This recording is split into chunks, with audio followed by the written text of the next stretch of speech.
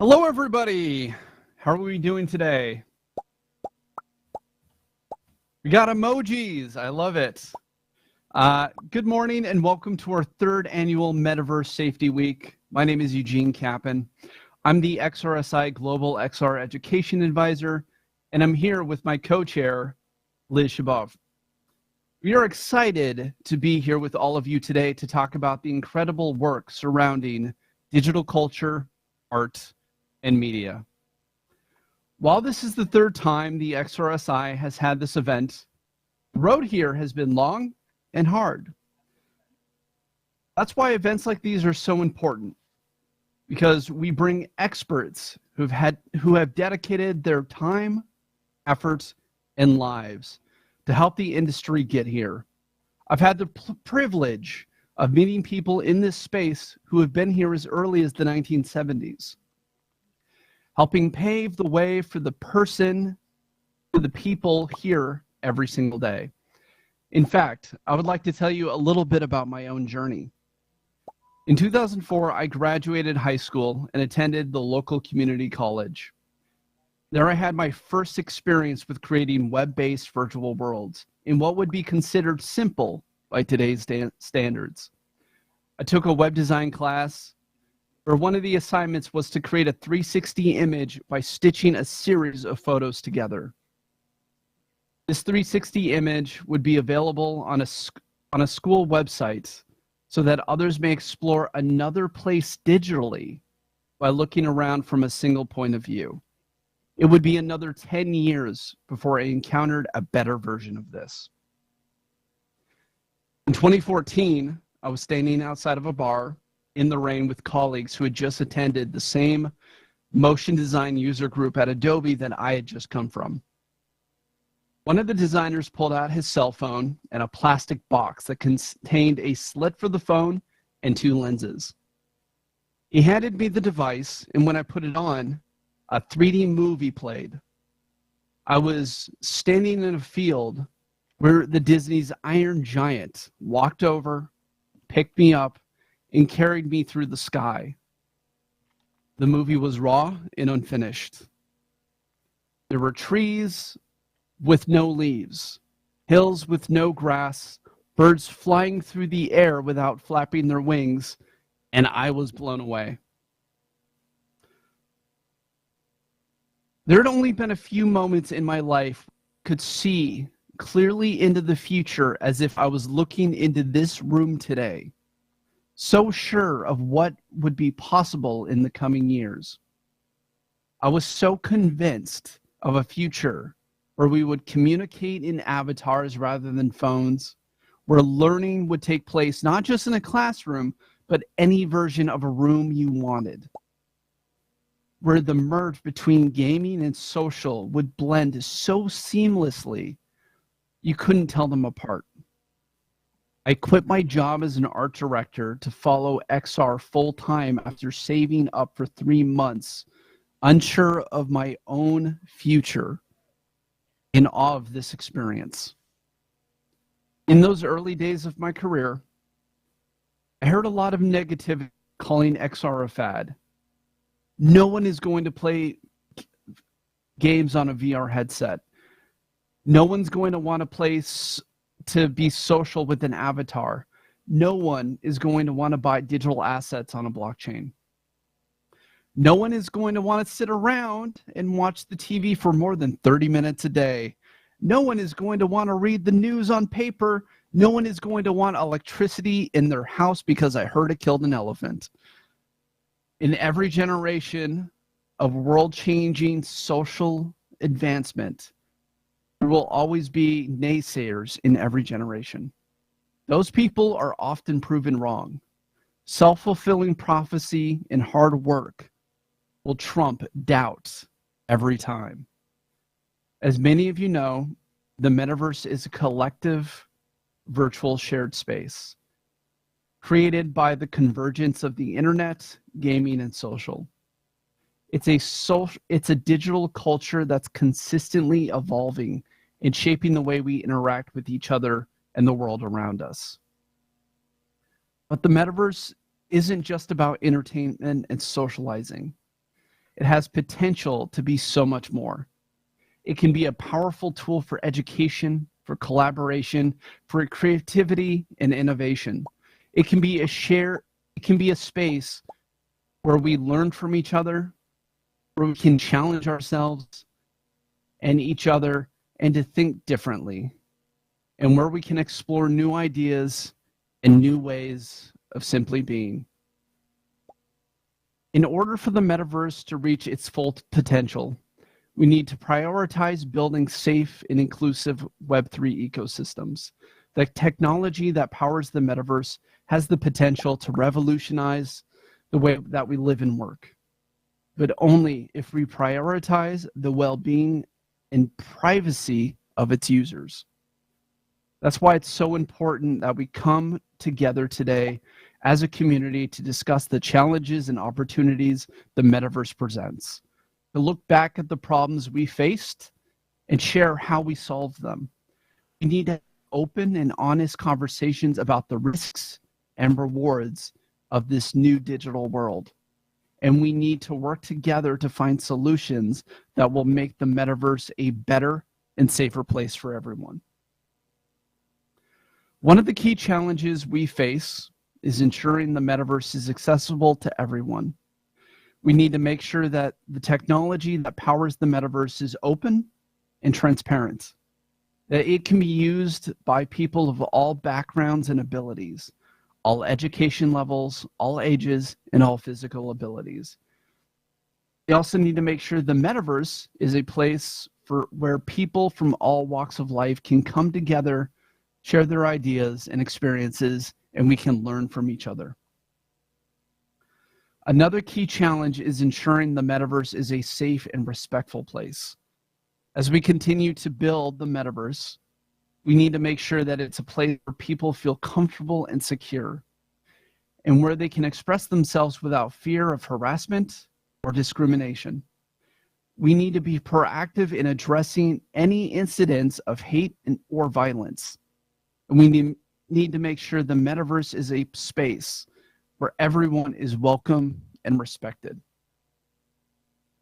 For many, Web3 is just a place to buy and sell images of monkeys.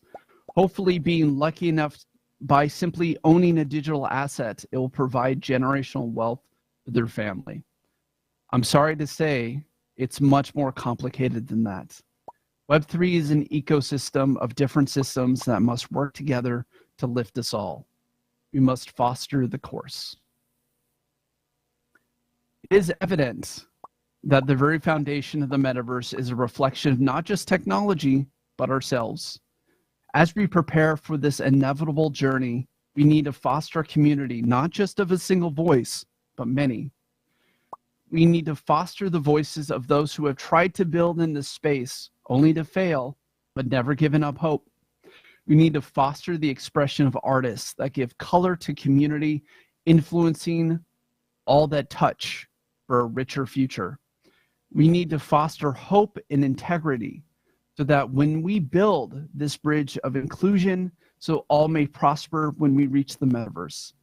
It is these values that will allow the metaverse to one day exist in such a place that ownership is the standard, safety is not a concern, and real inclusion is a reality. But despite these challenges, I remain incredibly optimistic about the future of the metaverse. I believe that if we work and stay true to our values, we can build a digital world that is open, inclusive, and inspiring. I believe that we can use the power of technology to bring people together, to foster new connections and new ideas, and create a better future for us all. So, let's continue to explore the incredible world of the metaverse, and let's continue to work together to make sure it's the best it can be. For everyone here today, you have either been a part of a community or have chosen to step forward to honor past efforts and to help continue to build the future. As we look back on the pioneers that came before us, thank you for helping us build a road that led us to a better future. Now, my co-chair would love to say a few words. Liz, the floor is yours. Thank you, Eugene. Thank you for that very eloquent overview of the past several years and what's leading us here today. I'm Liz Shubov, and at XRSI, we believe that everyone should feel safe and welcome in digital environments, whether they're accessed through virtual reality, augmented reality, some version of a web browser, or mixed reality experiences in real life. In order to accomplish this goal, we need to have open and transparent conversations that confront important issues head-on. Today, and looking into the future, the convergence of emerging technologies, including artificial intelligence, blockchain, computing power, and virtual reality, are coming together to create new digital landscapes that are immersive, interactive, and constantly evolving. One of the key drivers of this technological innovation at the moment is the rapid advancement of artificial intelligence. AI algorithms are being used to create more realistic and lifelike virtual environments with virtual characters that can interact with users in real time to create more engaging experiences. Beyond just interacting in others' worlds, one can dream and instantly synthesize imagery, text, songs, and increasingly worlds to their liking. This capability will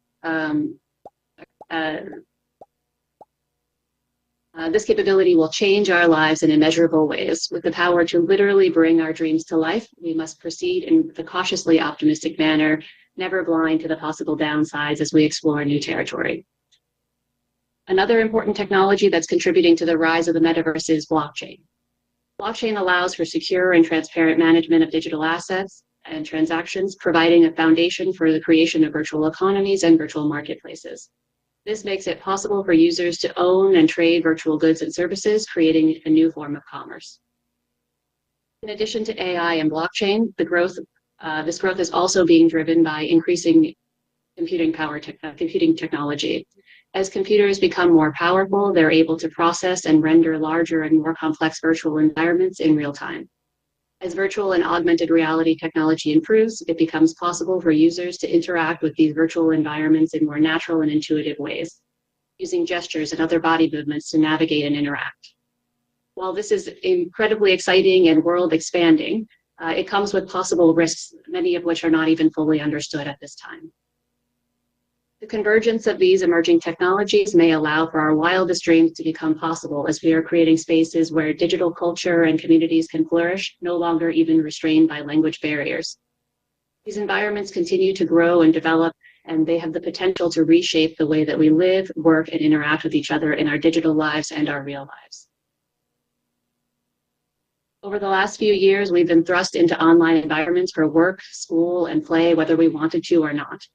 Many were forced to quickly adapt to technology, and many found new communities online, whether focused on investing, art, or how many Peloton rides one does in a week. For example, in the digital art space, communities often consist of artists, collectors, curators, and other enthusiasts who are interested in the development and growth of new markets for digital art. These communities can be found on social media platforms and provide a space for members to share and discuss their interests, showcase their work, and connect with others who are passionate with similar interests. Though there are dark corners of the internet, often the communities that form online are vibrant and dynamic, bringing together diverse groups of people who are passionate about exciting and emerging fields and spaces. Focus on creating virtual experiences that are designed to bring people together rather than isolating them are the open and inclusive spaces that I hope that we can create where people can meet, interact, and collaborate in new and exciting ways. By focusing on these types of experiences, we can develop virtual reality technology that promotes connections between people in real life. It is important to remember that technology is a tool that can be used to help connect with others and facilitate human interactions, but it is not a replacement for genuine human connection and empathy. As we spend more time in these virtual digital spaces, it's important to maintain a sense of empathy and connection with others, to remember that the people we're interacting with online are real people, and they have thoughts, feelings, and emotions. And we can maintain our humanity in these digital spaces by treating others with kindness and respect, and by being mindful of how our words and actions may impact others in these spaces as we do in real life. Virtual reality has the potential to raise a number of ethical concerns, particularly in regards to collection of data and personal information. One key ethical issue to consider is the potential for virtual reality technology to be used for surveillance or to invade people's privacy. Virtual reality systems often rely on cameras and microphones and other sensors to track and record users' movements, actions, and interactions. This data can be used to create detailed profiles of users' behavior, which can be accessed by third parties without users' knowledge or consent. This raises serious concerns about protection of privacy and the potential for misuse of personal data. Another ethical issue to consider is the potential for virtual reality technology to be used to deceive or manipulate. Virtual experiences can be highly immersive and can have powerful effects on users' emotions and perceptions. This makes it possible for technology to be used to manipulate others and present false or misleading information. As technology evolves and more people enter digital spaces through traditional computing or through the use of wearable devices, we must be cognizant of both the risks and opportunities involved with these new technologies. For many of the new technologies and emerging today, we may not begin to even understand their full potential or their full risks until years down the line. That is why it is essential to build strong communities and rally around cultural movements occurring with a keen watch on how our data and personal information is being collected and utilized. On Saturday, we hosted fantastic panels and speakers on human rights in the metaverse. We look forward to discussing important issues today, such as creating community in an open and inclusive way, discussing how immersive platforms affect our perception of reality, the risks and opportunities with digital asset ownership, financial crimes in the metaverse, effective ways to study the metaverse, virtual influencers, and privacy and security as they relate to digital identity. We are so excited to hear from all of our experts on our panels today. Welcome to Day 2 of Metaverse Safety Week, focused on digital culture, arts, and media.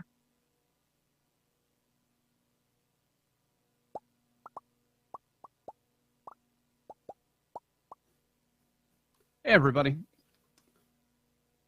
As we go into the first panel, I would love for you guys to all throw up some emojis for our first keynote speaker. Can we do that? Can we throw up some love? Yeah, I'm seeing some hearts, I'm seeing some hands. Ladies and gentlemen, it is my pleasure to introduce our opening keynote speaker of the day, Harish Lakar, a super guy who co-founded and is the CEO of a super AR company called SuperWorld. Did I mention how super he is? Harish had a long history of working in Silicon Valley and with rock star talent alike, which makes sense because he's obviously a rock star himself. I mean, check out that hair. Here he is today to talk to all of us about about an incredibly important topic, building a safe space in the open metaverse. Please join me in welcoming Harish to the stage. Throw up some emojis. Woo! Hey, thank you. Turn around here. Okay, yeah, it's a pleasure to be here. Thanks so much for having me.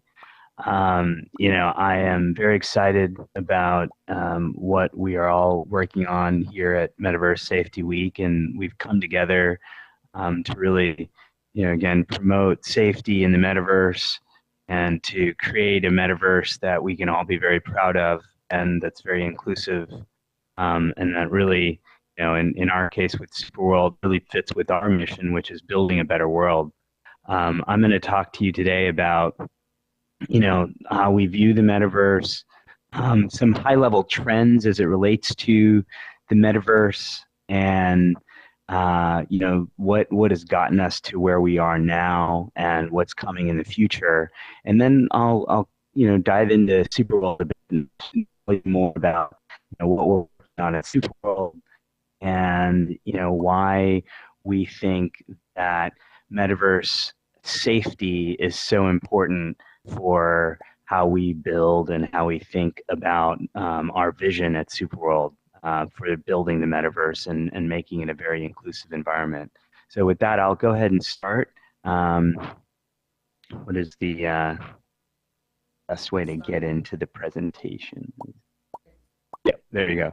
So, I think we've all seen over the last few years that everyone, whether you wanted to or not, has realized that virtuality is helping you solve a lot of problems, whether it's, in your work life, your entertainment life, in education, through before and after COVID, we've seen a large increase in the number of users and time spent in virtual environments. And I think we're seeing it here in AltSpace today.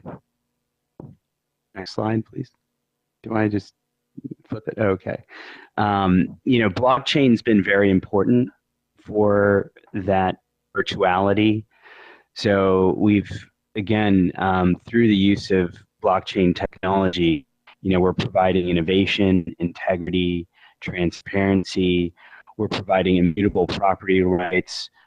The ownership economy is really coming from the utilization of blockchain technologies. And really, I think decentralization is a very important aspect of what we're discussing this week at Metaverse Safety Week. The importance of decentralization is that it enables all of us to be able to become stakeholders in the environments that we are living in, that we're working in, that we're playing in, that we're building together. And so it's really important as we think of these decentralized environments that we're creating together, that we're optimizing how these environments are built. So that way we can, again, foster the safety that's so important for the future of these environments. We want to make sure that that we're building worlds in a way that really cares for all of the individuals and the rights of the individual, the data, the privacy, all of the things that are very important.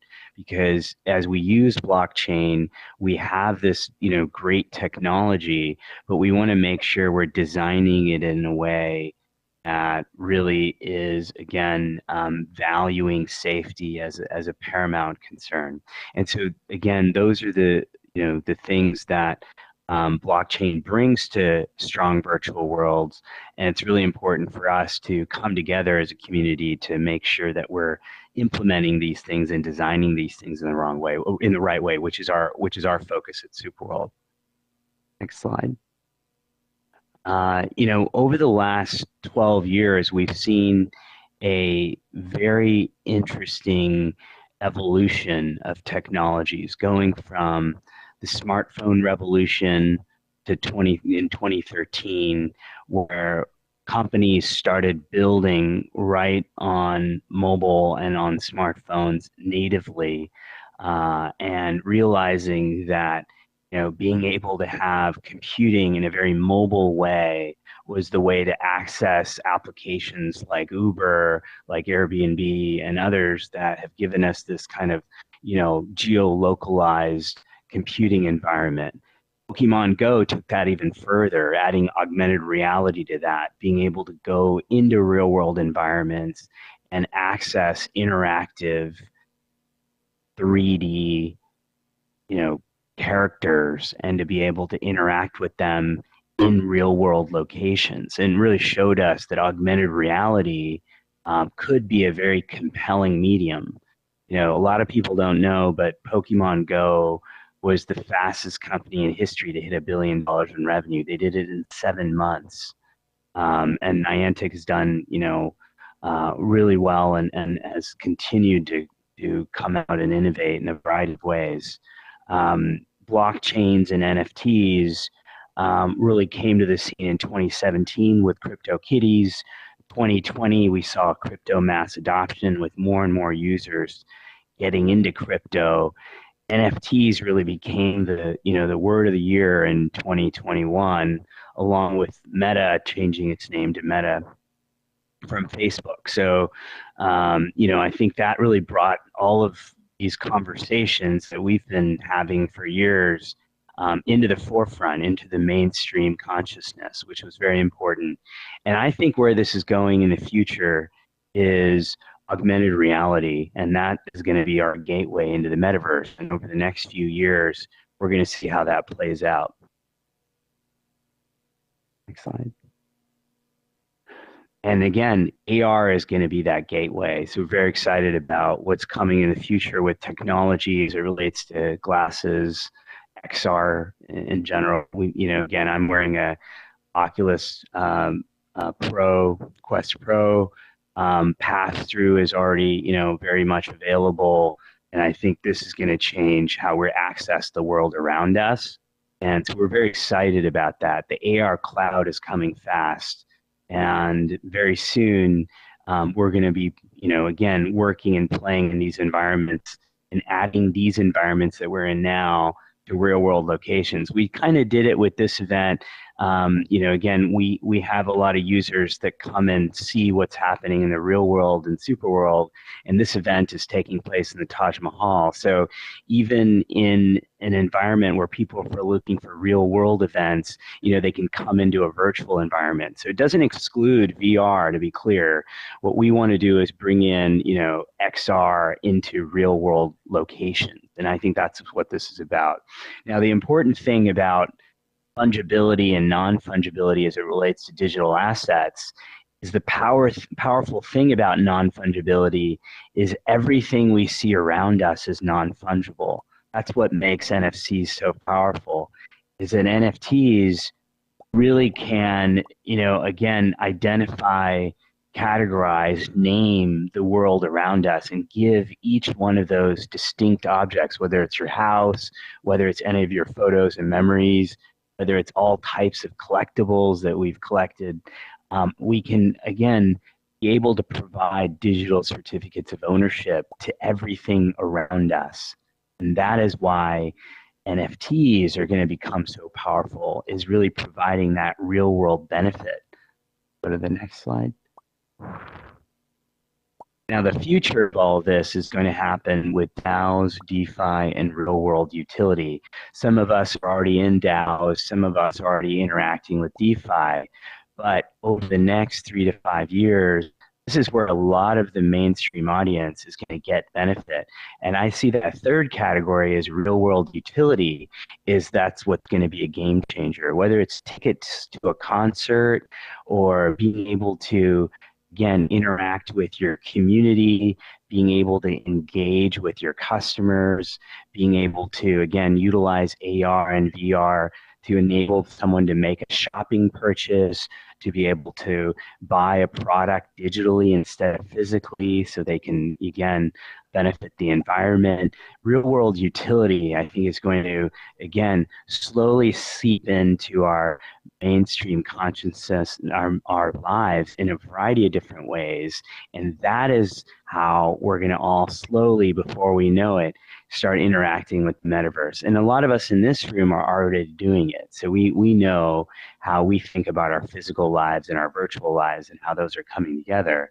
But most people are going to start experiencing that very soon in the next 3 to 5 years. Let's go to the next slide. So what we're doing at SuperWorld, for you guys who aren't completely familiar, is we've built a virtual world mapped on top of the real world that allows anyone to create, discover, and monetize the world around us. So we can all build a world mapped on top of the real world. Again, Pokemon Go was one of our influences. We thought, you know what? What if you wanted to do passion or music or history or safety, or what are your other interests that you have in the world, and how do you have the power to build content in real world locations, any type of content? And that was kind of the vision, is how could we empower people to build their own world? And then we brought Web3 into that.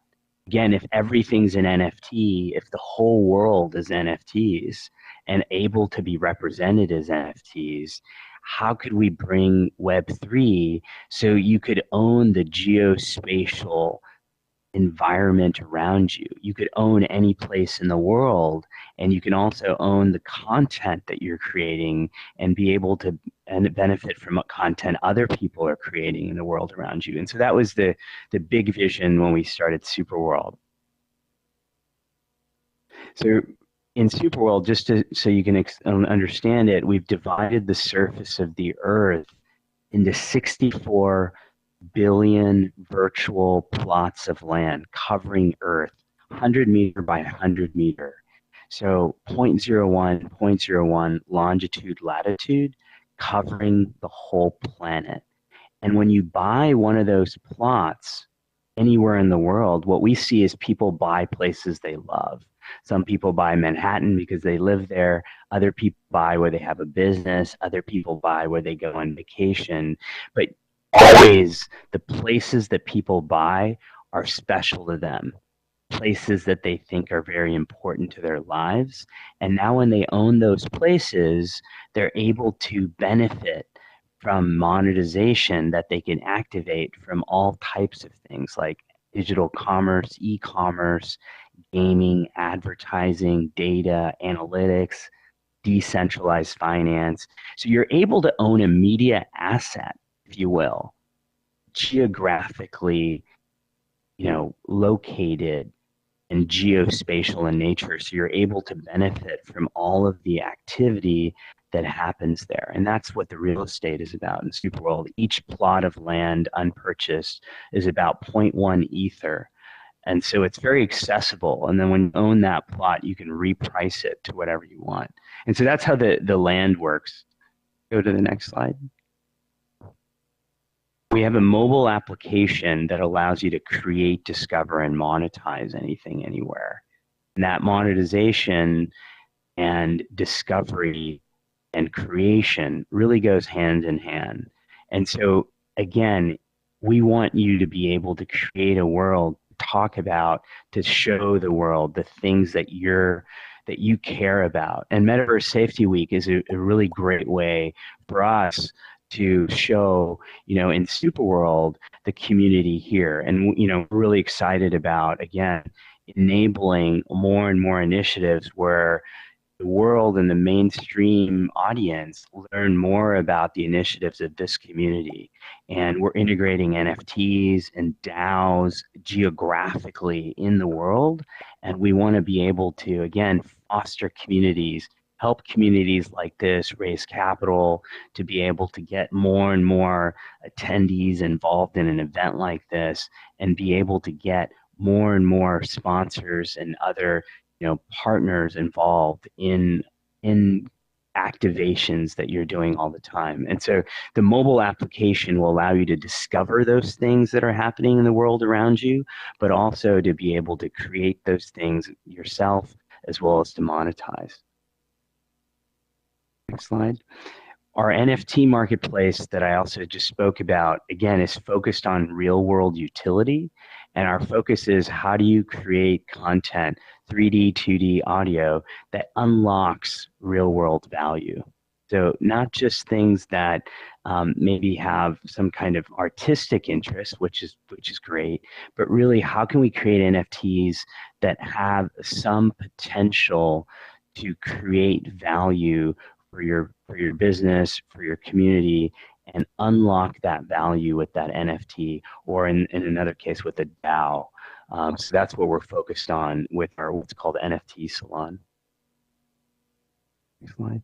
And people are already getting together in SuperWorld, creating real world events, placing AR content in real world location, and even selling NFTs or creating ways like events in real world locations to bring more and more people together. So we are seeing kind of that real world and virtual world come together in SuperWorld. And we're seeing it very organically, which is great. This is an example of what can be built. This is such a beautiful place that we're in today in the Taj Mahal. And similar to that, a lot of people think that SuperWorld's just augmented reality, but in fact, it doesn't have to be just AR. It could be completely a VR, WebGL environment. Vesa, one of the most popular digital artists, created a whole temple in Egypt that you can walk through and see his artwork and buy his artwork. It's called the Luxor Temple. And it's a very, very elaborate temple that you can walk through. And so again, the idea here is governments are talking to us about building structures, innovation centers, embassies, the idea is literally anything can be built in SuperWorld, and we want to work with partners like you and Metaverse Safety Week to understand, how can we build things and have structures like this in SuperWorld to have conferences and events as well. And we're very open. So again, working with AltSpace, working with other partners. We're one of the founding partners, and I'm on the board of the Open Metaverse Alliance. So we're, again, very fostering of an open environment for everyone. Next slide. We've worked in the Amazon jungle.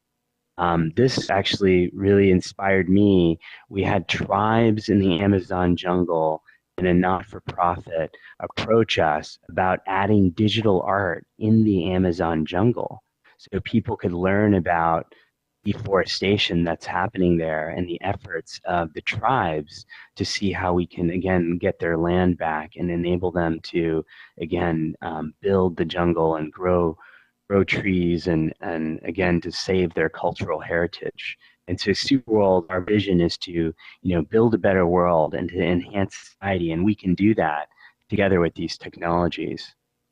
Next slide. And again, as you also are very much passionate, we're very much passionate about the same things here in terms of the SDGs goals, and really, again, doing our part in bringing people together to combat a variety of very important issues so we can, again, as a community, build a better world. Ultimately, SuperWorld is a technology, but at the end of the day, it is a community. It is a community of people that believe that we can use this technology for good and that we can work with a wide variety of stakeholders around the world and bring, the smartest minds together to really, again, solve our most important issues and goals. So that's a very important part of what SuperWorld is, and it's in the name, SuperWorld. We want to create a super world for all of us and our kids in the future. Again, I want to thank you again. It's been a real pleasure and honor to be here. Happy to take questions, but I want to leave you with the fact that, again, we build all of this together. If you want to reach out to me, please get in touch. I'm very open to working with communities around the world like Metaverse Safety Week that really are passionate about creating a metaverse that we all can be proud of, and that is our goal. And so again, pleasure to be here. Looking forward to seeing if there's any questions. Thank you.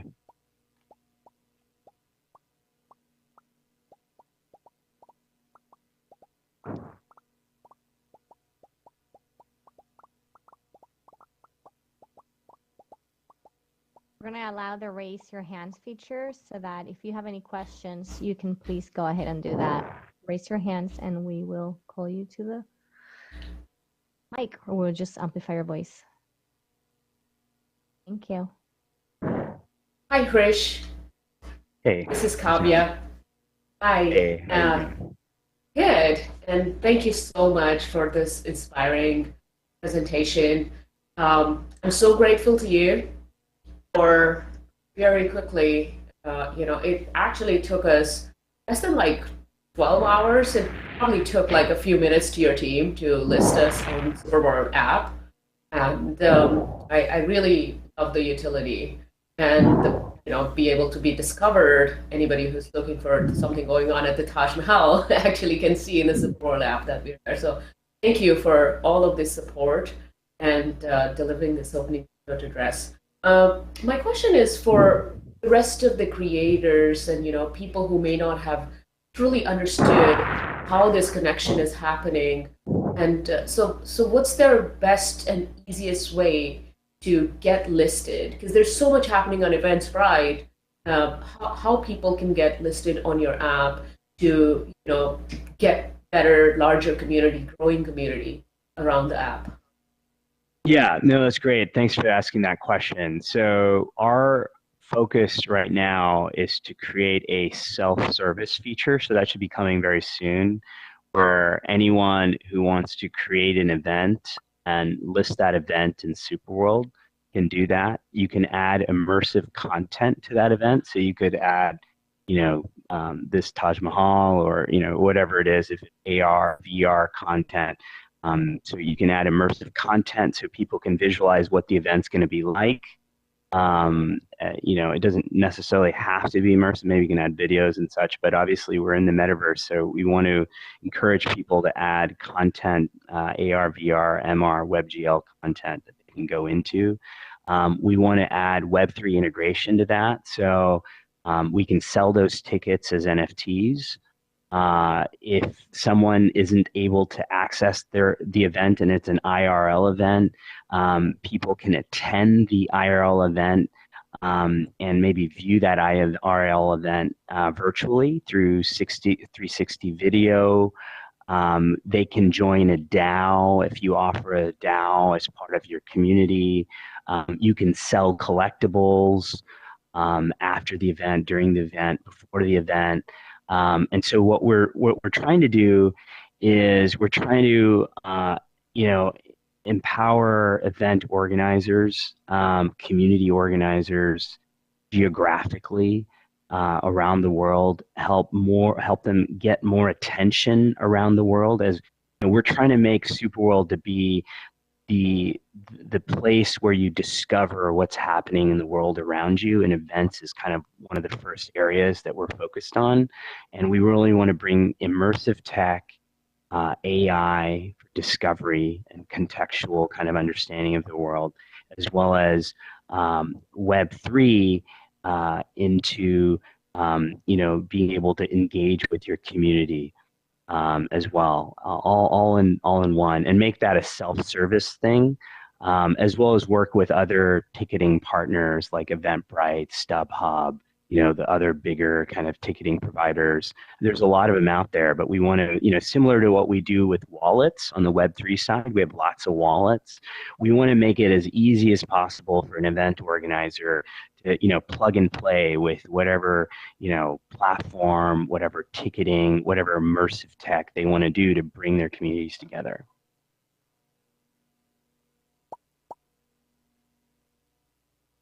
Thank you. Yeah, I know, thanks. Eugene, you had a question. Sorry, I didn't see a hand. If you want to come up to stage, we'll be able to.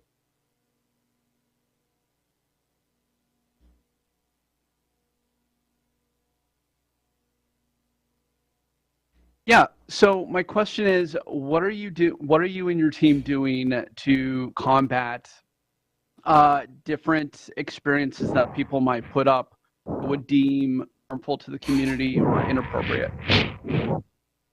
Yeah, so that's again why we're part of this group and really support what you're doing. Is we want to make sure that we're thinking through the processes correctly to combat that. As we go to a more progressively decentralized system, we want to make sure that that decentralized world that we're building also kind of conforms to the values that we're again very important for us at SuperWorld.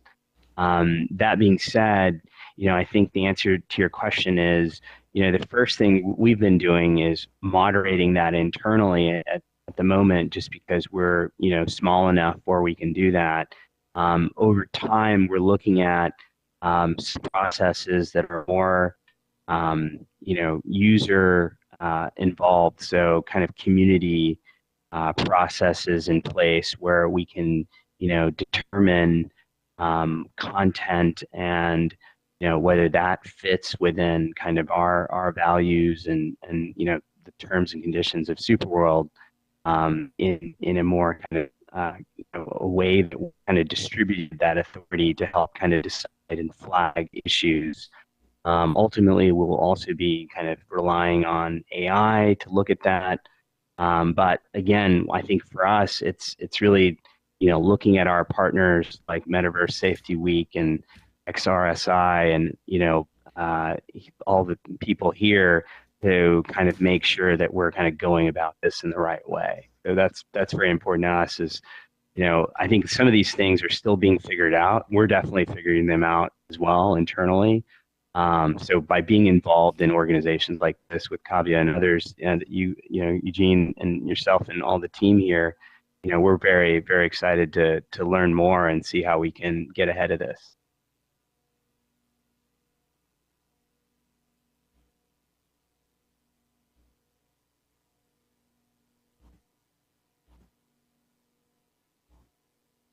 And I think, Finn, you're next. Cool. Well, great talk. I'm a big fan of SuperWorld, and you know, we've done some cool stuff there. Like, love to hear a little bit about, like, for the content creator marketplace, like for SuperWorld, like people bringing NFTs, like, or, you know, being as like content development partners, like our position here with XRSI is to help them, you know, have a really cool space and have their thing here, right? So we're like, you know, we're helping kind of deliver that vision. And so I think there's a lot of people in that realm seeing so many cool, you know, world builders and 3D artists moving into the metaverse and stuff. And it's definitely part of our, you know, kind of executive summary. So I'd love to hear about like some of the opportunities for content development partners to thrive on your ecosystem. Yeah, and we're excited. Finn, right? Is that right? Yeah, Finn. Awesome. Yeah, we spent some time in Austin. You know, I live very nomadically. Spent a few years there, and, you know, close to Capital Factory, and Bob Metcalf is on our board, and we, you know, a few different people in the UT community. So, but long story short, you know, Metaverse Group is a big partner of ours. We're actively working with other creative partners, so we'd love to talk to you guys again. The idea here is, you know, there's a variety of tools that we're building to make it easy to build content in real world locations, and we're making it easy to upload content created externally into SuperWorld. So, you know, the idea is if you're creating content anywhere else, we'd love to figure out ways to build that and bring that into SuperWorld as well. So I'd love a conversation if you're open to it, to kind of brainstorm through that. Well, fantastic work so far that you've been going. I've been following it since day one. Thank you. You know, I believe we spoke on Clubhouse a few times about the cool stuff you're doing, and just been really impressed. Kudos. Thank you so much. Yeah, I would love you as well, and would love to follow up. So thank you. Thanks. And this is such a beautiful space you've created. So amazing. Hey, everybody. Go ahead and give some emojis for our keynote speaker. Can we get some hands? Some claps? Thank you. Do. Hey, thank you so much for that amazing keynote. Hey, I wanted to take a minute to announce a project that I myself have been working with the XRSI, an amazing program called the Metaverse for All Certificate program, which is something we are announcing starting today and will start in 2023. So we have a video we're going to roll. I'd love for you guys to all take a look. And hey, let's just get it started.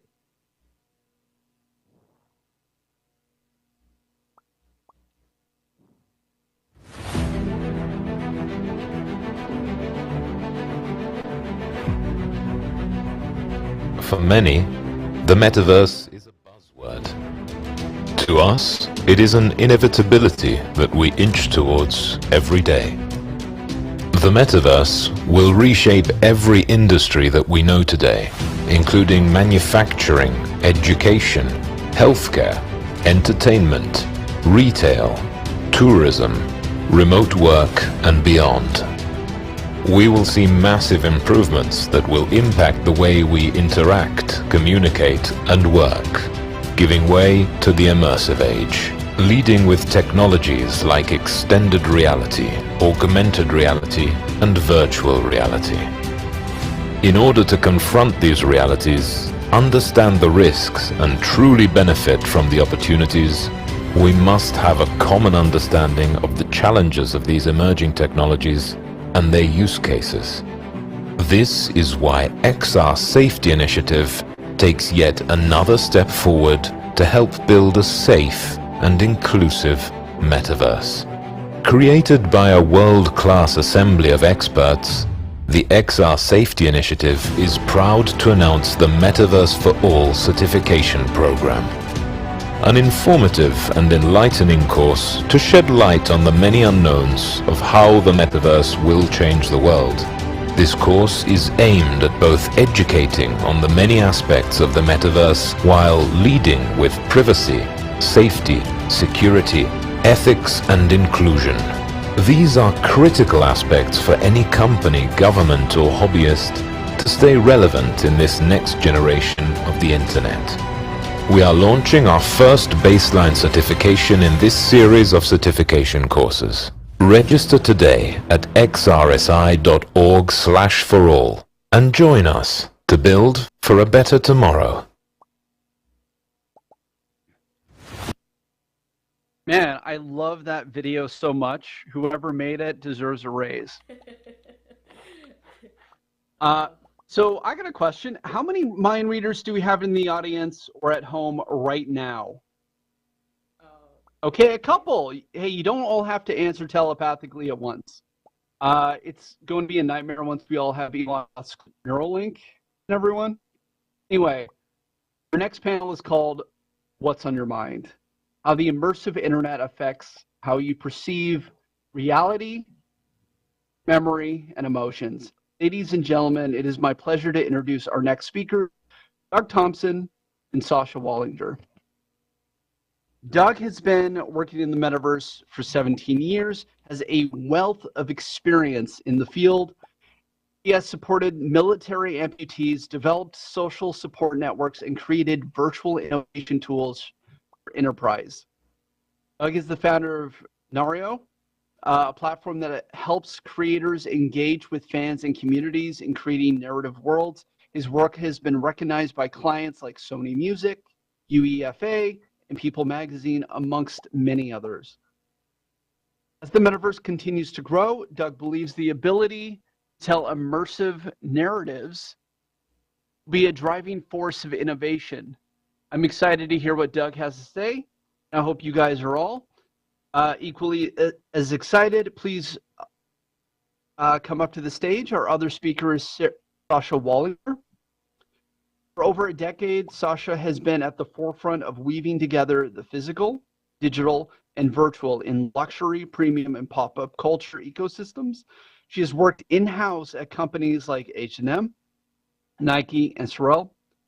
Has also been recognized for her work as a marketing and communications leader, having been awarded Chief Marketing Officer of the Year, awarded by the CMO Club.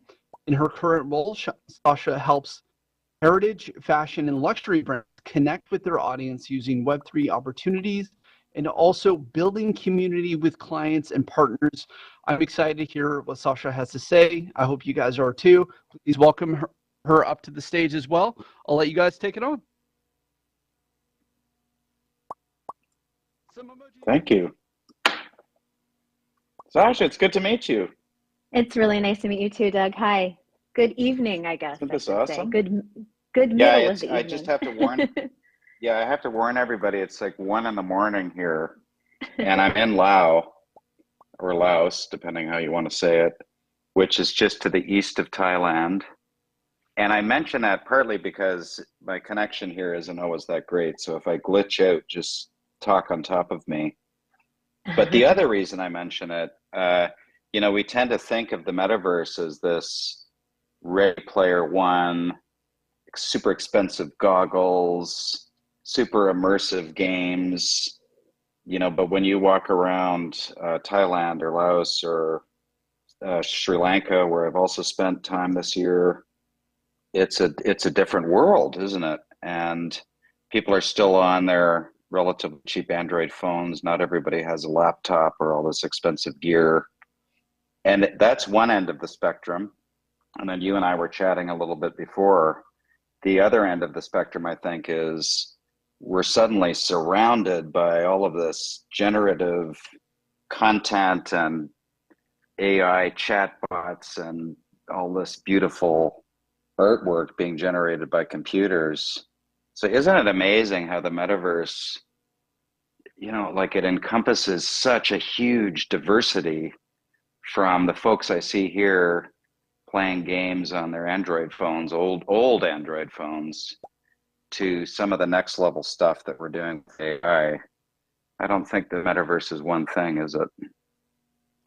No, I think that's an excellent point, and I love that you're bringing us into a sort of reality, right? And a sense of both why we're here today to think about safety and to think about how we're ambassadoring various opportunities to connect with each other in a variety of ways, but it really does come down to developing a new sort of community, but thinking about how to bring in ideas and mechanisms that both worked well in our real life, IRL moments, but also maybe build and create it in new ways that we can really revitalize and continue that pathway of inspiration and creativity and wonder as we see some of these amazing different styles of avatars. And we were chatting a little bit. I'm very much interested in the design and the fashion and the creativity cycles of all that we can capture, but that comes with a necessity for some, I won't say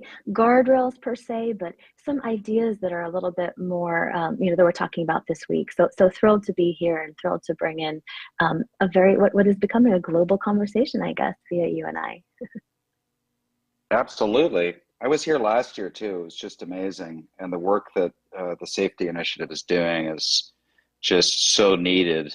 I think I often look, I don't know who, I'm of a generation. I remember my first project was delivering a database on mag tape. And you had to take the database and put it on these big mainframe mag tape readers. But I also remember Facebook when it first came out, and I loved it when it first came out. And they had this little thing that you did where you could poke your friend, and you'd log in again to see if anybody had poked you, especially to see if the crush that you had poked you. And so this little interaction of poking, and then later liking a post. They were these little tiny interactions, which at the time, it got your attention, it got you returning to the site, it created a sort of, I guess you can call it slightly addictive, but it gave you that little dopamine hit. And I think the thing that's interesting about the metaverse is that as we sit here today with what the metaverse is, and thinking of the keynote that was just given, it's a model of the metaverse that we have today, which may have unpredictable outcomes. And I think part of my premise to start with, and we chatted a bit about this, is that the metaverse today is not necessarily a good predictor of what the metaverse will look like 5 years from now, any more than those Facebook pokes, those initial interactions were a prediction of how gigantic social media would become, and how it would create both tribes, silos of opinion. It would create waves of disinformation. You can't always predict where the metaverse is headed.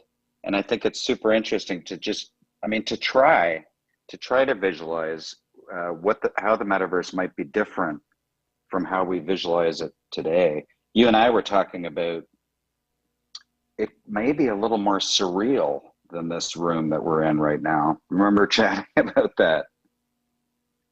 Absolutely, yeah. And I think you brought up this lovely parallel between literally surrealism and thinking about how how those tools that we're given, and I just back up a pinch to think about in the sense of I came into to digital spaces, within digital marketing and thinking about building websites, right? And you mentioned Facebook. I remember MySpace and thinking about how much better we could do, right? And so then looking at these different tools that artists would be able to employ to optimize opportunities within the online spaces, these weird allegories of the physical that we were creating, but then thinking about why would people want to go on online. And I know this is very archaic to the audience probably at hand. However, it's important to reflect on where we've gotten in such a short period of time. Doug, I know you've been in this space for quite some time, but it is relatively short holistically. And then we think about art movements, throughout history and time, surrealism, impressionism. Those were humongous game changers. And it felt, I'm sure, like the people, Picasso, Matisse, all of those artists, were living in a time, Van Gogh, of vast rapidity, of speed. And they didn't have that global understanding that we do now, and that same quickness and rapidity of speed.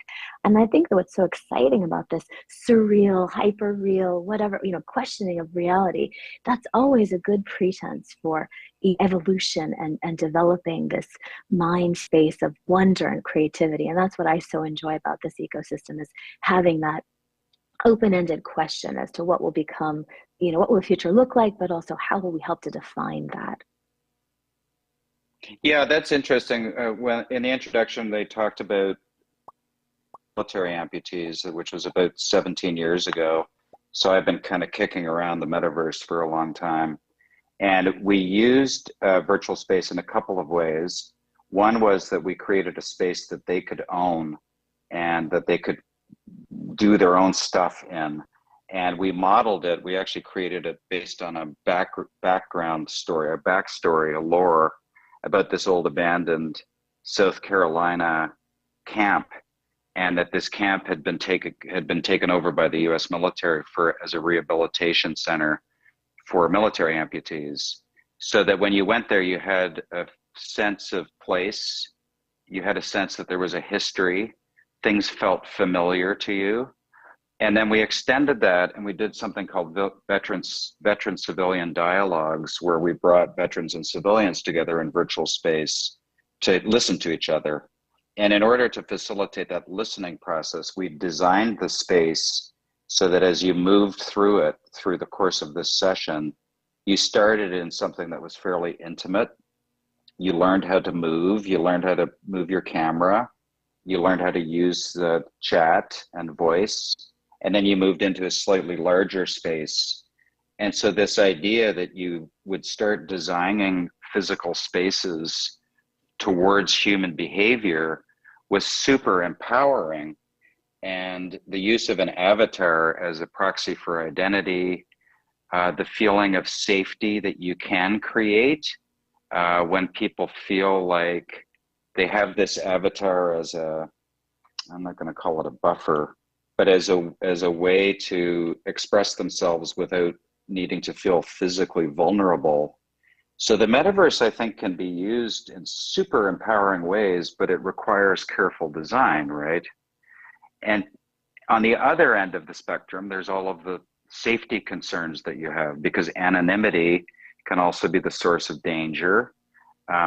Intimate spaces can feel threatening to some people. So where does that leave the burden on a designer? What are the tools that we need? What do you think you talked about guardrails, but how does that design process work, that it is a new toolkit that references the physically real? How do we use those tools responsibly as designers, do you think? Yeah, I mean, I think that there are a lot of ways and a lot of examples. I was fortunate enough to work at Super Plastic when we were developing the Super Gucci NFT, which was a collaboration with the Gucci fashion house in celebration of their 100th year. And certainly there was, Gucci has a very interesting trajectory and strategic roadmap. I'm sure many in the room will have noted that they have appointed a head of Metaverse, almost like a de facto chief Metaverse officer at their fashion house late this year, to really put forward this sense of strategy and road mapping and the conveyance of a very iconic ecosystem of both in real reality, like a retail organism, but also a pop culture mindset, right? That certainly becomes iconic just by the virtue of saying the name. So that's a branded entity. And yet I think a lot of the impetus for Gucci moving forward into this metaverse Web3 ecosystem as a whole is due to the fact that there's a desire for a continuum of creativity. So I frequently say when I'm fortunate enough to speak with people like yourself, that the consumer is bored, but they're not stupid, and they're not undesirous of wanting to have an interplay and a dialogue, and as I mentioned earlier, a community with something like a brand. So when building for that type of ecosystem, not only do you do a transactional moment of let's say like an NFT, or having crypto being some capability for being purchased in store, but a whole trajectory, and that's why I'm bringing in strategy in this place, because I think it's really critical not to think about a one and done play, but really consider the thoughtful understanding of why we're going to show up in this Web3 space. And then we can begin to evaluate the how, and certainly with the thought around how consumers are going to interact, and what is a safe and what is a equitable and what is an authentic ecosystem and experience for them to come to. But also, how do we build then an opportunity to adapt and layer onto those places? There's going to be learnings, and so how do we allow yourselves to basically build the house with some room for extra bathrooms, as things grow, if you will. I think that's really critical. Yeah, I love fashion as a reference point for a lot of this. It might not seem like the place that you find the boundaries of things like safety, but I think it speaks so much to identity, and it speaks to self-expression. And I think I'm hopeful that that's a big part of what the metaverse is this site for self-expression. I think, there's a few things that kind of strike me about when we imagine the future of the metaverse, and we often talk about it as being very, very big. I actually think that kind of history would tell us, and I'm actually quite hopeful about this, that the metaverse will have a lot of very, very small rooms, just 2 or 3 people sitting around telling stories, sharing about their day, maybe creating something together. And so we tend to think of the metaverse as this thing with massive scale, but I also think it'll often be quite intimate, which I think is a hopeful sign for the metaverse, because when reality starts to be blurred, when we get to the point where your AR glasses makes walking down the street, you may run into a monster that isn't real as you walk into Gucci, right? Right. That we start to gravitate back to these small social circles and smaller tribes. Which I think is kind of like, look at this room. It feels intimate to me. It feels like we're having an actual conversation. I don't feel like I'm lost in some endless doom scrolling Twitter or Facebook feed. So I think that's a hopeful thing about the metaverse. So how do brands and fashion, and how do you work realizing that you have these small communities? How do you create trust within those communities? I think that's a really good question. And I think an honest answer is it's completely in the works. I think a lot of brands during the pandemic understood that they had no virtual presence with their audiences, and their doors were literally shut, both metaphorically and physically. And that was very risky, for any entity to continue to conduct business, and also keep the fires brewing, let's say, from the sentiment and audience integration, and just caring about what would happen to these, some very big, others smaller. But what came out of that was actually really exciting in the sense of micro communities. So a lot of what you're talking about now, in the sense of being able to have an intimate conversation with an audience of engaged fans and followers, but also having a sense of the market segment growth and having a pulse as to being able to listen. And I think that reset was really, really important. We talked a little bit offline about the clean, well-lit room, and I'd love to hear more about your thinking there in the sense of ambassadoring this really bespoke, from working in fashion and luxury, there's this expectation to have a concierge service and really like person-to-person interaction that occurs at some, physical premium level. I'd love to hear your thoughts about how to ambassador that, and because I think that's a critical moment for us to build with reference towards. Yeah, it was based on a interview that Tish Shoot did. Tish is kind of one of the early kind of bloggers about the metaverse. She did an interview with a guy named Eben Moglen, who was, I think he was the head of the Electronic Frontier Foundation, but he was talking about virtual worlds. And this is back 16 years ago. We were talking about interoperability. IBM was heavily involved. And now, again, we're talking about interoperability. And the truth is, this is just a little footnote. The truth is, I think that many of the big problems of interoperability were actually solved 15 years ago, and we're just kind of reinventing the solutions. But what we discovered 15 years ago, 16, 17 years ago, was that the issue of interoperability wasn't technical. It wasn't really about getting avatars to work from one world to another. It was actually cultural, that the owners of these platforms didn't necessarily want interoperability because it went against their commercial interests. So out of that, even Moglen was talking about safety, and the term he used that has stuck with me ever since is he said, I want the feeling of walking into a clean, well-lit room as I move through the metaverse. And what he meant by that was that as a consumer, as a user, as a player, as a person, that when I move through metaverse spaces, I want to feel that I could see the dark corners, that I could see that I have clarity in the spaces that I walk into. And this idea of a clean, well-lit room, he suggested, could in part be solved technically. And recently, the way that I wrote about this was I talked about avatars as repositories of our preferences. And that instead of us needing to agree to the platforms, that the platforms should agree with us. So think of it this way, you download a new game, and you're presented with this big, gigantic terms and conditions, user license agreement. You have to sign it. You've never read it, but you have to sign it. But what if instead your avatar carried with you your safety preferences? So that when I enter a room, the platform owner reads my avatar's safety preferences, which says, I don't want nudity, I don't want violence, I don't want hyperrealism. Maybe I have a condition where blinking lights would cause a seizure.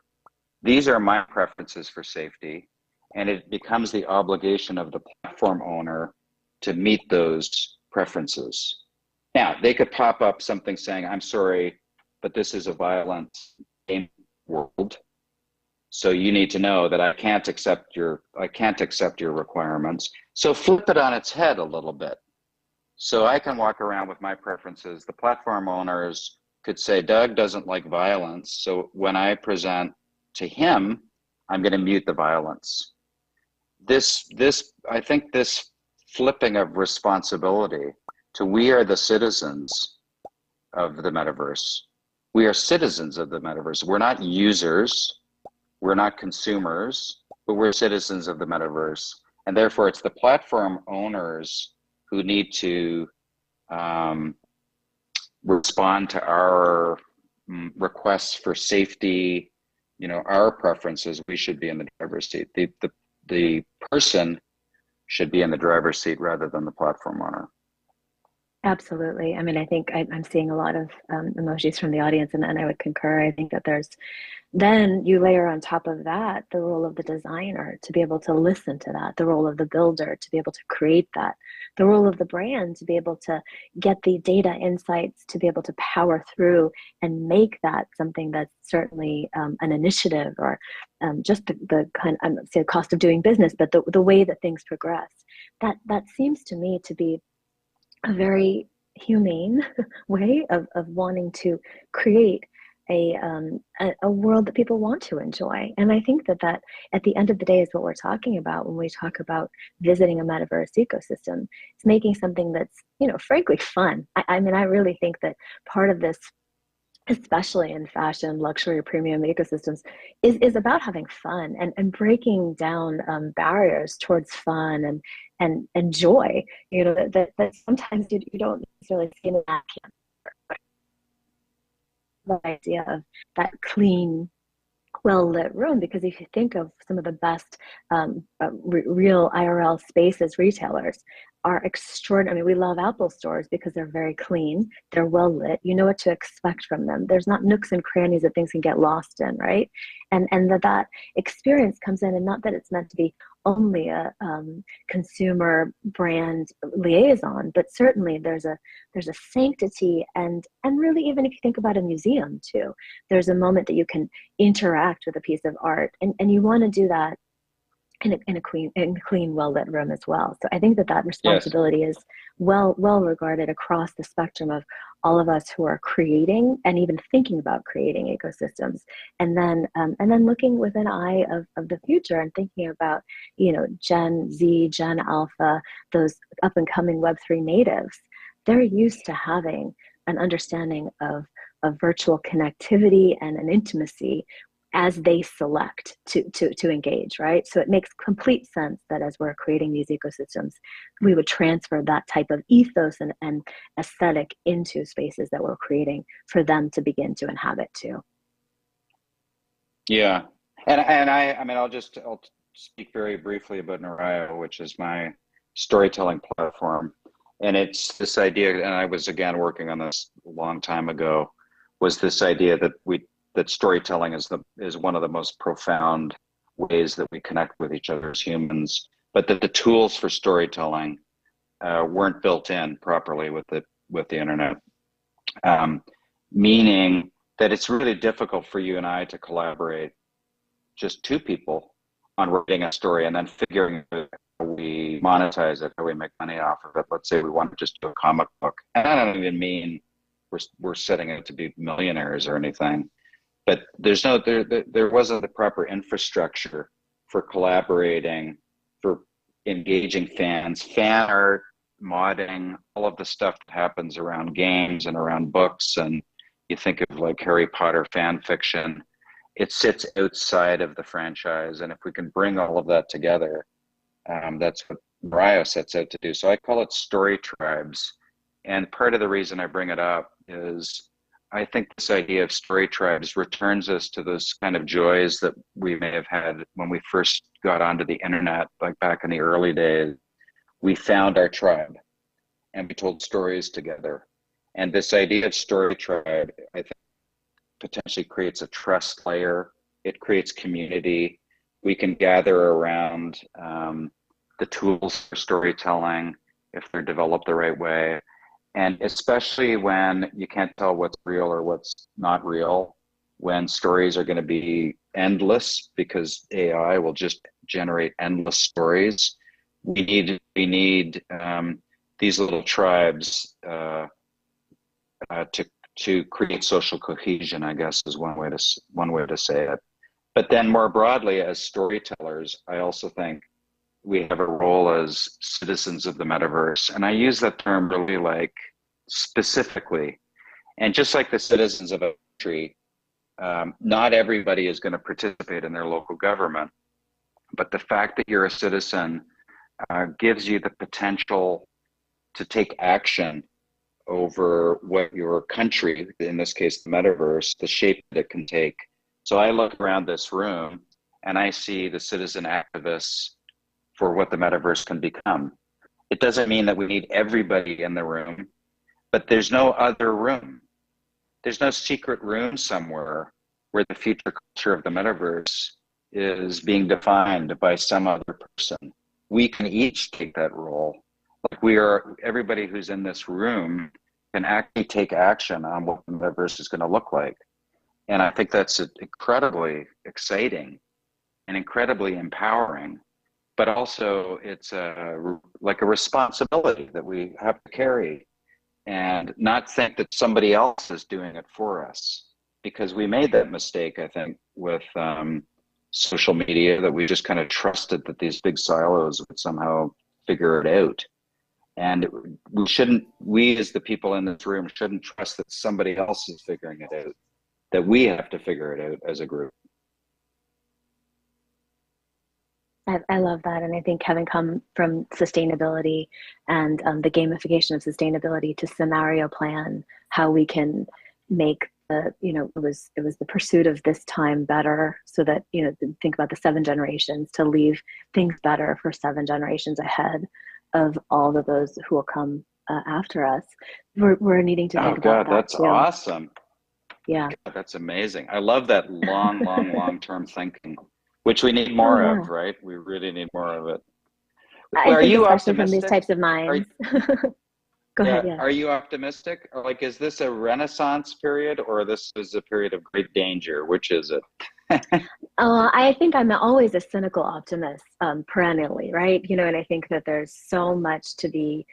It's as I mentioned, with the likening it to art movements and even just any kind of awakenings of any time. There's so much to be relished during this period of time. I believe, and I feel like I have to believe in the future, to be able to know what's right, and also to be able to take what we leave and guide it to the next place. I do also see a lot of very interesting minds working in this space across, I'm not a technologist. I'm coming from fashion and arts and in ecology, right? But the more cross-pollination of these different kinds of minds, from the physical, from architecture, from the built space, I think that can be really important to employ, even from legal disciplines and financial areas. Like, I think that as we look into this creativity, we certainly, as I say, the cynical part of the optimism is to know that, we're all making it up as we go in the best of ways. But certainly we're thinking about it and having these types of moments around safety and thinking about how we are impacting the future. That keeps me hopeful. What about you? Absolutely. No, I'm optimistic. I'm always optimistic. Absolutely. So, guys, final thoughts on the topic at hand, please. Well, I think we shared them. Yeah. Yeah, I think it. Yeah, go ahead. I think it's a confusing time, because there's so much that's changing, and that if we try to figure it out alone, by scrolling through Twitter, we're just going to reach a dead end. And I think the most important thing is the fact that there is this group of people in this room. That's how we're going to navigate these waves of change together. Yeah, I would just add that I think we're all builders, right? We're all creating, and there's that opportunity that Doug mentioned, that responsibility. But I also welcome that creativity, because creativity is messy and it's murky, and yet there's always this phoenix that can rise out of that. So I think that's really exciting, and I'm exhilarated by that. Well, everybody, let's go ahead and give them a round of applause. Use your emojis, please. We are going to take a moment. We're going to reset the room, and we're going to have a 5-minute break. Emojis. Thank you, hearts everyone. And claps. Yeah. Thanks so much. Thanks, Doug. It was a pleasure. Thank you, guys. Thank you. It's late here in Laos, so sorry if I log off. Hello.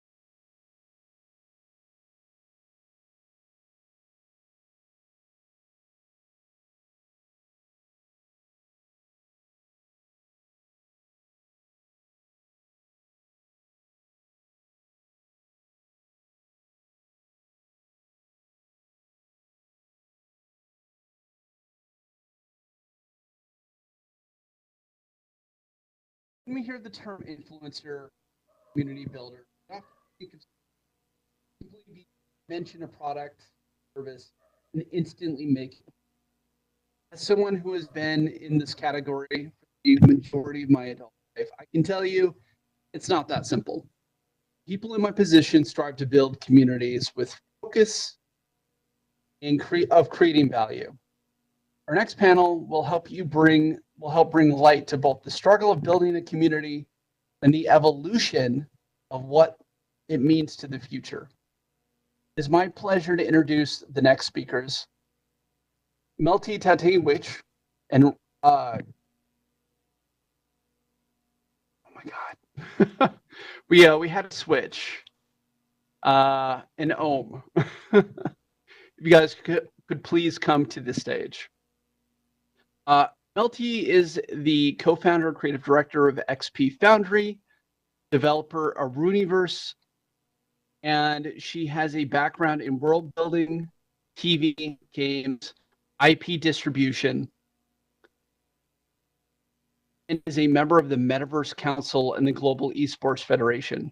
I'm excited to hear what she has to say about this next topic, and I'd also like to introduce Om Shah. Om is passionate about Web3 security, drawing on his background in cybersecurity, consulting, and experience in the crypto space since 2017. He believes in the importance of educating others about the safety and security of Web3. So if I could have you guys come up to the stage. Rizom.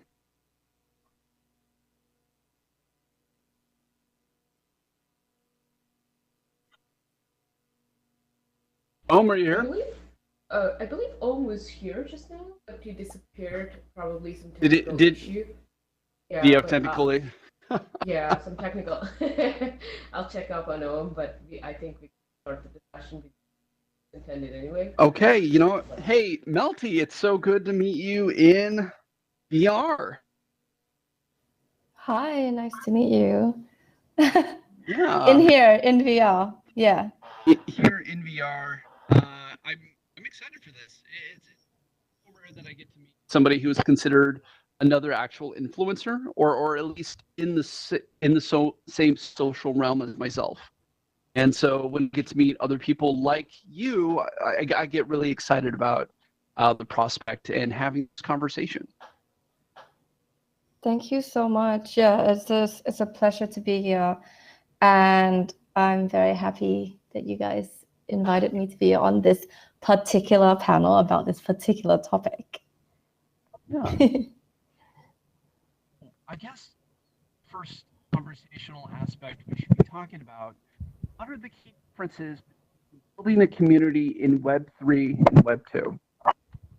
Like, what has been your experience so far? So I think that, like Web3 brings a lot of transparency and accessibility in a lot of aspects. So one aspect I think is a much closer connection between the team and the community members. It's everything's a lot more personal. So that's made stuff like building products or games, in my case, in public, possible, like, because the Web3 population has a much bigger stake, and I say stake, not shares. Oftentimes, these community members are, financially involved, but they can be made to be emotionally involved if you're able to build that very safe and very happy environment for them to be in. Okay, so from your point of view, it sounds like Web3 is more community driven. Yeah. But Web2 is just viewer driven and maybe like calling yourself part of a community or like a believer or a monster or something of that nature, depending on what particular fandom you're a part of, right? Yeah. Basically, to me, Web3 like gets you a lot more involved. You have more skin in the game in in many ways. Yeah. Is that mainly just through like selling NFTs then, or buying into a community rather than just being an enjoyer of a certain kind of media? Yeah, it could be that. It could be like a financial investment. But to me, it's more like you were there from the beginning. You saw this product or this game kind of grow up from like nothing. And that naturally makes you just more mentally and emotionally invested in something because you feel like you are part of like a group of people that own it, I suppose, which in many cases you are. So would the Web 2 equivalent to that just be like a hipster? Could be. Yeah, somebody who's early on like, oh, you don't know about so-and-so product? It could be. That could happen. Yeah, I feel like that's something. that's an interaction that I could see happening on like Twitter or something. Okay. So, I mean, what in your history, like, what have you done to like foster these Web3 communities for the specific brands that you work with? I'll take Runiverse, which is my game like that I'm currently full-time on. We have 4 co-founders and we have over 20 team members. Most of them are engineers, but some of them are community team members. So if we're talking about, you know, how the community is like kind of engaged and bonding, we take a lot of care in the way that we onboard them, first of all, the first step, the way that we onboard them into the community, the way that we then make them feel like, okay, this is a place that they can enjoy. It's like home. The Discord, which is the platform that my project is using, I believe a lot of projects are using this as well. The platform that we're using there feels immersive. They feel like they're in the world of the Runiverse game. Then from there, it's like much easier to feed them content about what we're building, much easier to educate them in like a fun way. And then once they have kind of like that liking or like that very deep interest in what we're building, they are very likely to get more involved in like events and collaborations and so on that we put out. What is it about the events that particularly is drawing people into that community? So on top of sometimes being collaborative with other projects or like bringing new members in, we kind of like make a lot of noise by basically gamifying everything that we do, every process, even some decision-making process, like road building processes. Make sure that, you know, like when we run mini events or mini games, the mechanics are fun. There's like some challenge to it, and there's some sort of collaboration happening between the community members. We really like bag on the fact that a lot of game players or a lot of players who align with our community are like very much social beings and they're like socially driven. So we try to make sure that whenever we do events or mini games, that there's like some sort of cooperation involved between them, because then it helps them bond. It helps us like make a lot more noise. It helps us, you know, show off more of the world. Like there's many benefits to basically gamifying a bunch of stuff that you do in to your community. What about like punishment then? Like it. So have you ever? So maybe instead of like rewarding them, have you tried like punishing them, kind of like Survivor? Like somebody gets kicked out, and they have to like fight to keep their place in the community. We haven't done it. We've definitely seen. We've had multiple in other projects. Like if you're not active or if you don't click on this one button, they like remove your roles or something, and it's a bit weird to me. But I mean, like if that's what they want to do, that's fine. No, we don't do that like, for sure. What's the show Lost, where they had like a button that they had to press every 48 hours, and if they didn't press it, like they didn't know what was going to happen. It's literally that. Like, I've seen it. So like in the Runiverse Discord, there's like this one channel that was like handled by I think 2 of the volunteer moderators, and they would put in there notifications of when other Discords are like putting announcements saying like click this button or you'll get your role removed. Like they will literally like remind in that channel, and people in Metaverse can like subscribe to it. Like it got that bad. Great. Yeah. Yeah. That's sneaky. Yeah, it is. So I guess what are the have you guys ever like sat down and written like a set of best practices how to foster that sense of community within your within Rooniverse then?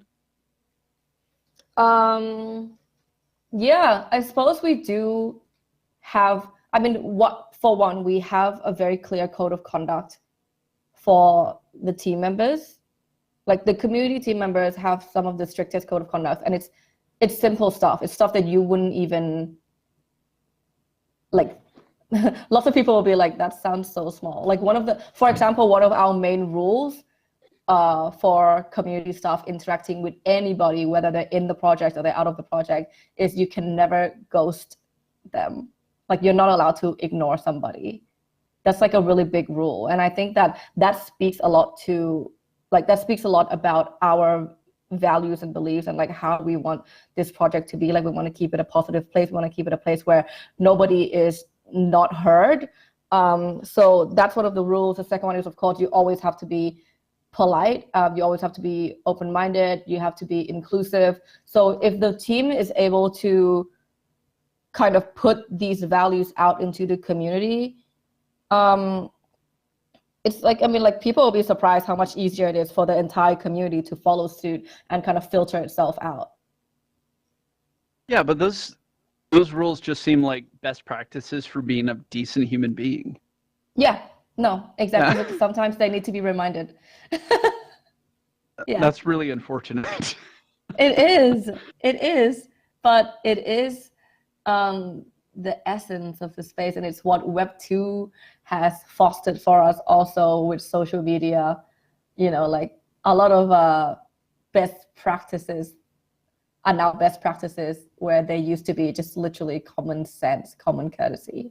Do you have anything that is like specific to your community that you put into place? And it can be like just some sort of arbitrary extra rule that you guys have in place to be like, hey, if you press this button, you'll get kicked out, or you know, if you got to vote a king in, or you know, something of that nature. Nothing as punishing as what you're describing, but we have a pretty good like community economy. We have our community currency, which is not in the game, but it's like kind of the base level participation. Like if you're in the community and you engage with the community currency, which is called Heck Coins, you can participate in events, and then those events can reward you with more meaningful stuff, basically like more items for the actual game, or like other projects, assets, you know, stuff like that. So I think that we have a really fun like mini ecosystem in our Discord community that reflects how it will, like how we want it to be in the actual game. Mm-hmm. Like very collaborative, like a balanced player-driven economy. Okay, I would love to step back for a moment. I mean, we've talked about a lot of, you know, Web3 designing for these communities and world building, I guess. What was the best? So before we actually got into this kind of these ecosystems of like Web3 specific, you were a Web2 builder, right? Yeah. Yeah. And so for so many probably in this room, they're still actively building in a Web2 space, even though it's for Web3. What are some ways that maybe you and I should be talking about how to build for content and maximizing those communities in Web2 as much as Web3? So yeah, it's our. I'm so sorry. Our third panelist just showed up. How's it going? Pretty good. Sorry, it made me sign up again for some reason. Made you sign up again? Yeah, it was interesting. It was like, you're not good enough. You got to do it twice. Yeah, I got some error. It was like you have to like some entitlement check or something like that. It was some interesting error. I had to Google it and I had to figure it out, but all good. We're here now. Here, why don't I give you the center stage, Oh, okay, of course. and Thank I'm you. gonna move around. That way I can look at both of you guys at the same time, and it'll just help me focus. Yeah. So basically, what we're talking about right now is we're talking about how you guys are building specifically in Web 2, and then we'll talk about how to build specifically in Web 3. So as community builders, how are you guys building communities in Web 2? Like, what are some of the tips that you guys would have for the audience? What kind of methodology were you guys using? I would love to know kind of like maybe your action plans you guys have, so everybody here could take those notes and apply them to their own community building efforts. Yeah, I think a big piece of it, especially in the Web 2 aspect, is definitely like community building through onboarding and education. So I think that's a crucial factor in it, like onboarding securely and teaching them the proper manners to really be set up in the space is a really effective way to be a community builder, as well as like building content that really delivers value to a community, especially when the main objective is to learn about Web 3 and branch into it.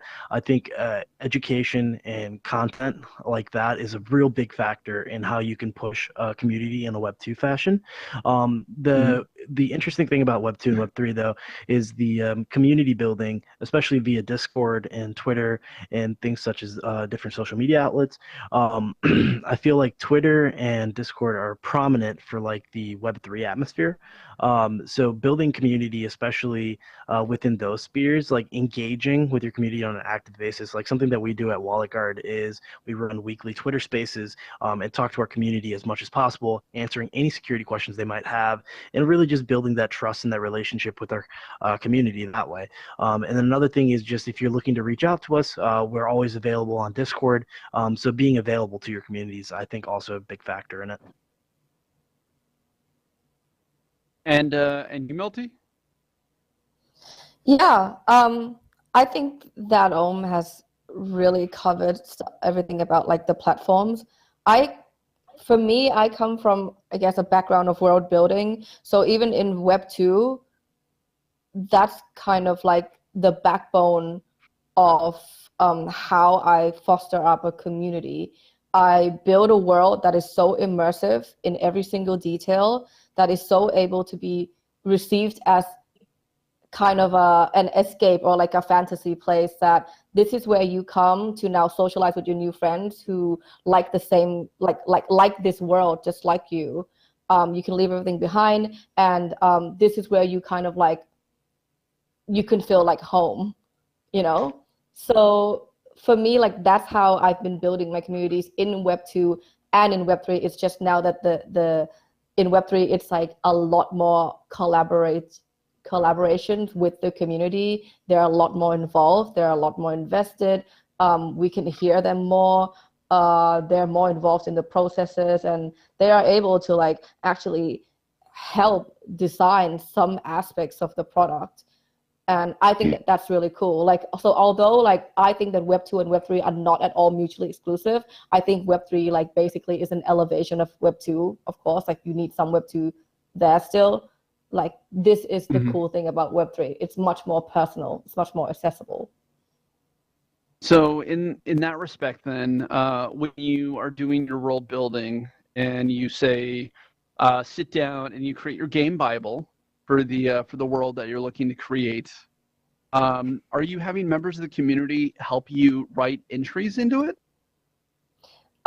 So we never put out a game Bible. Like everything that the community has learned about the world of Runiverse is through activities and events. So everything that they've learned about it is like starting from the beginning, which I guess the beginning would be quarter 4 of 2021. It's been literally like chronological from there. So they get like more and more information revealed about the world. And what we do, what I and some of my artists or community staff, for example, do is we literally pick up on comments or suggestions or ideas or like even like fan fiction from the community, and we say, yo, that's a pretty good idea, that's good. And then if we need like to talk to them more about it, then we do that. And then now they're officially involved in the process. But there's many times where we literally just like give out very simple world building decisions like, hey guys, now it's your turn to vote on this and this or that, you know, like we make it really simple for them, really convenient for them to express their ideas or what they like. So you make it foolproof, or idiot proof. Idiot proof is usually the term for it, right? Just whatever is like the easiest for them to engage with, it's fine. Like when we do our mini games, mini events, it's fun. It's complex on the team side, but from the players end, it's like, okay, these are very simple mechanics. I can get this done in a few minutes, and I'll come and do it every day, kind of thing. Okay. So obviously building in these spaces, the biggest two platforms are Discord and Twitter, it seems like. Have you guys been holding Twitter spaces? How have those been going for you? Me? No. I mean, yeah, I have definitely held Twitter spaces. I haven't held like regular Twitter spaces for the project itself, but we've been guests on a lot of shows and podcasts. I know that Owen said that he holds like weekly Twitter spaces, right? You really? Yeah. Yeah, for us, it's definitely like it's a huge community building tool. Just being able to host like on a regular schedule, I think that's an important thing as well. Just making sure that you have scheduled times for these spaces. Like for us, we always we do Sundays around like 3 p.m. Eastern. We're actually trying to figure out a new time slot just to accommodate for more European folks as well. But that is a big factor in it. And like the interesting about Web3 too is like your community is so broad and like so many different time zones. So trying to figure out the right time zones to be able to speak to your community personally is also like an important thing, I think. So figuring out those things and polling your community and really just engaging with them and asking them like when is best for them, or even content, for example, like when we were talking about education and marketing and just all these different things. It's like really like you want to talk with them and understand what they want to learn about. And I think that's like one of the biggest ways of like building community, especially through those mediums. Yeah, very true about the time zones. It's such a good little extra effort to put in to make sure that like your events and your opportunities kind of span across as many time zones as you can. Has there ever been a situation that you basically went, hey, this is a really annoying thing that members of my community are doing, and I'd really like them to stop? So for me, for instance, I do weekly spaces, and I usually get people who show up and right before they leave went, by the way, I just followed you. And basically what they're doing is they're trying to farm that engagement to get you to follow back, not because they're particularly interested in what you have to say, but they just want you as a number. And I've actually started to do the Han Solo thing where it's like, I know. I love you. Oh my gosh.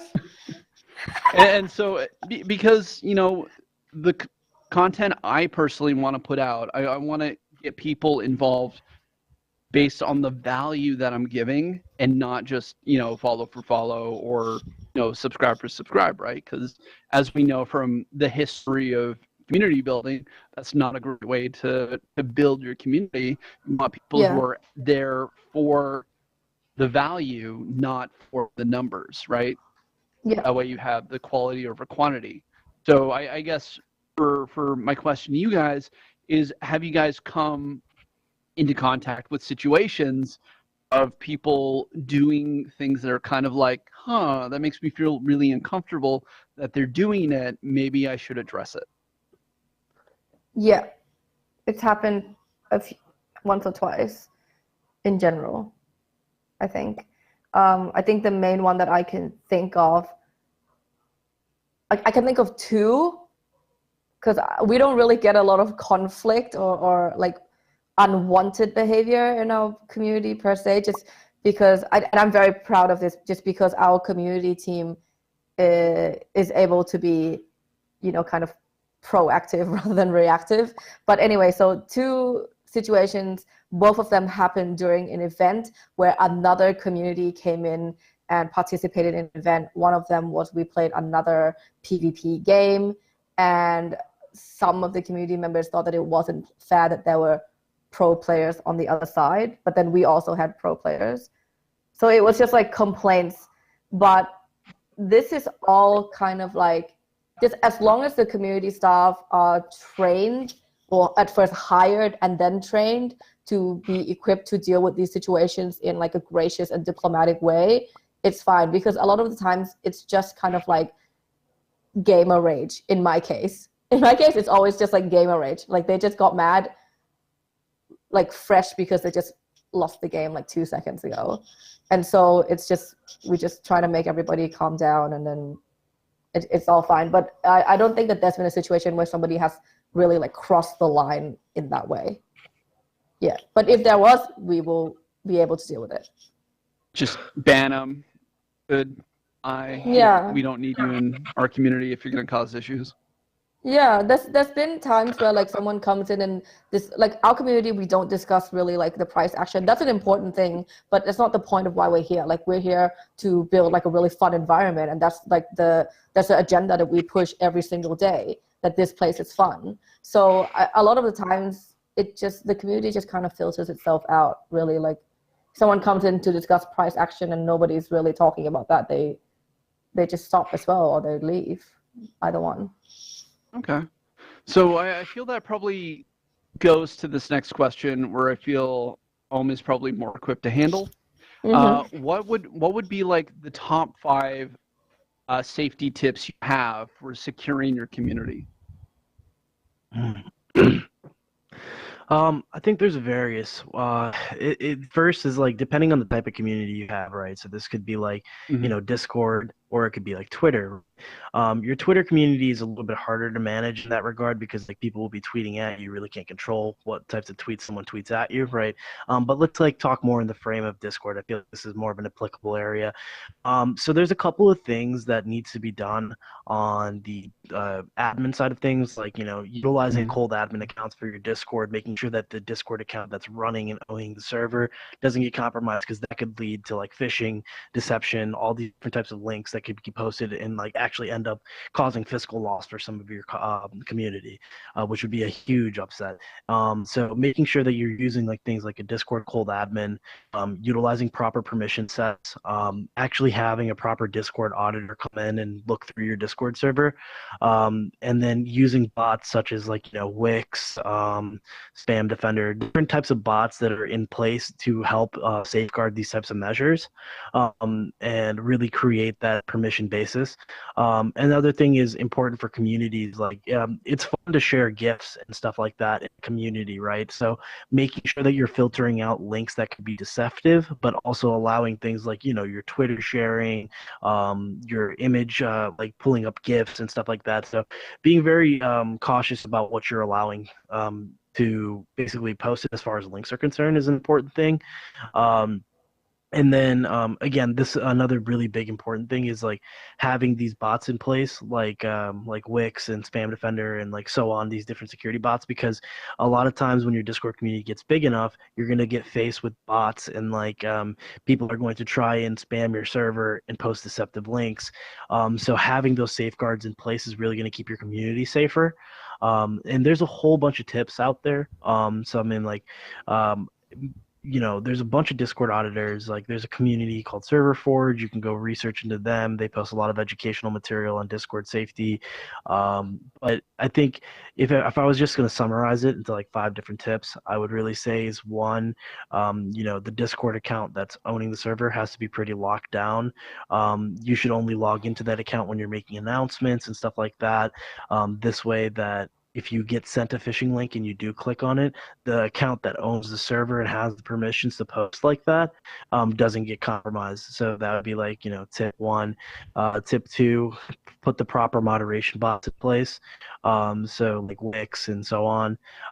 Tip three would be to have a professional Discord auditor come in and take a look at all your permission sets and make sure that's done right.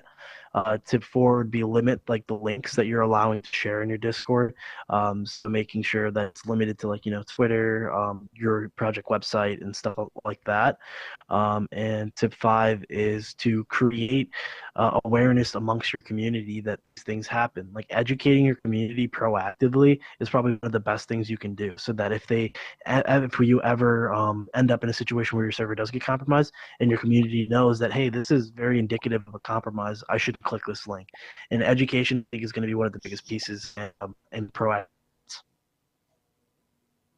Have you ran into a situation where a member of the internal team has basically gone rogue and tried to take over and destroy your community from within? Oh, sorry, it cut out a little bit for me. Can you repeat that? Oh yeah. So I've definitely seen like communities where they'll go down the project pathway and they'll get to distribution of funds and executing, and then they send out their NFTs or whatever, and now there's obligations and money involved, and people sometimes feel, especially within teams, that they're not being fairly compensated. Have you guys run into a situation where where a project has become toxic, and maybe an internal team member has tried to sabotage said product or project, or had to go public in such a way to discredit the project as a whole? And how would you do damage control in that kind of situation? So that's a situation I've personally never ran into. But what I would say is that if you don't compensate your moderators and the people properly that are involved in your project, it could lead to less of an incentive to take the proper security measures, and their just lack of understanding, being aware for these different types of things might not be there if they're not adequately compensated. I have seen scams in the past where your moderator and be like, hey, I have this job, I'm paying $2,000 like a week or something like that. Come join our Discord server, we'll get you set up, you can moderate for us, we'll pay you well. Those types of things, those opportunities might be more alluring to someone who's not being fairly compensated. And what tends to happen in those situations is like they expect you to join with your Discord account. You go and try to log into a fake Discord server, you scan a fake bot QR code or something along those lines. They steal your Discord token, and next thing you know, that moderator account is compromised, and they're posting malicious links in your Discord server. So that, I would say, that's probably the most comparable thing I could maybe mention from my personal experience and things I've seen in the past. But maybe. I love this question. Sorry. Yeah. It's a very specific scenario.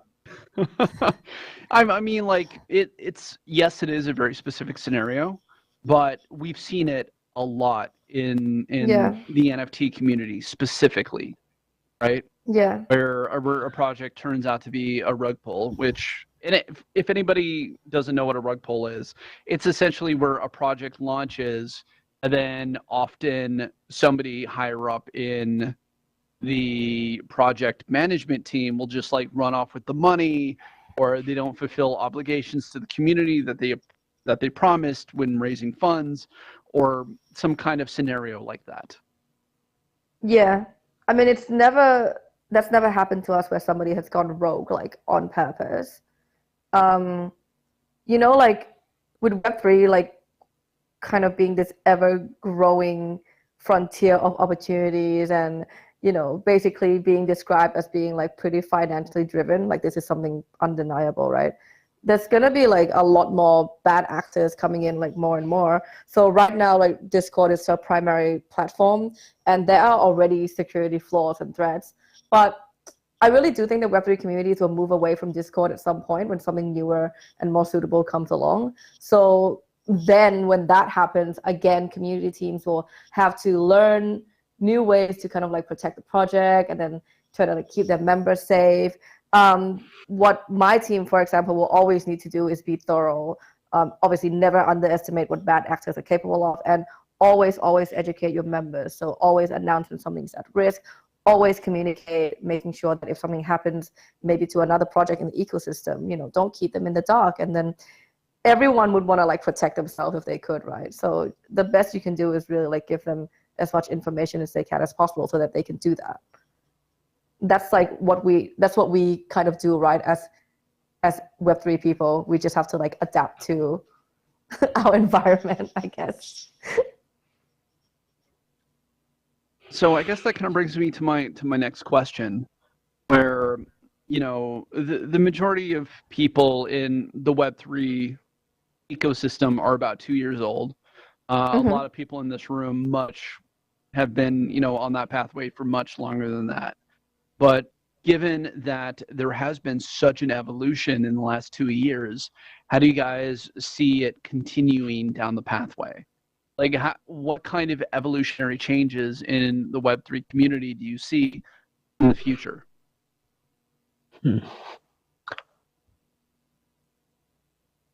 I'll I think go that one's first.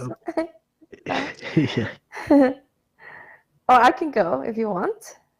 Yeah, if you want to go ahead, that's fine. So you're asking like, what do we see for Web3 communities? Yeah. What kind in of the future? predictions do you have for the future of community building in the Web3 ecosystem? I think it gets more collaborative from here. That's my opinion. I mean, of course, we just spoke about security. It gets also more, I guess, quote unquote, scary from here because, you know, you're in a new frontier. Like there's threats coming all around. There's money involved, blah blah. But for me, like my first thing is it gets more collaborative. Like hiring is more and more personal. Processes are more and more transparent. This time around, we're in a time where Web3 is an opportunity for not only developers and distributors and celebrities to get out of the most out of industries such as like gaming and entertainment, right, or tech, but it also gives rewards to players, community members, because without them, these industries would never have boomed this big anyway. So to me, like I said, Web3 is like a really huge elevation from Web 2. It's not mutually exclusive, but Web3 is so much more collaborative that you're going to see so much more involvement and so much more like upsides for like just the general like everyday player, I suppose, community member. What about you? How do you see these? How do you see the evolution of these Web3 communities taking place in the future? Yeah, I think we shift away from things like Discord. I mean, Discord, you have to imagine, like, it was originally built for, like, gamers, and a lot of the infrastructure in place right now, I think that's used for, like, community building. Like, I think Twitter will stay around, but there are other decentralized social media platforms that are doing well. I think that we would probably progress more towards I guess, steering away from things like Discord. I think Discord right now is used because it's popular and people understand it to a regard.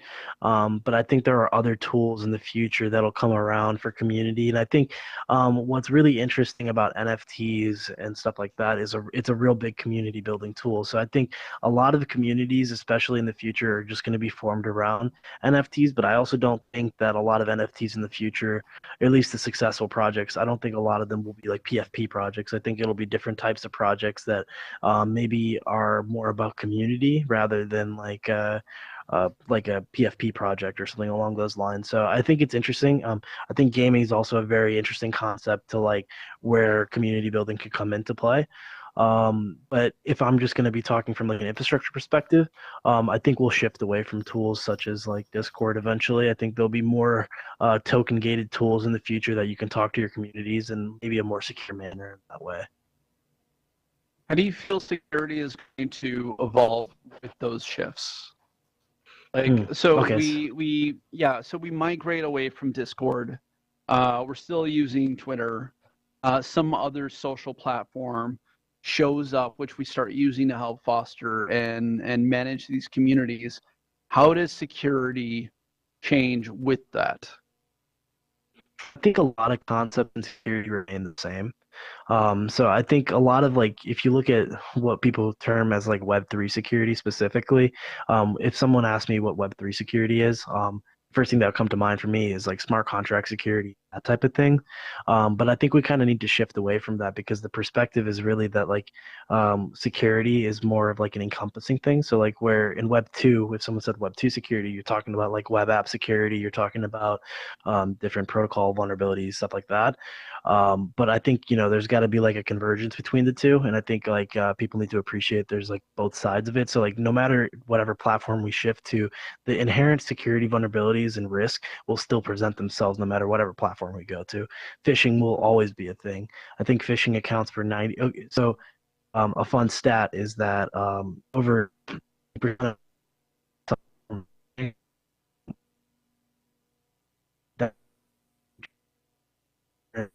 hackers or adversaries will play to a human psyche to really get you to compromise what you might have as a proper security hygiene or protocol. So that type of thing will never change. But I do think that security as a whole is an ever-evolving cat and mouse game where one side gets better and the next side gets better. So it's hard to say where we'll be at a couple of years from now, but I do know that there'll always be an active, defense side being built up and an active offense side being built up. So it's an ever-evolving space, which is why it's so interesting. Okay. So I'd like to ask, how do you balance the decentralization nature of Web3 with the need for community-wide coordinates, governance, and security? I think it's interesting. How do you, I think yeah. So how do you balance the ability of the autonomy nature of Web3 while building those communities as a whole, and how do you protect them? Yeah, so I think an interesting thing that a lot of communities have been doing. You can look at some major NFT communities. They built the DAOs and they put like investment into the DAO's hand to invest in however they feel the community should be spending these funds, whether that be on security education, whether that be on building more gamified events, or whatever the community really decides. So I think DAOs are really interesting. I unfortunately haven't done extreme amount of like research into like DAO security, but in general, DAOs it's like a token representation, right? So you'll have like different various amount of tokens that represent a portion or a share in that DAO of voting power. So that's an interesting thing to leverage as a community. Like if you have an NFT project and you're a holder, and each NFT you hold acts as a vote in a governance proposal or something along those lines. But from a high level, I think DAOs are really the way that people are going to be doing community governance.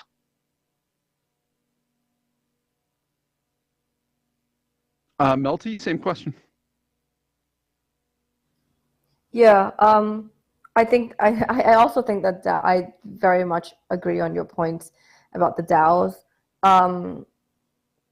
For me, like when I'm asked about balancing decentralized nature of Web3 and I guess like governance from the team, right?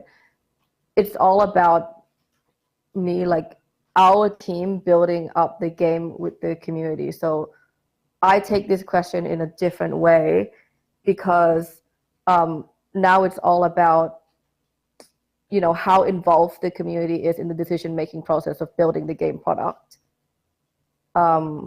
We don't have to always listen to everything that people suggest, but we try to make sure that they get, like our community, they get to see exactly what is being built up or the plans, and then they're able to share their ideas, or like I said, vote between this or that. We just want them to feel seen and heard. But the final decisions, it's up to the ones who they trusted to make this all happen in the first place, which is the team. So for the game, the highest level decisions are made by us, the co-founders, who we all have like our boots on the ground in our departments.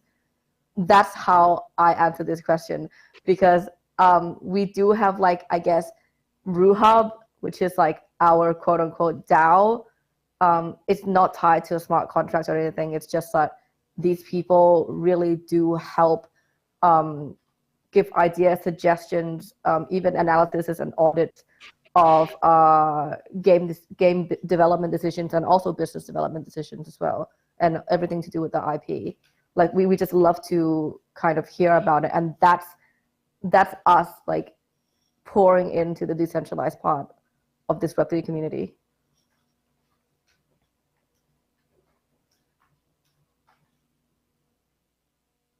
Do you guys ever feel like, so the very nature of DAO, or a decentralized autonomous organization, well, the idea is to give autonomy to an entire community.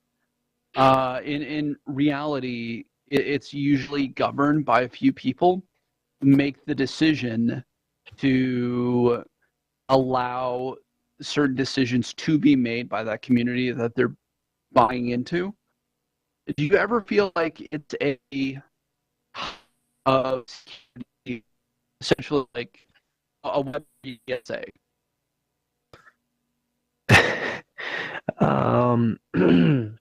So with DAOs, depending on like how much representation in DAO you might own, it could, yes, very much be security theater. Because like, let's say that you have a few members that own, let's say you have 4 members that own 15% of the DAO representation, or each represent almost 15% of the DAO on their own.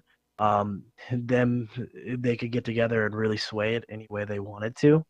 So I think the biggest issue with DAOs is like the 51% attack, which is basically like if you have a 51, well, technically in a DAO, it wouldn't be really an attack. It's the voting mechanism. So you go with the majority.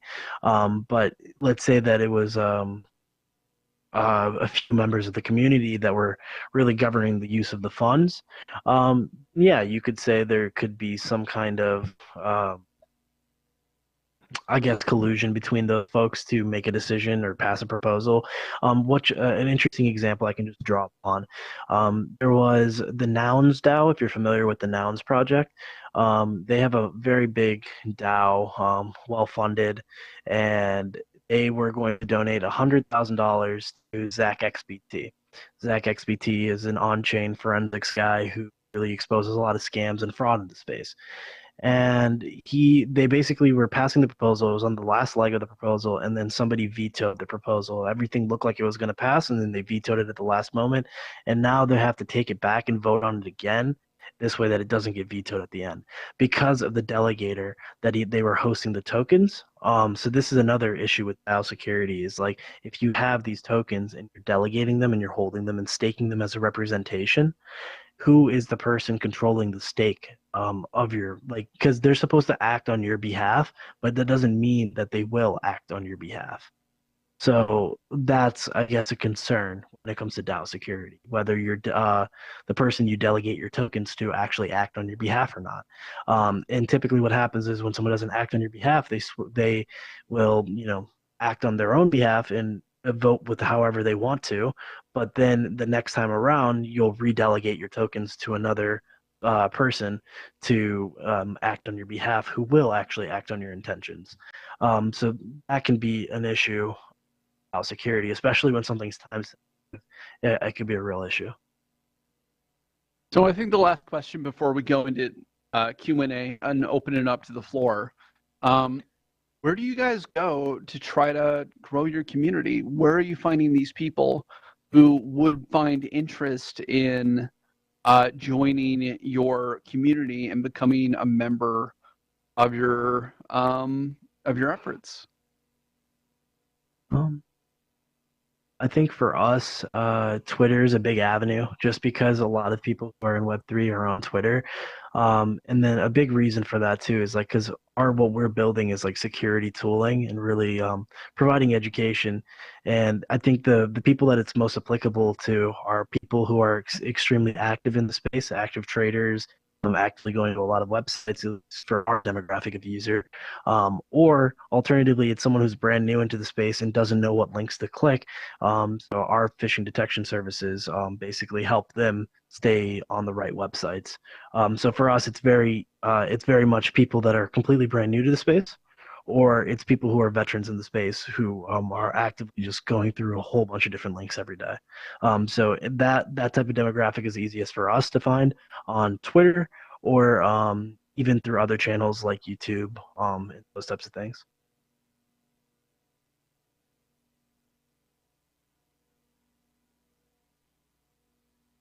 Melty, same question. Where are you going to find new community members to add them to your roster? During the building phase and the pre-alpha phase is, of course, Twitter. A lot of community members, so once they're in and they just bring in their friends, like their gaming friends, their Twitch friends, for example, that they think would enjoy the game as well. I mean, it's like a PvP multiplayer game. It's on mobile. And so I think that there's a lot of actually like word of mouth happening. But once we do like go past the alpha stage, it's all about the streaming communities. Especially for us, we're going in like an esports federation. As you can see, like I'm also a member of one of the councils, the Metaverse Council on the Global Esports Federation. So we use like leverages of these kinds of relationships with like guilds, esports leagues, to get eyeballs on the game, get people to watch a game that is not only fun to play, but also to watch. And then that FOMO should be like what brings them into the community. And once they're in the community, it's like I said, like we really push the fun part of it to the forefront. And so yeah, like Twitter, and then we expand to all of the Web2 things, especially streaming communities. Okay. With that, we're going to open up Q&A to the room. If you have a question, go ahead and just hit the hand icon, and you'll be added. And we will go ahead and add you. Oh, wait, that was me.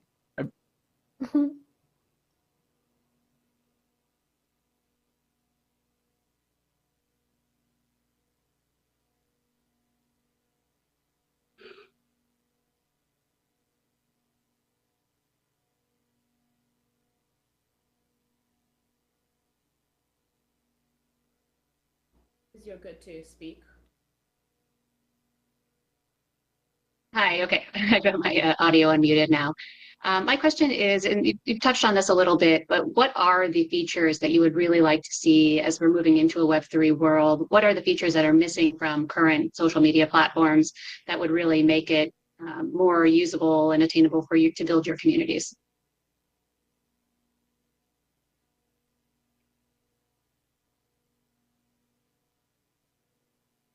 I'm sorry, I think I cut out, by the way. I don't know if that was for me. If it's not, excuse me. I didn't hear. Oh, can you hear me now? Yeah. Yeah. Okay. Then it must have cut out in the middle there.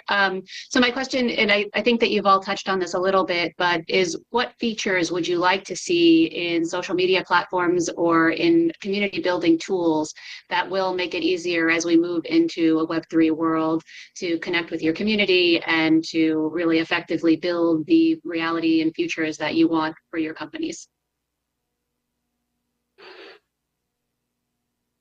I can start, and then maybe you can add on if you have anything additional tack onto that. But for me, I would like to see a lot more tools in place that are going to protect users, because like the biggest issue in Web3, in my opinion, there's like two major faults right now. It's security and user experience. So that's something that we both aim to tackle. So I think really creating an atmosphere where a community can thrive in a secure manner is really, really important, because a big thing about community and retention in general in Web3 is like if someone gets scammed, they're not going to want to come back to the space. So for us, it's really about making sure that the community is safe. And if there are good platforms out there that are doing a good job at defeating bots and defeating different scam links that are coming into place, I think that's a good place for a community to thrive and continue to be built. So that's my little piece there. Yeah, I actually agree. Like, I don't know if this is a popular or unpopular opinion, but I actually really like, verification, or like making sure people know who is officially speaking here. Because one of the biggest fears, I guess, for community members who are making use of like Discord project communities or channels, or servers, sorry, is they're scared of being tricked, or they're scared of like imposters. So for me, like moving away from verification of official channels that are owned by brands or companies is actually like a step back. So that's just like what I think. For me, like my priority is to create like a fun and happy place, right? Like that's my specialty. But you can't have a fun and happy place if people are not feeling safe. Like those two really like go hand in hand. So yeah, that's I agree with that. Like security, for sure. If they can feel secure, then everybody else's is every other thing, like being happy or like feeling really good about yourself. It just comes way more easy. So for me, it's probably, I would love to see more social proof automation tools. So basically, what we end up getting is really new accounts that are probably less than a week old are usually accounts looking to troll. And having cross-platform verification tools that show social proof, we can tell whether or not a specific account has been around long enough to verify whether or not it's a real person. And by having tools like that available, you can easily discern whether or not what's the intent of that person looking to join our particular community. Next, we have Cyber Guardian. You were on the air. Jillian. Oh, sorry. Jillian.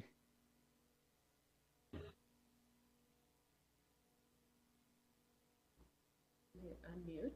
I need to talk now. Can you hear me okay? Yeah, we can hear you just fine. Okay, great. I was just wondering if you would be able to explain for me the distinction between the metaverse and Web 3.0. Web 3.0 is a little bit of a newer thing for me, and when I go into the NFT space, there seems to be a distinction between the two, and sometimes AR and VR aren't considered necessary for Web 3.0, and I just wondered if you could maybe clear that up for me. Yeah, sure. So Web 3 refers to third generation web technologies. The metaverse is a byproduct of the third generation of the internet, specifically where we have the intersection of virtual worlds where they are accessible cross-platform, right?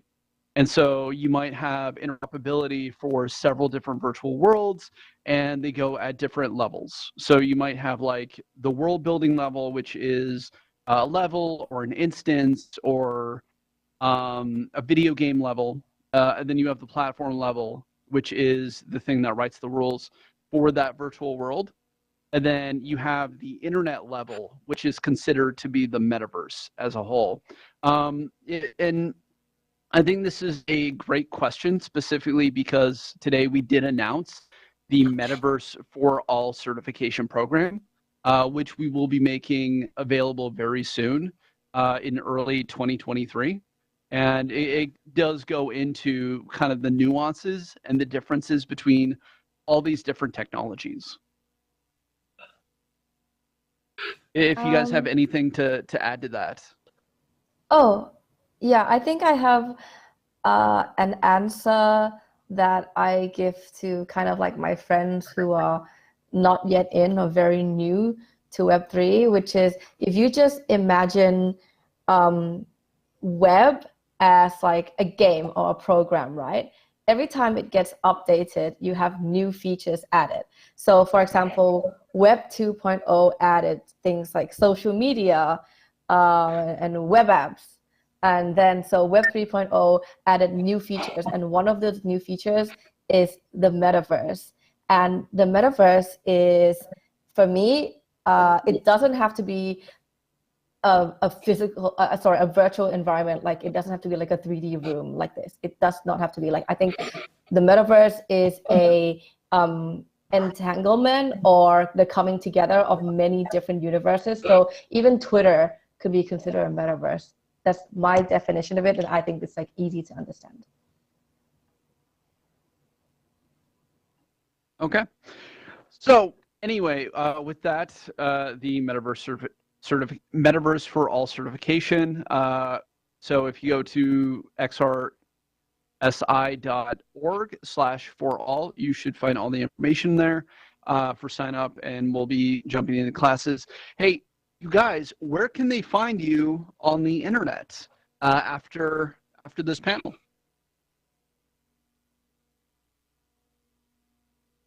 Yeah, you can search us on Twitter. It's at wallet_guard. Our website is walletguard.app. You can check us out there.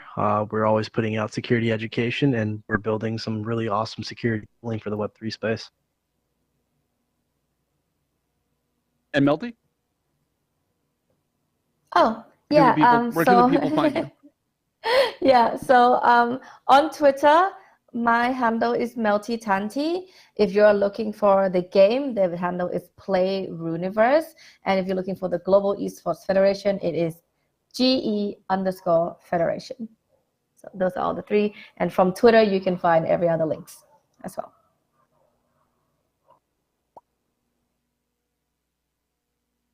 Okay, hey, you guys, thank you so much for joining me for the panel. This has been Building a Community in Web 2 for Web 3, Protecting the Consumer and Community Scams in the Digital Economy.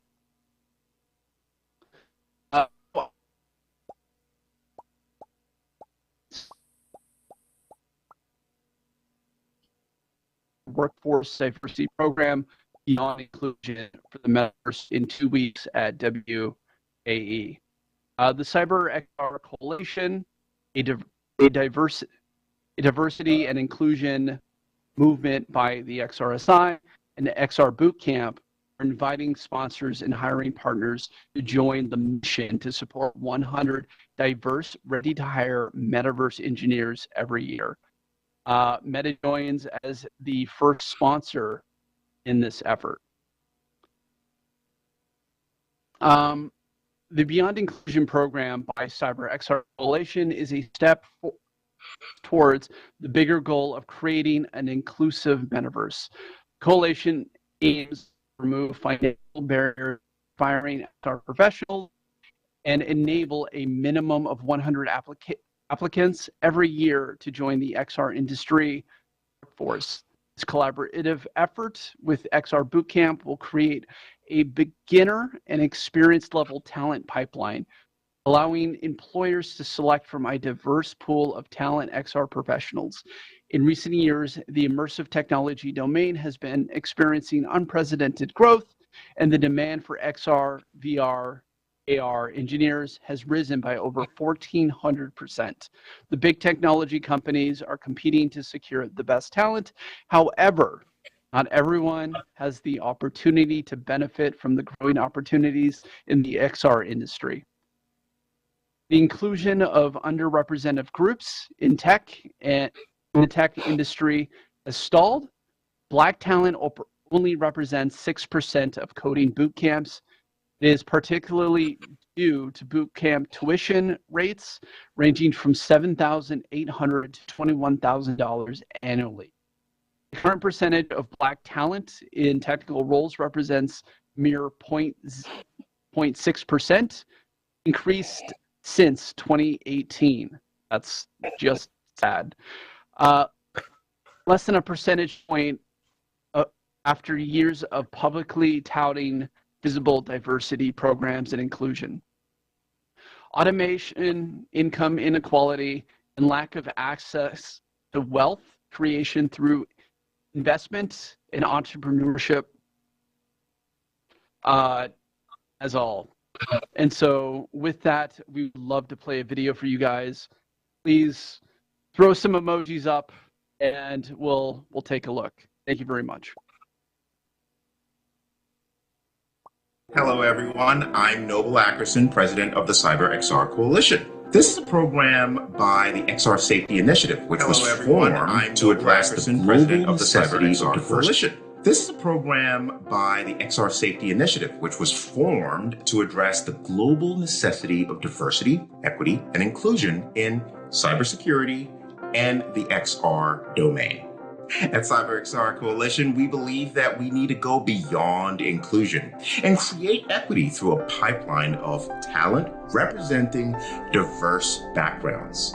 To do this, CyberXR has collaborated with XR Bootcamp, a global online academy offering cutting-edge extended reality development courses to provide high-quality skill-to-job, that is bootcamp style training, along with career development services to underrepresented and marginalized minorities. We wish to prepare at least 100 diverse XR creators each year by eliminating any financial barriers to entry. We started our first cohort in August this year, and we will hear from some of the students on why they chose the program and what they've learned and how they've benefited from it so far. We will also see some incredible prototypes that they have created during this entire journey. And so with that, let's jump in. So I have already some experience for a few years with Unity development and augmented reality.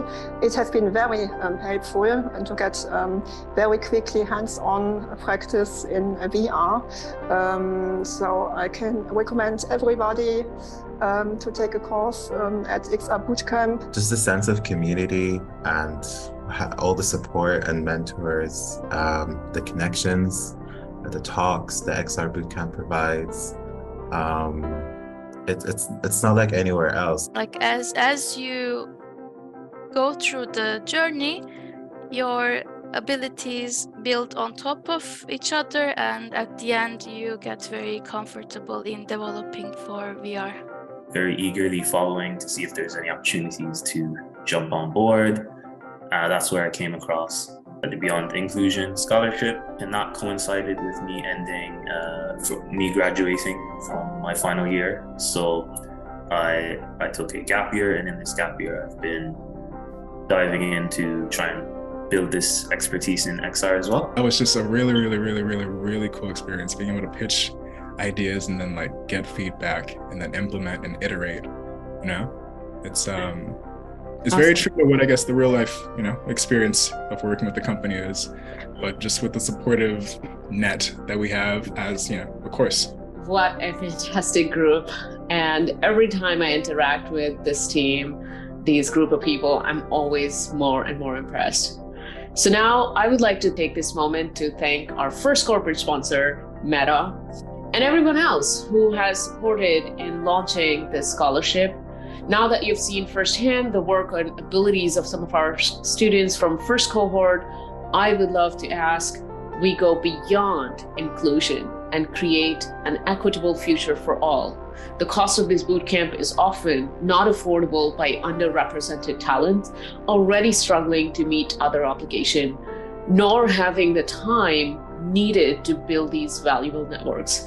Therefore, our program seeks corporate funding and recruitment partners to sponsor these underrepresented talent to take high quality and proven education, making sure that the time invested also turns into well-paid job opportunities. So today, I would like to make a request to all the corporations, institutions, government bodies to help us achieve this goal of graduating 100 XR engineers every year. The moment to create the change is now, and together we can make it happen. Thank you very much.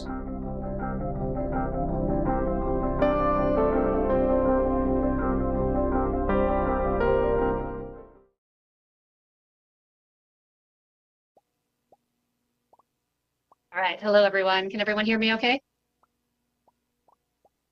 Yes. Okay. I see some heads nodding. Perfect.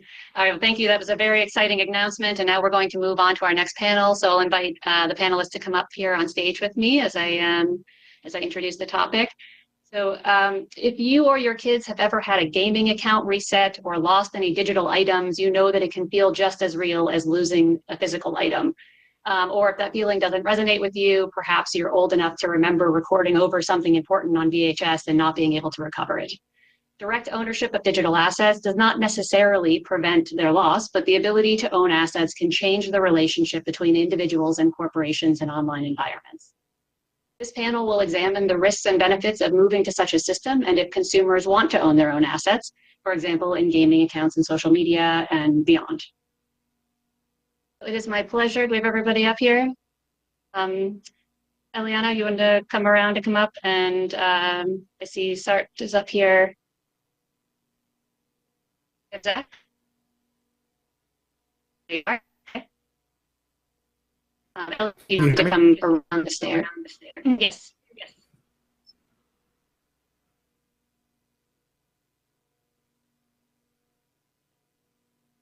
Maybe we can get a little closer here for our panel. And Ellie, if you can just come up around the stairs, I think then you'll be able to get on stage.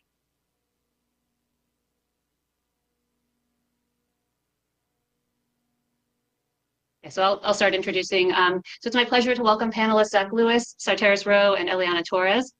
Zach Lewis is an associate in the Interactive Entertainment and Blockchain Technology groups at Franklin, Kernet, Klein & Sells PC. He helps clients across a wide range of industries, from video games and music to fashion, food, film, to navigate the developing legal landscape surrounding the metaverse, non-fungible tokens, and Web3. Sarteris Rowe is the Director of Technology and Innovation at the Eastside Legal Assistance Program. Sart was the Executive Director of Inclusive Law, a nonprofit focused on helping diverse families and social organizations. He also teaches as an adjunct professor in the areas of privacy law, ethics, copyright, and information policy. And Eliana Torres is an associate in the intellectual property group at Nixon Peabody LLP, where she leverages her experience as an attorney at the U.S. Patent and Trademark Office to provide comprehensive advice on complex trademark issues, such as those involving NFTs, cryptocurrency, and blockchain technologies. And last but not least, I will be your moderator for this session. I'm a US-based attorney, the Blockchain and Web3 advisor for XRSI, an advisor for the Conkellis Group, in addition to running a private law practice. And I'm involved in many areas of emerging technology, including artificial intelligence and blockchain implications on intellectual property rights, and assisting with digital asset policies in the US and internationally. Let's see, are we all sort of situated here on stage? Maybe we can stand here so I can get a good view of everybody. All right. So welcome everyone to this panel. The name of the panel is The Promised Land, Risks and Opportunities with Asset Ownership in Digital Economies. And since we're all lawyers on the stage, I'll give the general disclaimer that none of this is legal advice. However, we do hope to bring our diverse experiences in the field to this panel to offer a practical perspective on the issues. So if we can, by a show of hands, or of emoji hands, how many of you own digital assets? This could be sword, a skin in a game, a special hair in Roblox, NFT, cryptocurrency, anything like that. A good share of the audience, as we are here in avatar form, own digital assets, maybe not that big of a surprise. So great. So before we get started, we wanted to take a moment to define a couple of kind of key terms here and what we mean by digital assets. So simply put, digital assets are any type of digital file or data that exists in a digital format. So this could include things like documents, images, audio files, videos, even software. But in the blockchain space, and as the term is being commonly used today, a digital asset has come to mean something like cryptocurrencies or NFTs or things that are verified and tracked on a blockchain. The key advantages of using blockchain digital assets are security and transparency. And this is because ideally blockchains are decentralized and distributed, and they are resistant to tampering and corruption. And that makes them more secure and a reliable way to store and manage digital assets. So the ownership and transfer of such assets can be tracked, providing a level of transparency and accountability that's not really possible with other types of and other methods of asset management. So in today's panel, we'll be discussing the various types of digital assets, the ways in which they're used, and the challenges and opportunities that they present. Our panelists are experts in the field, and I'm excited to hear their insights. Thank you for joining us. Please welcome the panel by emoji clap.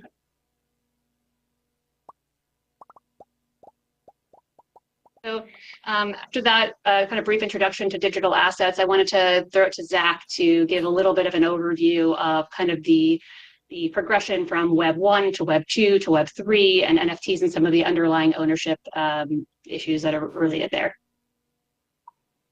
Thank you, Liz. I apologize if my voice sounds terrible. I just got diagnosed with COVID, but luckily everyone here is safe in the metaverse with us.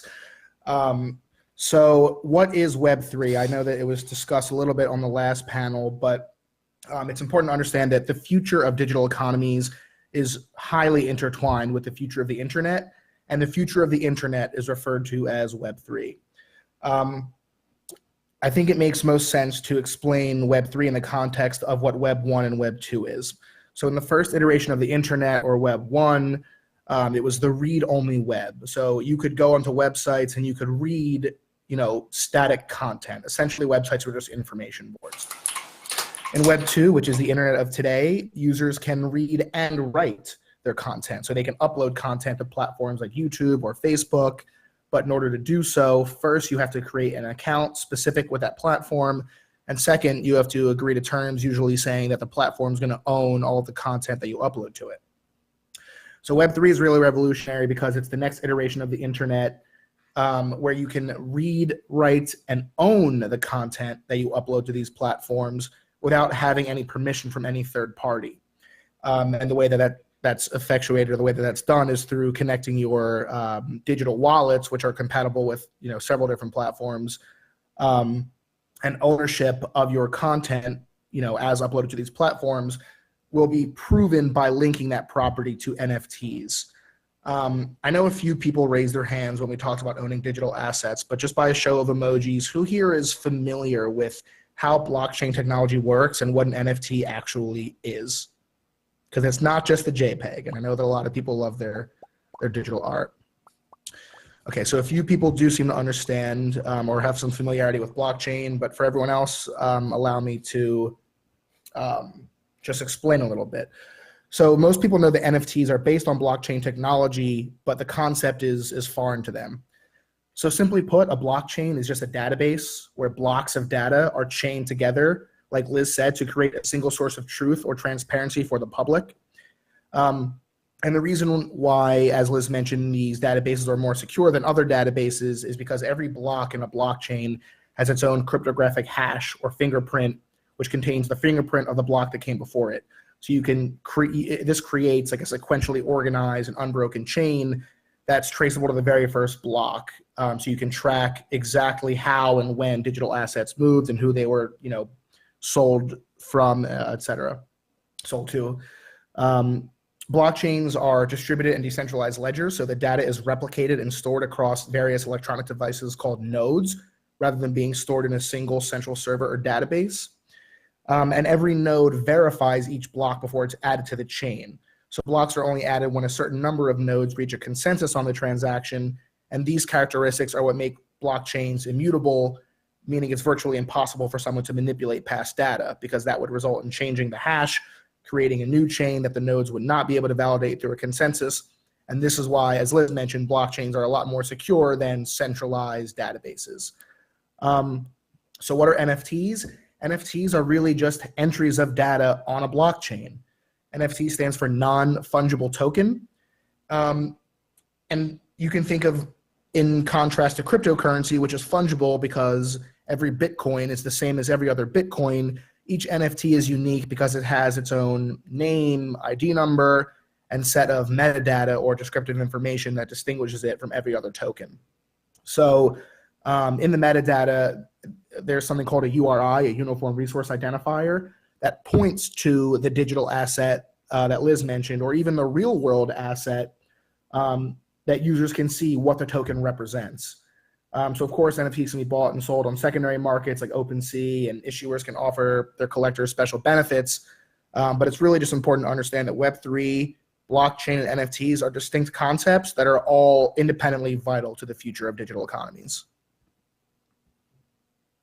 Thank you so much for that overview, Zach. And I wanted to ask Ileana to give us a brief introduction to IP in this space, and just kind of an overview to give us some groundwork for where we're going to talk, what we're going to talk about today.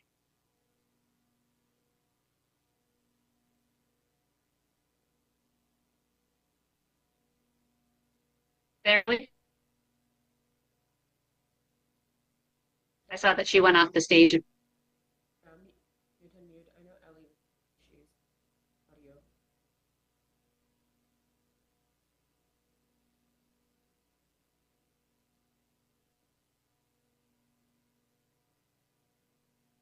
Well, while we're waiting for Ileana to be back, why don't we go on to the first question, and then we can come back to the introduction for the IP when maybe the technical difficulties are solved here. So I wanted to start the discussion today by talking about some decisions that major corporations have made, including Mojang, who owns Minecraft, to exclude NFTs from their platforms by maintaining control and ownership over those assets on their platforms. So overall, basically all digital assets on their platform. So is this a move to protect intellectual property? Is it revenue protection? Is it for the safety of their users and players, as they have suggested? Or is there something else at play here? Sart, do you want to take that question first? Definitely. I think it's a controlled decision for their platform and keeping things internal. Their reputation and how others could monopolize pieces of it really is part of that. When you start to segregate ownership out and allow third parties to control pieces of it, you can eventually lose control over those parts of the market. I'm not surprised given their value and size. I think that allowing the third-party ownership on particular platforms is a way to encourage a new user base to have a stake in what you're building. But when you have something that is as large and successful, it comes with a certain amount of risk to it also. That makes sense. Zach, any thoughts on that? I do think a lot of it is about IP protection, and I also think that in terms of just Minecraft specifically, I think that people in the video game industry, or gamers in particular, are very hostile towards NFTs right now because they view them more, they perceive them as tools for extraction of value rather than the provision of value, which I think we have like a lot of education to do so people can start to understand why it might be beneficial for them to actually own their digital assets in game. But I think that it really is just a matter, besides the fact that, you know, the creators of Minecraft know that their fan base, their users aren't, you know, foaming at the mouth over owning NFTs. I think that another element at play here is that the regulation surrounding NFTs is so it's developing in real time and developing quite slowly, and there are so many different areas of the law that have to be considered here. Even just the fact of you know, export sanctions controls and money transmission and anti-money laundering and knowing your customer, because once you upload something, once you mint an NFT onto a blockchain as a digital asset, you don't get to control who purchases it and where they're from, et cetera. So I think that a lot of this is just waiting for some of the dust to settle and just waiting for more clarity on what a compliant NFT program actually looks like in that industry. Yeah, I think those are really, really good points, because when these announcements came out, it was clear that there was just a lot of, I guess, animosity, you know, towards NFTs, and that the term itself kind of became a dirty word, and there are so many reasons legally why companies might want to be more precautionary in their approach here, and moving forward and not jump into the space. But I think it's so important to separate the technology from some of the things that were some of the perceptions that people have about the NFT space. And so I hope we can get to a point where companies and individuals can look at these technologies and see their potential beyond, any like thoughts that they've developed and are harboring now. I want to turn back to Ellie for a minute, if we can, to do a quick overview of some of the IP issues in this area. Ellie, are you here? Yeah, I'm here finally. Sorry, my audio was kind of not working for some reason. I'm sure it was me pressing I was playing around with all the features. But yeah, just happy to be here. I'm sorry I missed the beginning. I'll start with the majority of the issues that we see right now in this space are surrounding trademarks and copyrights. We don't see as much patent issues yet, but the majority of the conversation leans towards what the trademarks and the copyrights that implicate especially when it comes to NFTs and the rights that creators are granting the buyers, and back and forth what you'll be allowed to do with those rights after the fact. So that's a brief kind of one-on-one of like what's going on, and I could go into more of a basic of like what is a trademark, what is a copyright. So Liz, you let me know how we want to go about it. But just to give a very brief 101, this is what's going on. It's a lot of the NFT projects or a lot of the digital assets that are being sold and bought in this space right now currently have a lot of copyright issues, and even the Copyright Office and the USPTO, the Patent and Trademark Office, don't know how to handle those issues right now. I think if you want to just give a one sentence on what is a copyright, what's a trademark, be good. Yeah, of course. So the trademarks are an indicator of source. So and I'll be very brief and give examples that I think that's easier to understand. So the moment you sell something, you're indicating the source of that specific good or item that you're selling has a mark, and that mark is, for example, the Nike swoosh or the Nike Just Do It. Those are three different trademarks. You could have a logo, you could have a word, you could have an image. And all those three could be trademarks that indicate that wherever you're selling associated with that specific mark is the source of those specific goods. Same with services. So you have trademarks for goods and services, and they are classified depending on what you're offering, whether those are items, physical goods, whether those are virtual goods, whether those are services. They get classified differently. And then the copyrights are works of art, basically, and you get a number of rights when you create a work that's considered art or considered a work of or authorship. It doesn't necessarily have to be art. That's a thing that you put into physical, tangible form that becomes protectable as a copyright. That is not the same as having a registration. That just means that the moment you create it, you have a copyright, but to get the actual legal protection, which is the copyright registration, that's a different step out and a different layer. But those are the two differences. Ones are basically, and the easiest way to understand it is, just works of authorship, of art once put into tangible form, and the other one is indicating the source of what anything that's being transacted in commerce. Great, thank you so much for that introduction. So as we are moving toward a future where there are even careers in the metaverse and architects are being hired and paid to build in digital spaces, brand consultants, advertisers, and others are putting in skills to use and building custom assets in digital spaces. Sometimes they're even compensated in digital currencies for that kind of work.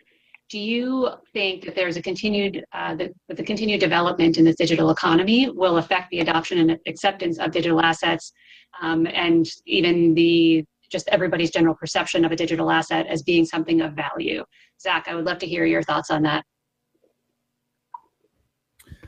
I definitely do think that the opportunities that you mentioned, careers in the metaverse, whether it's an architect or an event planner or a designer, I think that these are going to be strong catalysts in driving the mass adoption of digital assets, especially as newer generations and young people start to find success in it.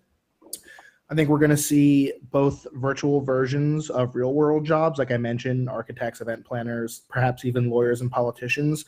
But I also think what we're going to see, or rather, I think there's a lot of potential for full-fledged, bustling digital economies based on NFTs and blockchain technology in video games like Minecraft, for example. I think that it makes a lot of sense, and it's easy to imagine that there will be players who are blacksmiths or farmers or bounty hunters or just individuals who have used their skills in a game to acquire, scarce resources that other players are willing to pay for.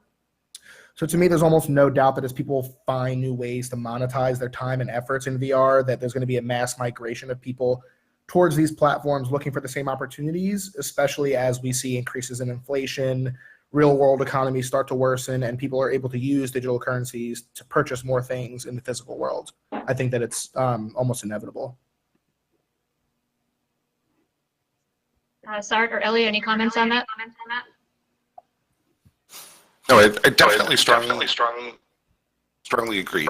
I think that there is something that companies really need to think about is when they create those economies, how does it affect their player base and their community? We've seen some games that had transferable digital assets rebrand and create themselves again with an entirely controlled economy instead of having those transferable assets. How does it affect bots entering your environment? What does it do on an international basis for your liabilities on tax or commerce, that type of stuff?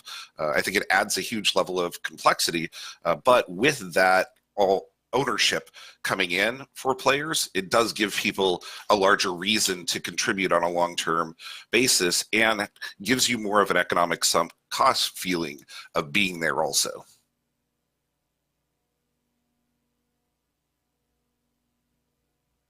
Okay, great. Thank you so much for those comments. So why don't we turn to real world assets with digital counterparts for a moment? So tokenizing real world assets such as real estate, fashion items, and art is one way of blending digital and physical worlds. And recently we've has come with the controversial word digital to describe, which it rubs some people the wrong way, but is the word that's currently being used to demonstrate this blending of assets. So tracking a provenance of art and goods through either chips or documentation tied to an NFT is one way of reducing the chance of consumers purchasing counterfeit or fraudulent goods. Does this technology increase safety for consumers by reducing scams? Is it more hype and marketing than reality? Ellie, what do you think? I personally think that the tokenization, I'm split. I think sometimes, for the most part, the ones that I have seen, the tokenization of actual real world assets that I've seen the most useful have been on the real estate side. So we saw a company not too long ago that started tokenizing properties that are for rent, and those will be more easily transferred. So I think that it does kind of help the transferability of some of these assets. But then in some other instances, it does kind of create extra layers that are not necessary. So if you were just to purchase a house, the process would be completely different than if you were selling a property as a rental property and through an LLC as opposed to an individual. So, and I'm not gonna go to like the deep, roots of what that would be of creating more work than actually solving anything. But I do think in certain instances, the tokenization of assets is very helpful to transact. And that just goes back to not just real estate, but also just the counterfeiting question or that you mentioned earlier. The European Union, the Intellectual Property Office, started using their own blockchain that is meant to be launched by 2023 to track some of these counterfeits. So I think there's tokenizing certain assets. It's kind of helpful, and it kind of puts us in a better place to be able to combat some of the arguments of the lack of utility for the tokenization, because if you see governments using it, then you kind of start trusting it. Okay, like this is something that could be potentially be adopted by multiple governments and not just individuals and not private companies either. But at the same time, I've seen the tokenization of bonds. So, and there's been 2 bonds that have been tokenized. So one in Spain, one in Colombia. And so there's definitely not a lack of utility for a lot of these. It just depends on what layers are you using. And I don't want to get into kind of political on how they're being used, but some of them are creating more issues than they are solving. So I'll say that. But then some of them are definitely just solving a lot of the traceability and being able to be create more of an equal level playing field for everyone to be able to participate in this economy. I'm very interested in this from the intellectual property perspective and the ability to track things. One of the biggest problems that we have in the physical world is orphan works and loss of where particular rights are held. An open, transparent registry with the parallels there has a huge potential advantage. I couldn't agree more. I think that's what the European Union is trying to do, and they're trying to track. I think that in the IP side, this is more of an opinion of mine. I think we would a great benefit having the assignments on chain and being able to track those transparently. First of all, most people don't even know where to go to find what kind of assignments have been done for it, especially on the trademark side.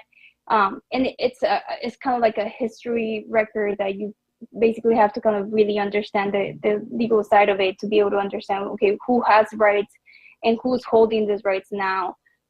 So having an easier, less complex system where it's, available to anyone, it's transparent, and you could always track where the new holder is rather than having to go into a centralized record.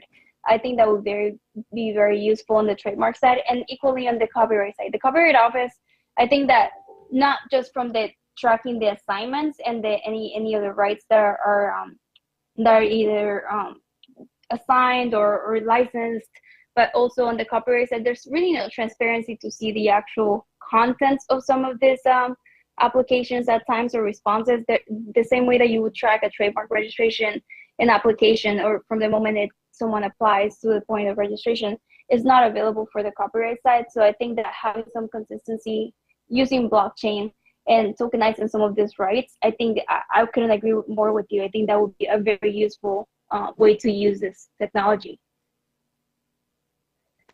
I'll just chime in and circle back. I do think that tokenizing physical assets, especially real estate, is really exciting. I think real estate is the best example of a use case where it actually is for the benefit of the public, and it's not so susceptible to scams.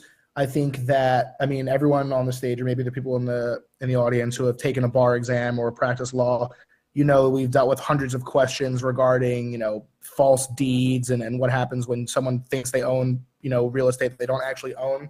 I think that we're going to get to a point where, whether it's the federal government or whether it's individual states, are uploading, ownership records of parcels of land to the blockchain so that the public can verifiably track who owns it. If that were the case, nobody's going to end up buying, land from someone who doesn't actually have legal title to it.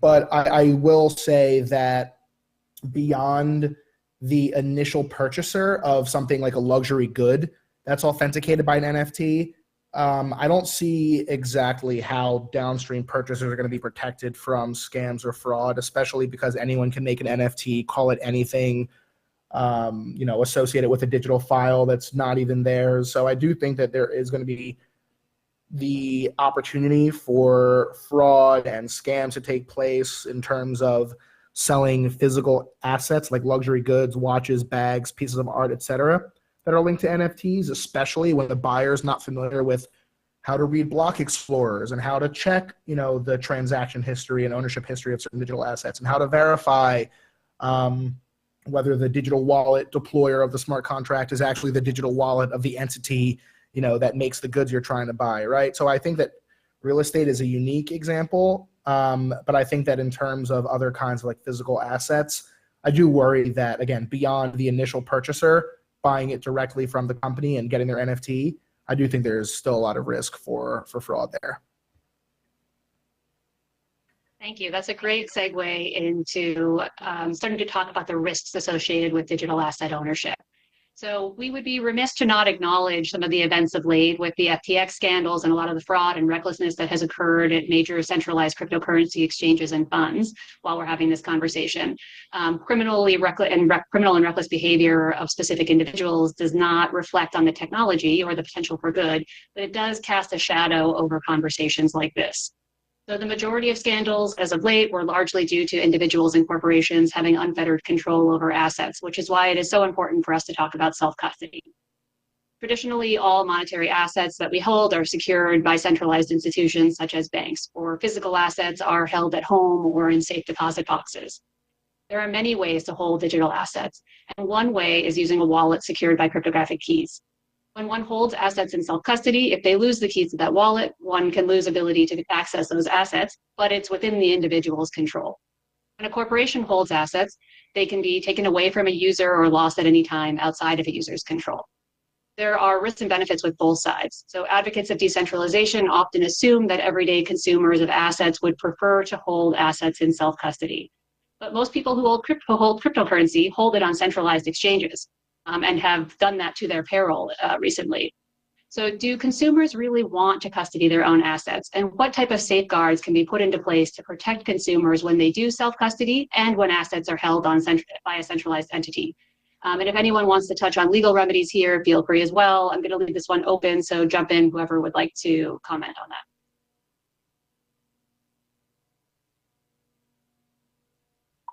I'll start to chime in. I don't think that people really want to custody their own assets. I think that people want to do whatever is easiest for them. And oftentimes that's creating an account on an app like Coinbase or Binance, et cetera, and just giving, like Liz mentioned, the keys to the cryptographic keys to your wallet to a third party to manage your assets.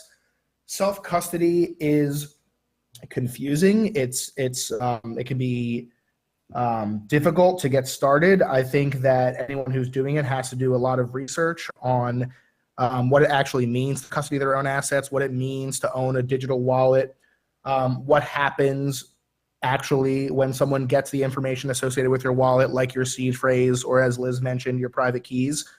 I'm a big proponent of self-custodying your assets, and self-custodying your assets in a quote-unquote non-custodial wallet, or a wallet where a third party doesn't have custody of your assets, is a big part of Web3 and allowing this sort of quote unquote permissionless access to all these different kinds of services and products. Because when you have a non-custodial wallet, like a MetaMask, for example, you don't have to identify who you are, where you live, etc.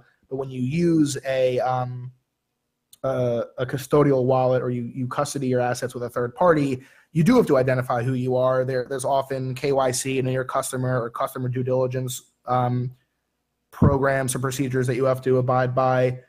So I will just say that, again, if you're interested in really being involved in Web3 and participating in these like permissionless and decentralized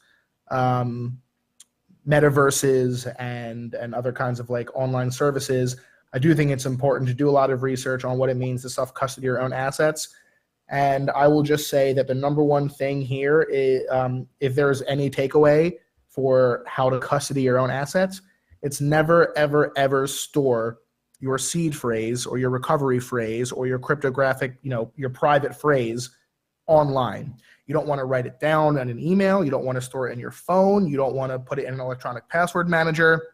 We've seen situations where individuals have saved their wallet access, their seed phrase, which is how you access the wallet, on their iPhones. And now when somebody hacks into their iCloud account, they have access to their crypto wallet and they stole millions of dollars worth of Bitcoin. This happened, I think, last year.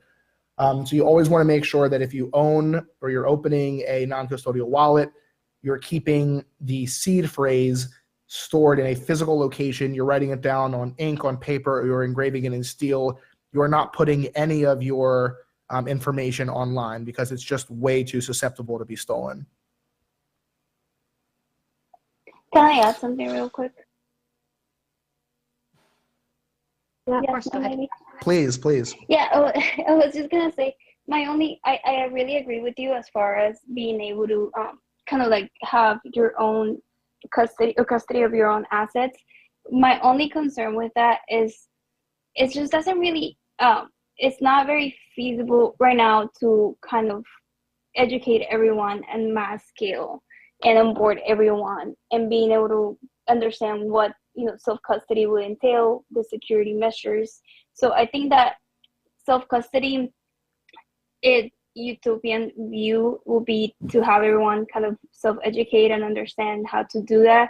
But I think that in order for us to get mass scale and being able to kind of onboard everyone else, it's going to take some centralization, unfortunately. So I think that, you know, Apple is entering into the space. So like, and you know, we see a lot of these bigger brands that are probably going to centralize some of it, but people trust these brands already, and they're going to be onboarded through those brands. So and they're not going to be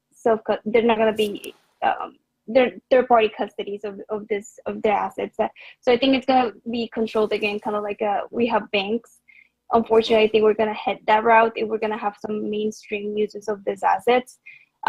But because it's just really hard to educate everyone at mass scale, like it's even hard for us to kind of keep up with all the changes from some of these exchanges and some of the security measures we have to constantly update.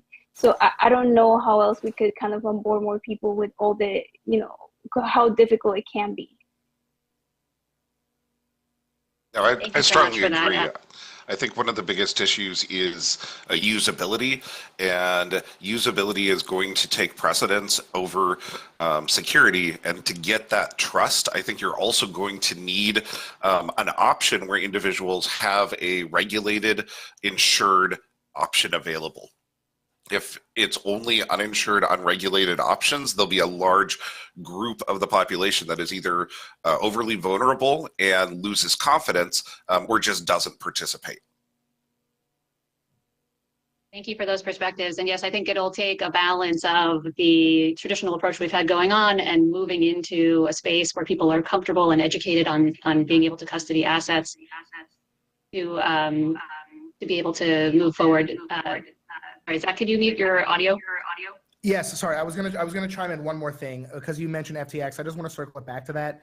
I think a lot of people are taking the FTX situation, you know, the $10 billion that were embezzled from customer funds, and I think they're using that as sort of a reason not to dabble in cryptocurrency, right? But I think really it's a prime example of why it's so important to self-custody your assets. Yes, I mentioned this before. Yes, it's more difficult. Yes, it's more confusing. No, it's not perfect, but I do think that it's just a function of time. I do think that eventually people will become more educated on this. And I just hope that the people who are listening who maybe haven't thought of this before start to see the FTX fiasco as sort of an impetus to learn more about self-custody rather than just, you know, turning your cheek to blockchain technology in general. I agree. I think that that's great. A great point to put in there. I'd like to do one more question and then one more topic, and then we can open it up to some questions if there are any. So I think the holy grail of decentralization and an open metaverse is a future of interoperability. So being able to hold assets for yourself or freely move them from one platform to another is really kind of a goal that a lot of people are working towards. But how feasible is interoperability in the short term and long term, given the different development and technological requirements of each platform?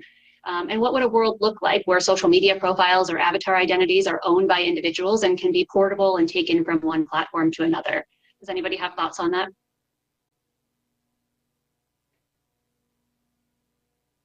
This is extremely interesting to me because you have these tensions of trying to be a monopolistic user where you have everyone and you are the central. But from a user rights perspective, the ability to transfer from one network to the other creates so many more opportunities for competition and allows smaller players to get into the space. We have an issue currently with regards to Twitter and competition other places, and it's so difficult to move from platform to platform. And I'm really excited about this. I think it's really the tech players and whether or not those who are at the top of the market choose to embrace those things. I see why they don't, But long term, if a major competitor comes out and has those abilities to easily enter and exit, it's huge for end user rights. I sort of picture it as having like an evolution of interoperability. And when I think of interoperability, I'm specifically thinking of, I guess, digital assets in video games more than I am for social media profiles. But I was speaking at the Game Developers Conference earlier this year, and there were a lot of developers, video game developers, and lawyers, and you know, just gamers who were really they were just, in their mind, it seemed like they thought interoperability was impossible. It wasn't even worth it. It would never happen. Why even talk about it? It's so difficult, right?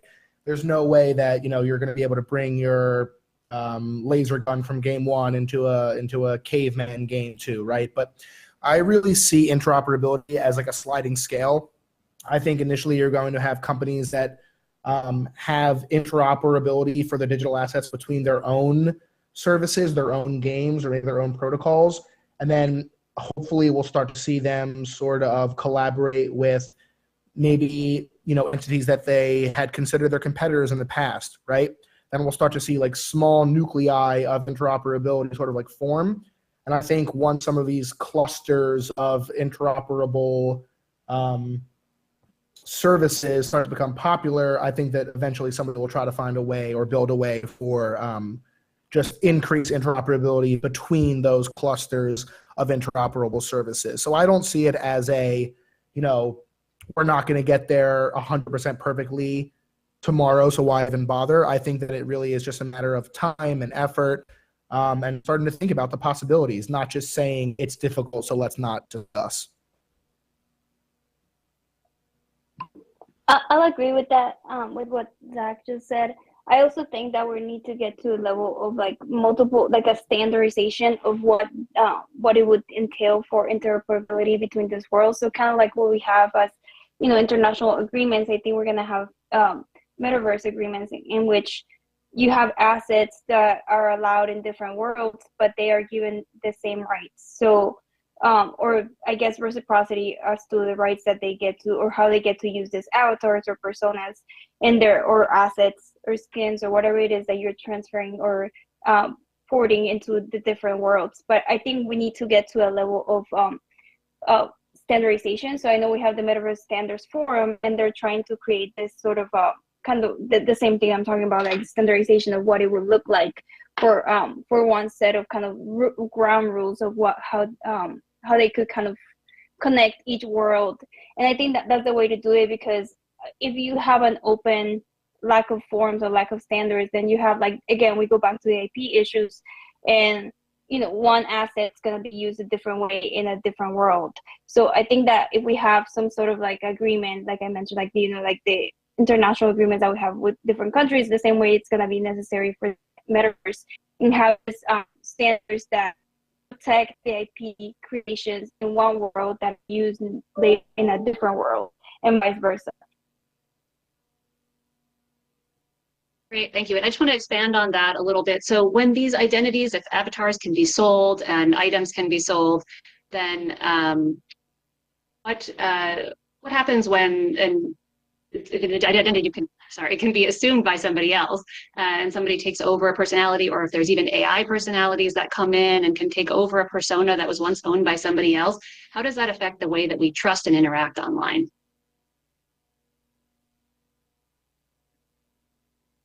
I think that's an issue that's happening right now. I think we're seeing the deep fakes, we're seeing them in commercials, we're seeing them in music and videos, and even the replica of voices, of people's voices that are being, the image likeness, including the voice, is being used in ways that is somewhat deceptive. Maybe not just somewhat, it is deceptive, because it's not who the person that they're using, it's not them. So in that regard, it's a problem of security in how do you ensure that someone's avatar is who they say they are. And this goes back to not just the anonymity issue that goes on in the blockchain, but also once we start seeing the AI replicas, how do we deal with both? Because we have now the anonymity, and now we have the kind of like personification of assets that could be deceptive. So And I would love to hear what everyone else thinks, because I don't have an answer for a solution. I see that probably it's kind of like issue spotting at this point, because I don't know how we're going to deal with that. Yeah, this is really interesting, especially when it runs into the right of publicity space, which is an area that is not very well standardized. When it comes to international intellectual property, it's one of those that has the least amount of agreement.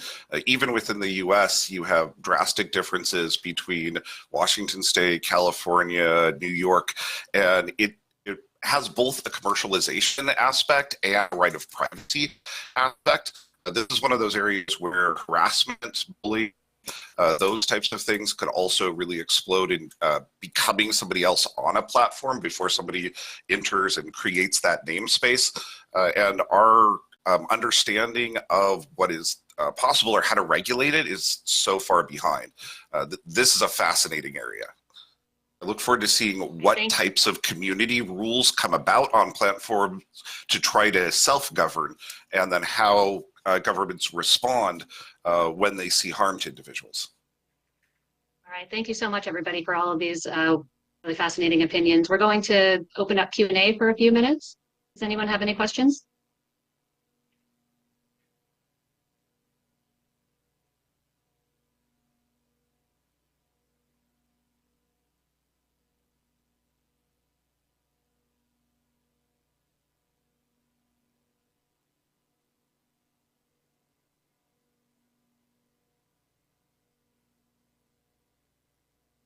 Any questions out there?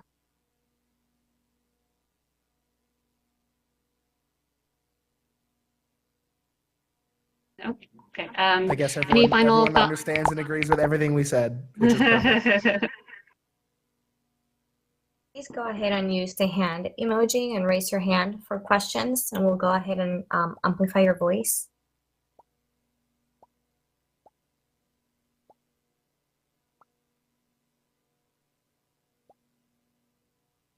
Jasmine, go ahead and ask your question, please. Hey, can you all hear me? Yes, we can. Yep, we can. Awesome, awesome. So I wanted to ask, I'm interested with the FTX debacle, Celsius. It's proven that custody within centralized sources does not work in cryptocurrency. And you guys mentioned it earlier about your preferences with self-custody. But my question to you is, how do we get the masses to understand that it's important to have a hardware wallet, and also to make sure that the firmware on that hardware wallet is updated more frequently?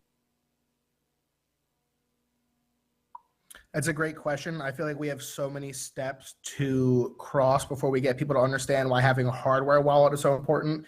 People don't even understand why it's important to have money that's not sanctioned by a government. They don't understand why it's important to self-custody, right?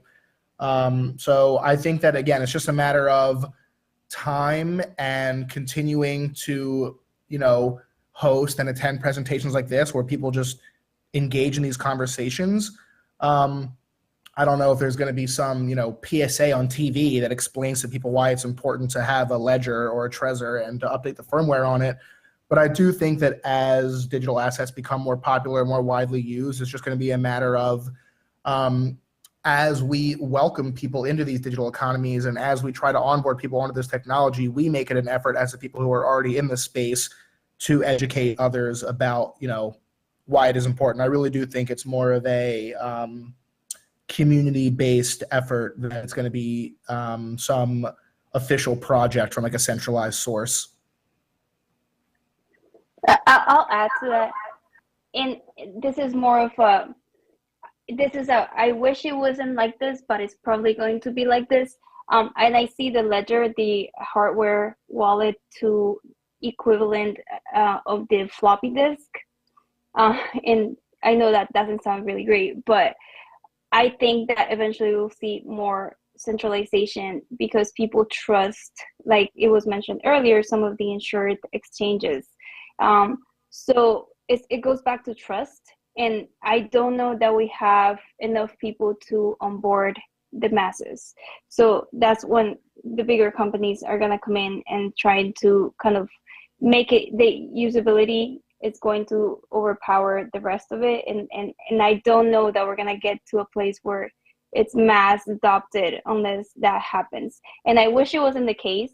I wish we could just onboard everyone, tell them, just get a hardware wallet, let's keep it, do self-custody. But it's just going to be really difficult. And I say that because I've tried to onboard people, and I've tried to do it, and also it's even more difficult in different languages.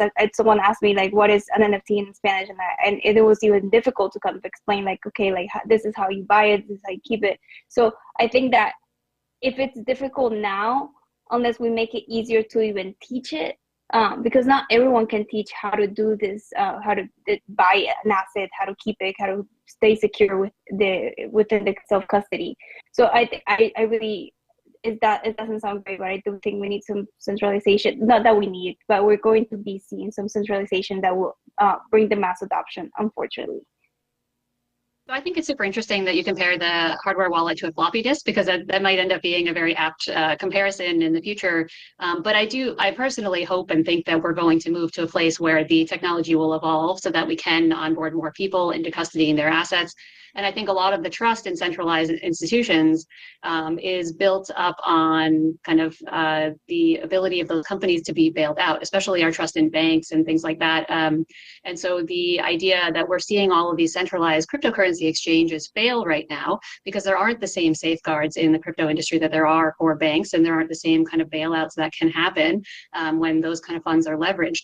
And so I think that the trust in centralized entities, I'm totally with you, Ellie, that I think in the short term, there's going to be a lot of centralization, and we're going to have to find trusted partners for custodying some of these assets to bring more people into the space.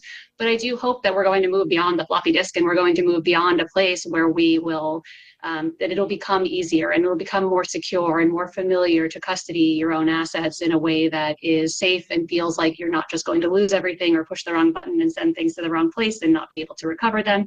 And so I'm kind of hopeful that while we may have some centralization in the short term, that we'll move to a place where we can, move beyond that as well. So are there any other questions from the audience?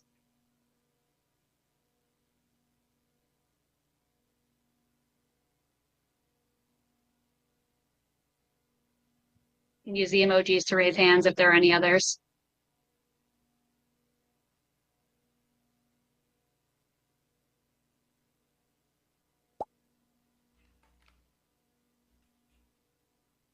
Any other questions?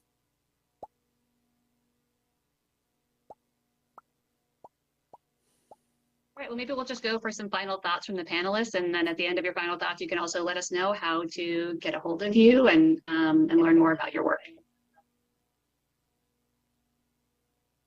Sart, do you want to go first? Yeah, definitely.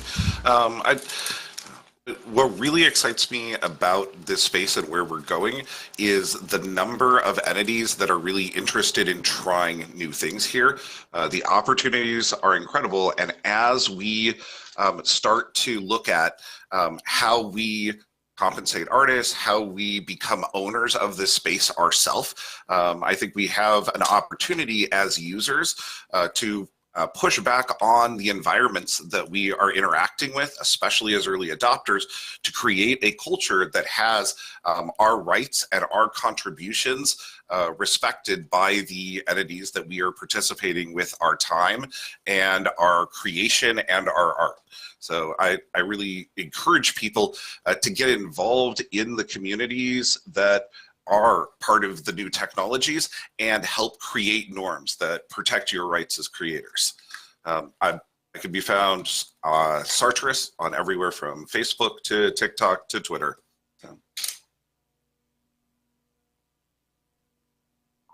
I'll just chime in and say, Liz, thank you for having me here. Everyone in the audience, thank you so much for attending. I have very high conviction that NFTs are going to disrupt so many industries, and that the metaverse is going to create all types of opportunities for brands and creators and individuals to monetize their creativity and their IP. So I'm just tremendously excited about what's happening here. You can find out more about me and what I do at fkks.com. My name is Zach Lewis. If you want to email me, it's ZLUIF.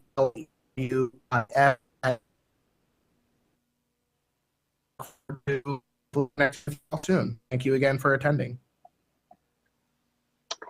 Thank you for having me as well. I too am excited about what this is going to be in the next few years. I don't think it's going to take that long. I think NFTs, digital assets, tokenization is all going to come to fruition in the next few years, especially with the AI uses that we're seeing lately.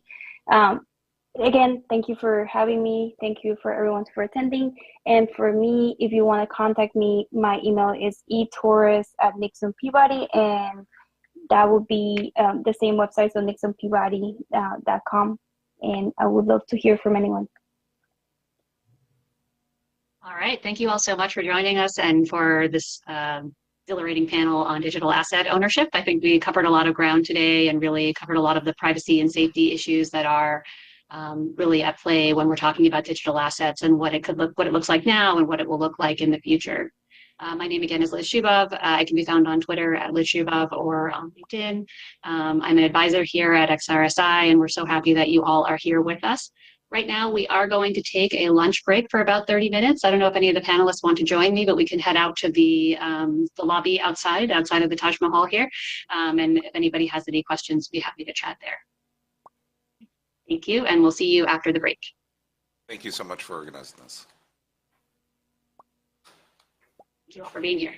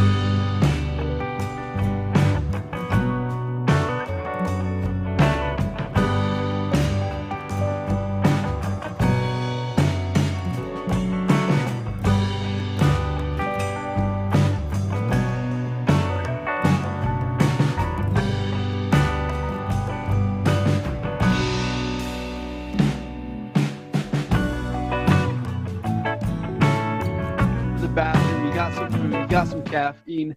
You are well caffeinated.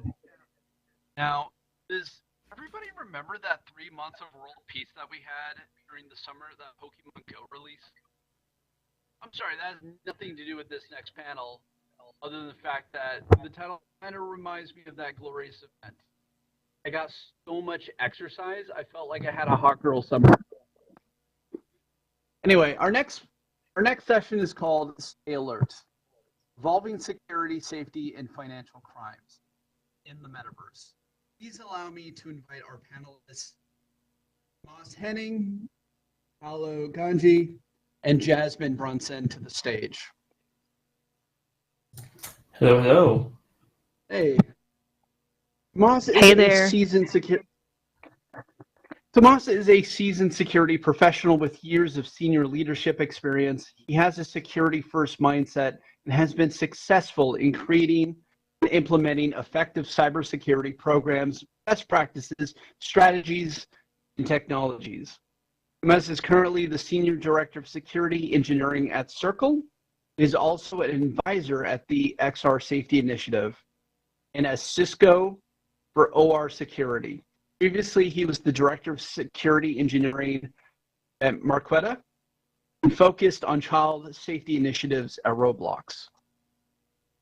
Paolo is a EU attorney with a background in IP, tech law, and business law in general. Over the past 2 years, he has been actively working in the Web3 and crypto world and has become an expert in NFTs, Web3, DAO, DeFi, and the Metaverse. Paolo has also gained substantial experience in scams and cyber attacks related to NFTs and crypto assets.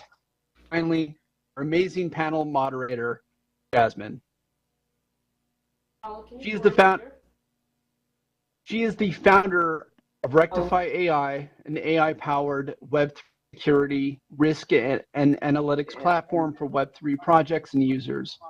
She's been an advocate for Bitcoin and cryptocurrencies since high school. Has also worked for companies like NASA, Maxar Technologies. Now she's using AI and machine learning to solve some of Web3's biggest challenges and risks to date. So if everybody could just grab some emojis, get some claps, and you guys enjoy your panel.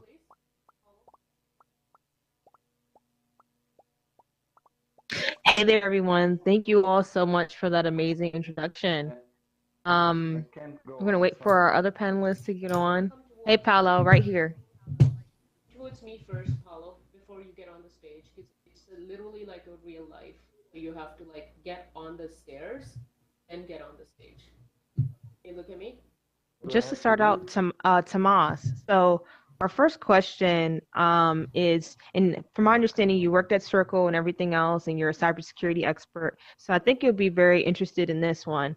According to Interpol, there was a report that stated that fraud, data thefts, and a whole bunch of crimes are propagating in the metaverse now. And so how do you think that we can prevent that from going forward to make the metaverse?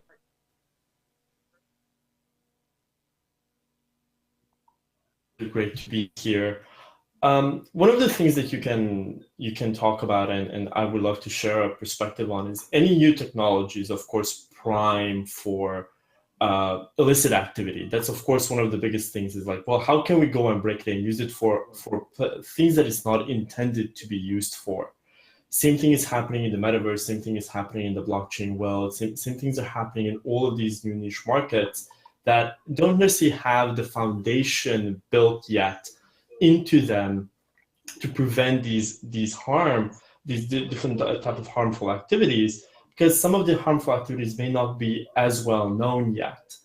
I think moving forward, both in the metaverse and the blockchain world, etc., what we need to do as a collective is really look backwards and learn from both the regulation, but also the historical illicit activity that has happened, and what controls have been put in place. A lot of the historical controls were reactionary, looked at the issue only in the isolation of the large event that has happened. We have the benefit right now to look at 30, 40 years of historical context and take out the goodness of what has happened out of those events, the good controls, and implement controls that make sense in 2022, 23, and even 2030, and implement things that are meaningful versus just way too overbearing or doesn't make any sense in the AR VR world or in the metaverse itself. Yeah, I like what you said about the more reactive responses to threats and theft. That's something that's propagating, especially in like the smart contract auditing world. When we see these exploits done on major platforms, or even with Binance, one of the largest exchanges out there, just getting exploited for $500 million recently. We're seeing more reactive measures put in place. But what about the prescriptive and the predictive solution? So a great response to that. Hey, Paolo, can you hear us? Oh, go ahead, Tomas. I'm sorry, I was trying to get. No worries, no 2 minutes worries. delayed. Welcome. Welcome. Well, thank you very much. guys. Tomas, Thank you. I'm going to allow you to answer that, and then I'm.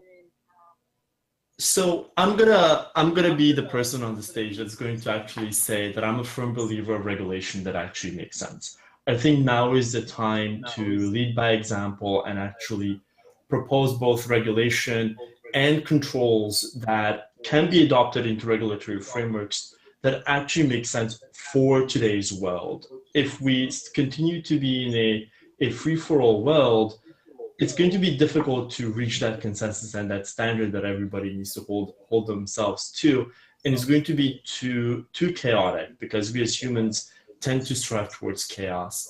With regulation and with a strong regulatory framework and a standard that makes sense, we can actually all drive towards building versus fighting against each other.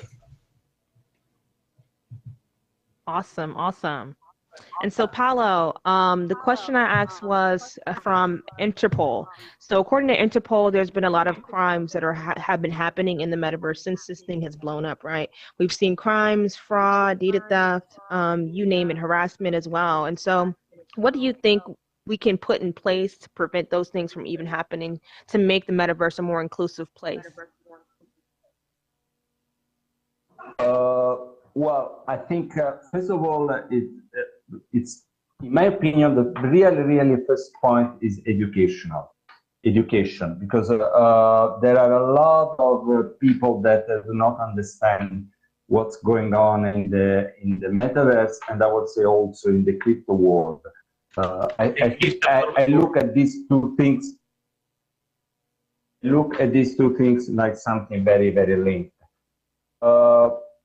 I will say education because, for example, there are a lot of people that don't really have an understanding of what is a metaverse, what is a crypto world, and maybe they don't even have a very good idea about tech. They don't have very much expertise, very much knowledge of tech, but they think.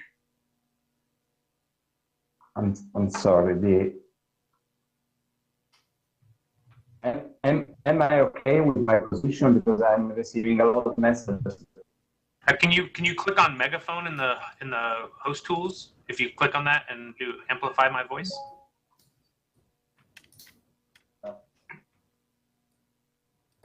I'm okay. Can I speak? No. Yeah, now you can speak. Paulo, can you look towards me? I'm right here. It's okay. Can I continue?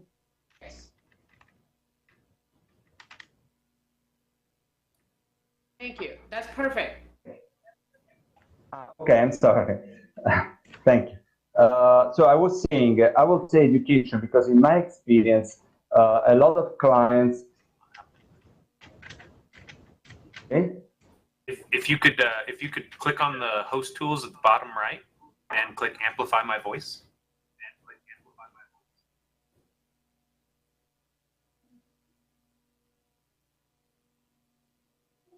Do you think we can add him as a bubble?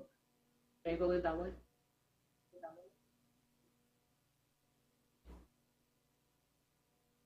You have to do it for him. Sorry, what do I have to click? You have to do it for him. He can't do it.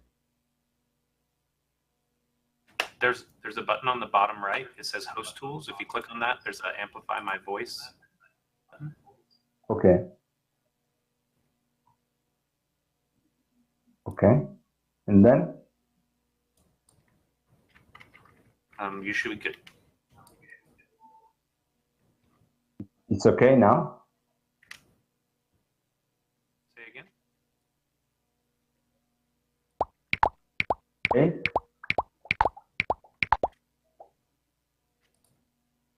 No.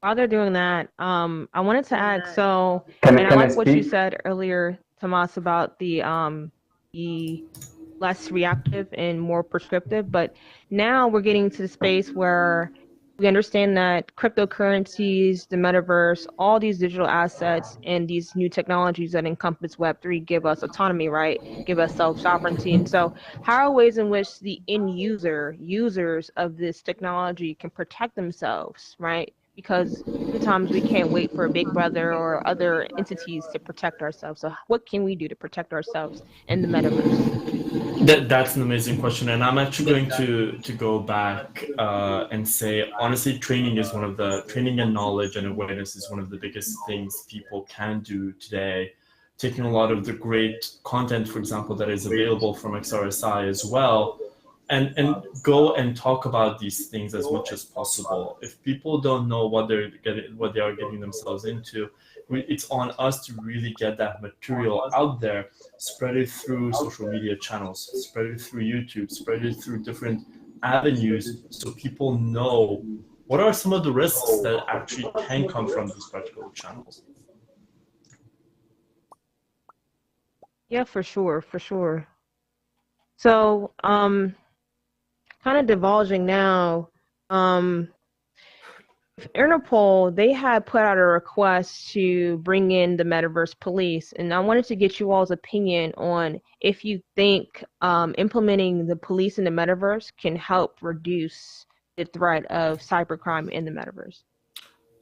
I think the term police for the metaverse also needs to be really, really well defined. What does it actually mean to bring the police into the metaverse? And by no means am I going to be the expert to define that terminology. But as I was referencing before, the security, privacy, and regulatory framework needs to be really defined and upheld by the companies that are running these type of environments to ensure safety. Does policing actually mean that this is nothing more than content moderation? Potentially. Does policing mean that transactions now are being monitored for money laundering and similar types of transactions? Maybe. I think the critical conversation that needs to happen is, what is the type of activity that needs to be policing? Who should be that oversight body that would actually go and do this? Would it be companies? Would it be a new law enforcement agency that is part of a government? Should it be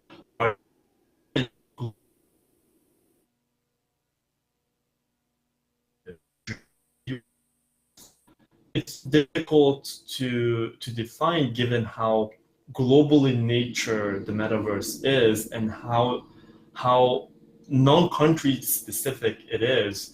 But we need to be able to represent each individual's perspectives and beliefs inclusively in such a way that we're not marginalizing anybody in the world.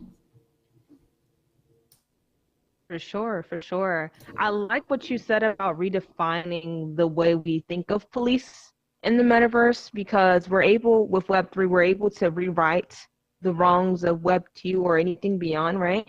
And just putting the word police on something could be an infringement or make people, you know, think that there's something deplorable going on, especially since these entities are supposed to protect modern day consumers. But same question for Paolo. What do you think, especially from a lawyer perspective, about the impact of police in the metaverse?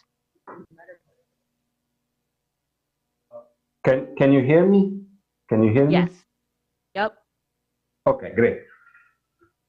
Okay. Well, from my perspective, and I have a very practical perspective because I have been helping clients in these kind of things more crypto than really metaverse, but probably it's very much linked. The problem is that when you go to police to enforcement of justice, that is really something which is not international. It's really domestic. So we have here a very terrible conflict, because from one point of view we have a very international system like the metaverse, the crypto world, all this kind of system. But from the other point of view, we have these systems which are terribly domestic, are terribly state-centered. So if you speak, I don't know, with the Italian police or the US police or the UK police, they have only their own perspective. They don't really speak with other police. So you have to file a complaint in that state with those regulations, and there is no really communication between the various systems. So when you pass from the perspective of the metaverse to the perspective of enforcing the justice, the situation is completely different.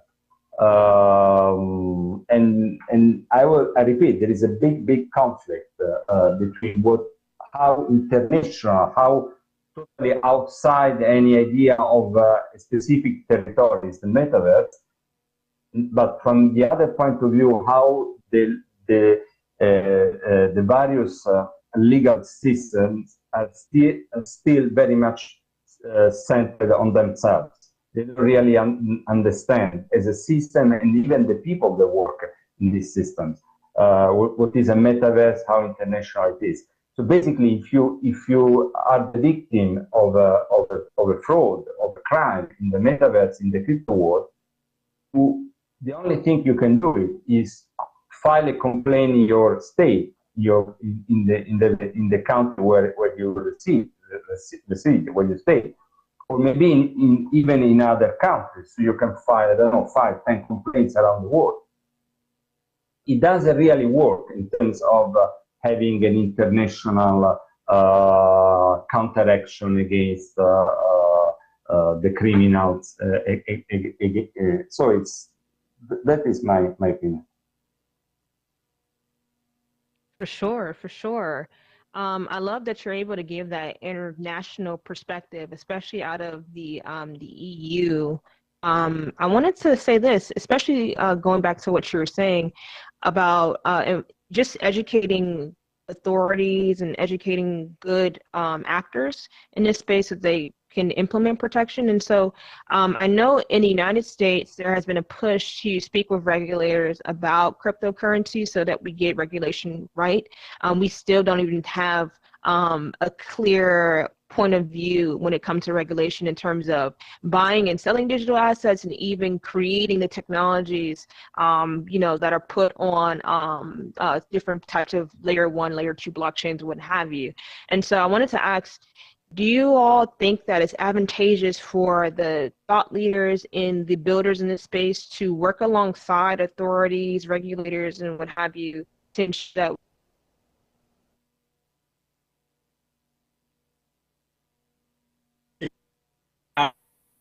and as Circle as myself as well, we welcome regulations, especially as it relates to stablecoin. And it goes back a little bit to what I mentioned before, is there's very similar risk, or it's exactly the same risks that we've seen in the fiat world or in the Web 2 world that we're trying to address. So why wouldn't the same rules apply? And that is the approach that we've been taking for this. So as we move into this digital world, in the cryptocurrency space, it makes sense for these rules to also apply in a sense that actually matters for the world that we're going to be building with these stable coins and with these cryptocurrencies.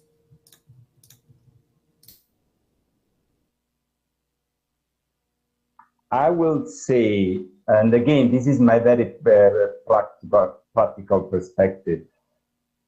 is very much, well, I totally agree with what Thomas was saying, but the problem with, especially with the police, is that usually they don't really understand what really means metaverse, cryptocurrencies.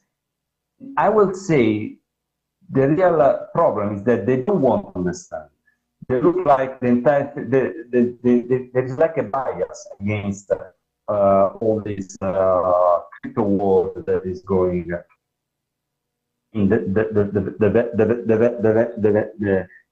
exists. So the police, the authorities, officers, regulators, in many cases, are really against. So what I'm experiencing with my clients is that when you file a complaint, you say that somebody has been a victim of a fraud in the cryptocurrencies world, in the crypto world. In many cases, the police, it looks like they doesn't want to help.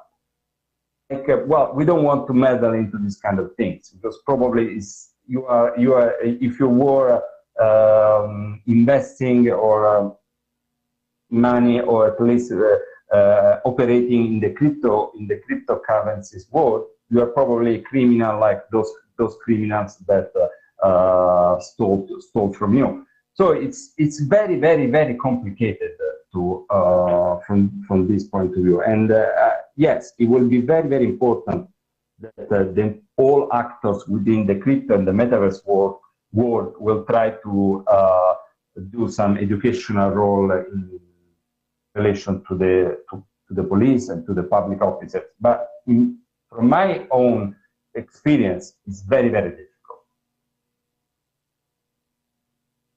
Awesome, awesome. And so to segue, we see hacks, scams, and exploits become a prominent thing in the Web3 space, from exit scams, aka rug pulls, to flash loan attacks, smart contract exploits, phishing, you name it. In my own research, I found that the two most common exploits in the metaverse are, one, social engineering, and then also phishing, right? And phishing tends to, hinder all of us. That's why there's spam filters and things of that sort put in place for emails and common communication. And so what are some ways in which you all believe and best practices you all believe are good to implement so that we can prevent people from experiencing the perils of social engineering and phishing in the metaverse? If you don't mind, I'm actually going to be up-leveling your question a little bit, because it's not for me only about phishing and similar type of scam campaigns that are ongoing, but it's overall the safety and security of the blockchain ecosystem, of the cryptocurrencies, of the metaverse in its essence. And I think the parallel that I draw is, if we take a look at the very, very beginning of the Web 2 world, there were well-known classes of attacks that have not been really coined yet. They haven't really been addressed yet. That's why OWASP Top 10 exists, that now are effectively something everybody looks at when they're developing a Web 2 application. We're in the very early stages of Web 3. We're in the very early stages of smart contract security. We're in the very early stages of tooling that companies can utilize in order to build the products, build the dApps, build the ecosystem that they want to build out in a safe and secure manner.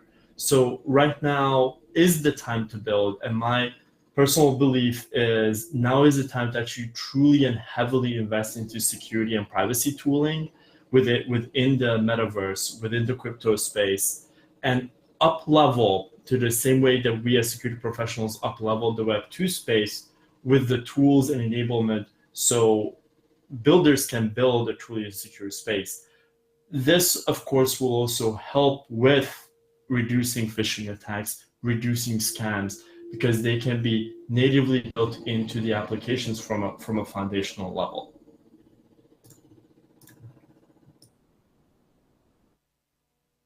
I will that there is not very much awareness yet in the world about the type of dangers that might come. And I see, for example, a lot of platforms which ask to connect your wallet.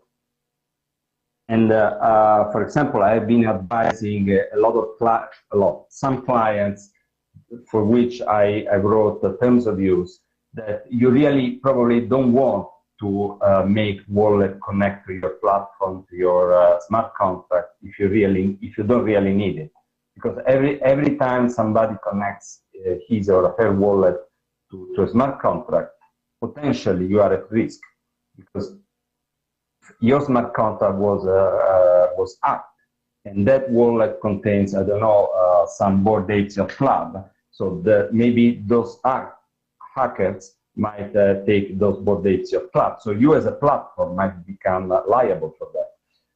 But when I say this to clients, they look at me like I'm crazy. Why? I want to people connect their wallet to my smart contract, to my platform, for example, to mint an NFT as a membership of an association or things like this.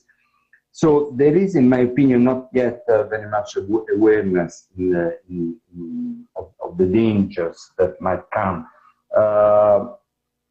from platforms, but also from, I would say, from apps, but also from users. For example, I personally have a cold wallet, a ledger, but not many people have. Many people, it's kind of normal to connect their wallet to whatever platforms, to whatever smart contract and mint their own NFT. They don't really care.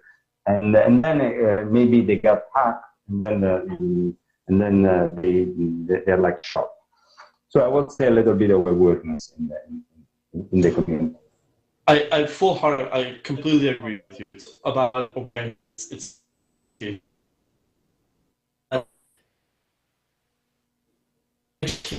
is only one component of it. The other component of it is going to be ease of use.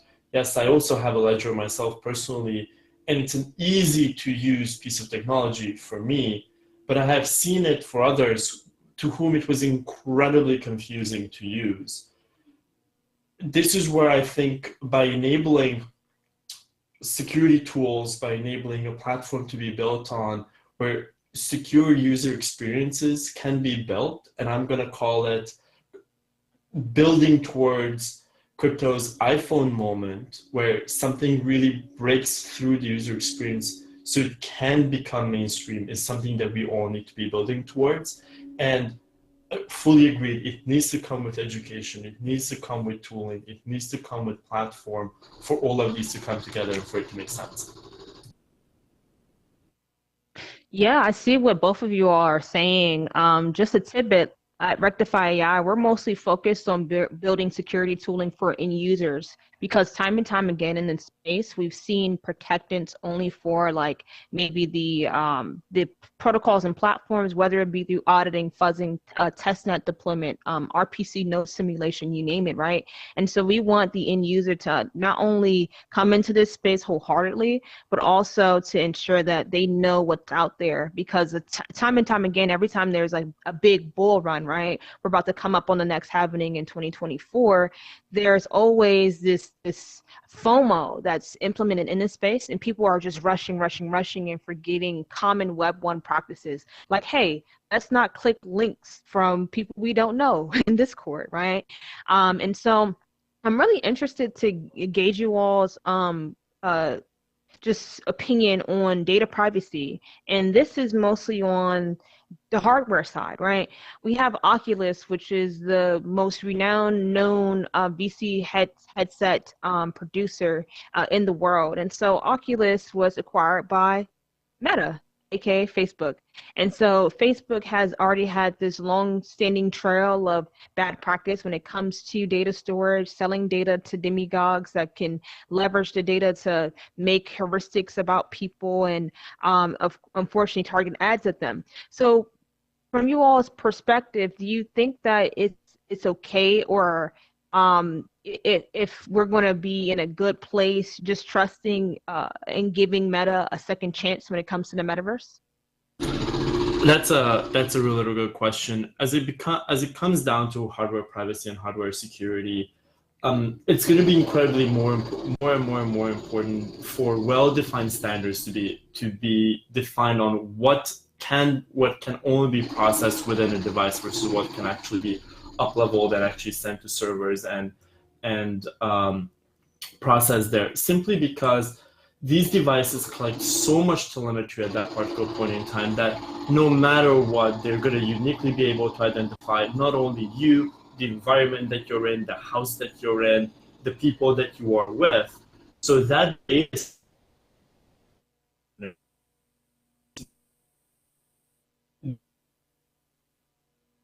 controlling is that much more difficult, and you have to uphold it to that higher level of rigor. And I'm not going to be bashing Meta, but there have been historical issues with privacy. There have, not only across Meta, but across other companies as well. So data minimization coming off the device should be the goal that every single company strives for. I would like to add that I totally agree with what Thomas just said, and I am from Europe. I'm also I work in privacy law, and then also data privacy officer for some companies. And at the moment, in Europe, within the European Union, there is a big debate about privacy law, GDPR, and the Meta. Yes, I agree that privacy minimization is absolutely important, because one of the cornerstone of privacy is the technical and organizational measures, which for GDPR lovers is Article 32. I don't know, but I'm asking myself how Meta, Facebook, old Facebook, is going to manage the security, the technical and organizational measures in relation to the Metaverse, because it's going to be a very, very sensitive issue. Awesome, awesome. I was looking at the schedule for tomorrow, for the Metaverse Safety Week, and I wanted to kind of do a precursor to it, because I was just thinking about this not so long ago, and we got to talk about children's participation in this, because of course children are going to gravitate towards gaming, they're going to gravitate towards the Metaverse, VR. Kids are like sponges, right? And so what are some ways in which people can participate in their children's Metaverse experience just to ensure their safety? That's an excellent question. One of the best things that I always said, and I strongly believe in, is parents should be playing the games that their kids are playing, and learning with them what the Metaverse is, and not shying away from that particular game that they're really, really interested in. If the approach that you take is just buy my child a headset and not learn anything about it, that's not the right approach. Be there with them, embrace the environment with them, learn what the communities are about, and go and play games with them. It's a lot of fun to do so, and that allows you to have very meaningful conversations with your child, regardless of their age, about what is right versus what is wrong, what is something potentially harmful in the AR, VR space, or even in real world, because you can draw those parallels and use it as a teaching opportunity for that child. Because as you said, the child's brain is a sponge. So why not continue that teaching opportunity in the AR, VR space? Why are you just doing it in the real world space? So get in there, play games with your kids. I personally have a 5-year-old daughter. I'm directly experiencing this stuff. I would say I'm really, really concerned for the future, because all these metaverse, but even less than that, even simply YouTube, just to say in very simple terms. As a parent, as a father, I really look at something that has to be really, really taken care in relation to children, because their mind is really, you can really direct their mind very, very easily. I don't think that it personally, and I'm speaking more as a father than as a lawyer or as somebody who has an opinion.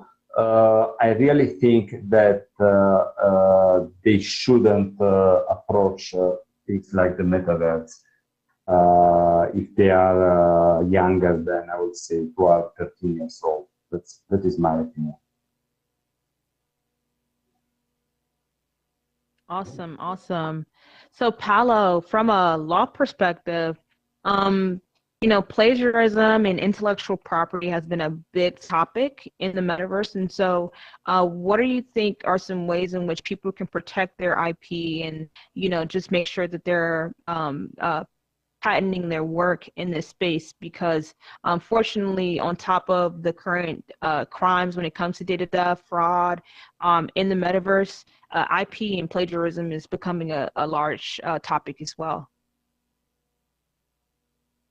Yes, and all the major brands, including brands from my country, are filing trademarks for the metaverse. And the EWIPO, which is the European Union Office for Trademarks, and US PTO, which is the US one, already published guidelines about how to file a trademark in a trademark request for metaverse. Those are the big brands, the big ones, really. The SMEs at the moment are really outside of the metaverse. So what's happening at the moment is that there are just the big brands that are investing money or trying to understand how to protect themselves. They don't really have a very clear idea about this. I was in a conference a couple of months ago, and there were the chief legal, the chief of the legal department of Nestlé, which is a big European trademark, and also of a couple of other big brands. And they said that they are investing a lot of money trying to understand how to protect themselves in this new environment, but it's not really very much clear to them what to do. And those are, I repeat, the big brands. The SMEs, absolutely at the moment outside this world. They have no idea what to do it. They're a little bit afraid, and they're trying to stay away. So we are just at the very, very beginning of this situation.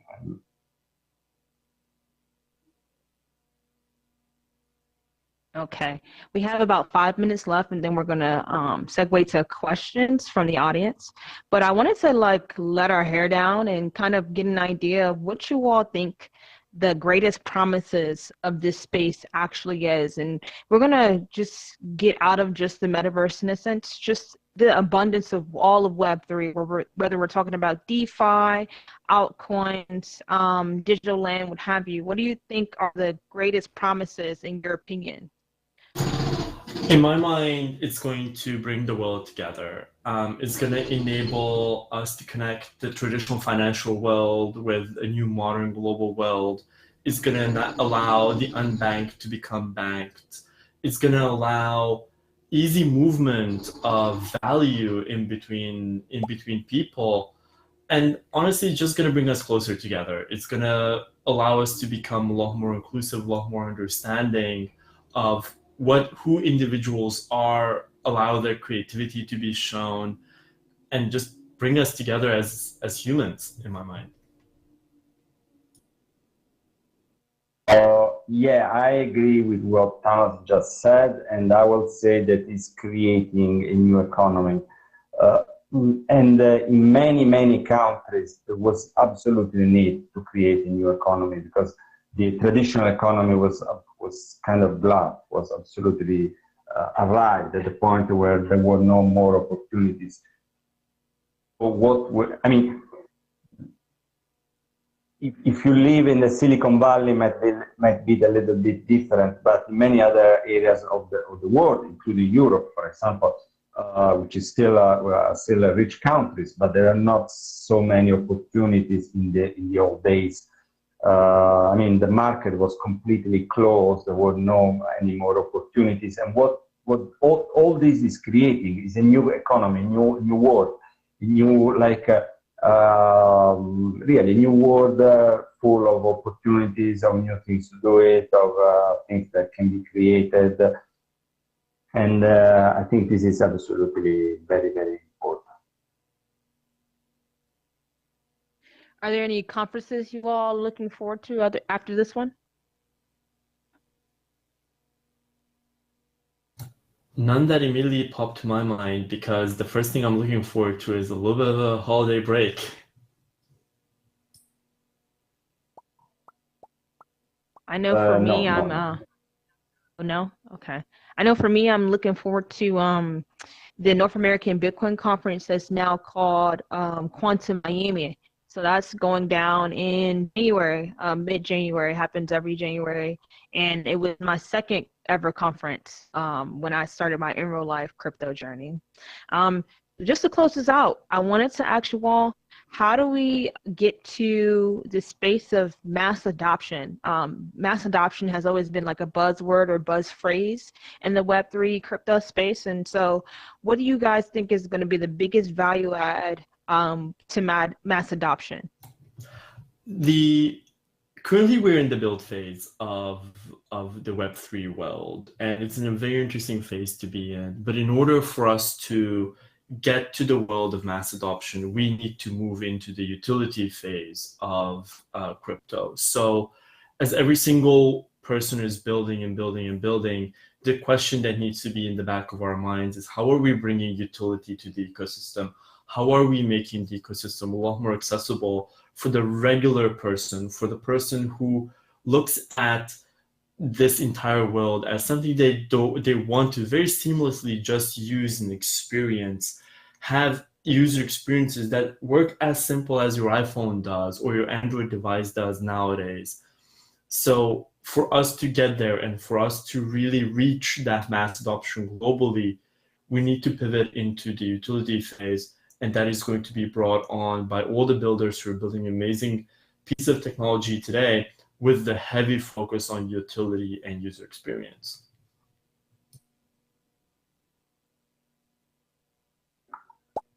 I totally agree with what Thomas just said. I would say we are very, very far away from mass adoption at the moment. I just want to tell a story about myself. Last year, I created a collection of NFTs which I wanted to give to my clients. I mean, clients that hire me for NFTs platform, NFTs project, this kind of crypto projects, these kind of things. And so what happened is that many of these businessmen, they didn't have a wallet. It's kind of, they paid me for, because they wanted to create platforms in the crypto world, in the NFT, but they didn't have a personally wallet.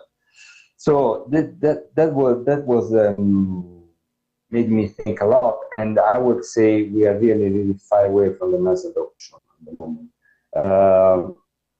It's like wallet should become much easier for people to understand and to approach. At the moment, we are still in a niche. Just still very few people are in this world. That is my understanding. For sure. We're still early. I mean, less than 10% of people on this planet are using Bitcoin cryptocurrencies and even are participating in the Web3 space. So I think it's a great opportunity for us as the leaders of the space to onboard as many people as possible so they can know about the access they can bring. I love what Thomas said earlier about inclusivity and onboarding people. And, you know, I'm super excited about the future. And so just to round everything out, thank you all for attending our talk. We want to open it up for questions from the audience. So please raise your hand and then we'll go ahead and click on you. While we're waiting for folks, any last regards, gentlemen? Nothing from me. Where can people find you all? Twitter. as any person in crypto, it's Twitter, and it's my full name, Tomas Henning.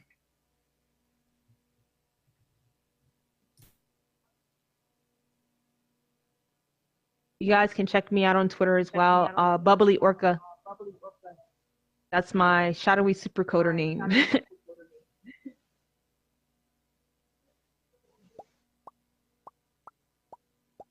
Any questions?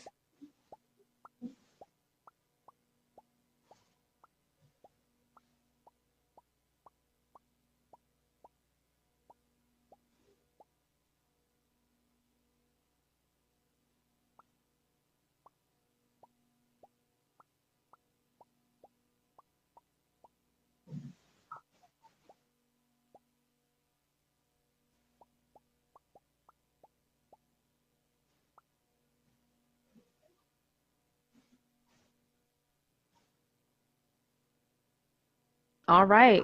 We're going to close out this evening. Thank you all for attending our talk. I hope you took and derived a lot of value out of it, and enjoy the rest of Metaverse Safety Week. Thank you. Bye. Thank you. Bye. Bye. Bye. Thank you.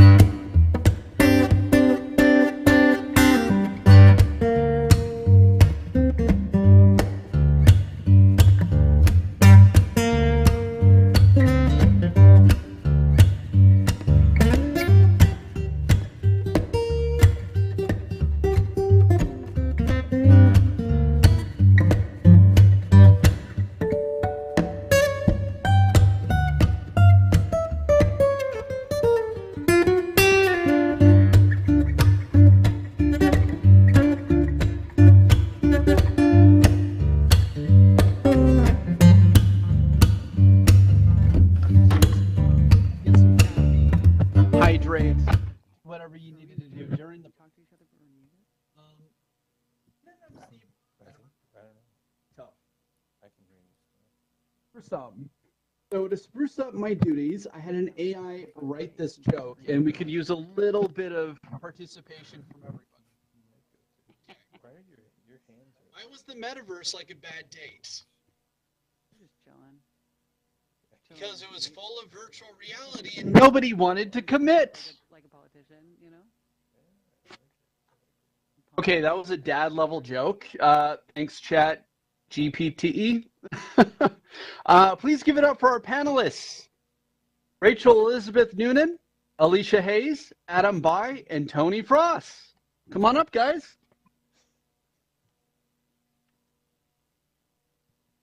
First, we have Rachel, a strategic planner expert with 14 years of experience in entertainment, culture, and media industries. She's held leadership positions at the Toronto International Film Festival, the Canadian Film Centre, Meta, Ardeo, and Samsung, where she oversaw marketing, research programming, and audience development. In her interactive narrative projects, among other things, she's a published writer and has served on several innovative juries, including the Canadian Media Fund.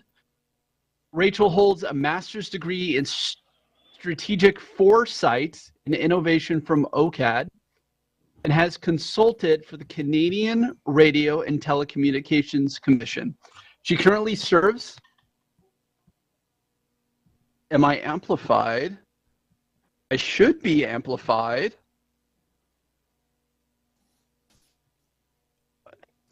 Yeah, I can hear you now. I couldn't before. Sorry. Cancel. Oh, that was weird. Okay. An innovative studio focused on emerging technology. Next is Alicia. She's an assistant professor of learning technology at the University of North Texas and the director of the Surge VR Lab, where she leads the development and testing of technology for learning. She's an expert in emerging technologies like virtual reality and mixed reality, and is passionate about using technology to create engaging, effective, and inclusive learning experiences. Alicia has worked on numerous large-scale educational projects sponsored by organizations as the NIH, NSF, Department of Defense, and the Bill and Melinda Gates Foundation. She is an educator, researcher, and developer who's dedicated to improving the way we learn through technology. Last but not least, moderating this amazing panel is Adam Bai, Chief Strategy Officer and Chief Client Officer of Glimpse. Adam is an anthropomorphic of technology and innovation and has taught courses at several universities, including MIT and Columbia. He was of pioneering digital and collaborative learning company Nomadic Learning, where he served as editor-in-chief and as SVP of strategy and senior client partner. Adam has also consulted on related topics for a range of firms, including IBM, PepsiCo, AB InBev, and Nike. He's an expert in the field of technology and innovation and is currently leading strategy and client partnerships at Glimpse. And I'm happy to announce I just hit my steps for the day. That's what that little bell was. So you guys enjoy the panel, and I cannot wait to hear what you guys have to say.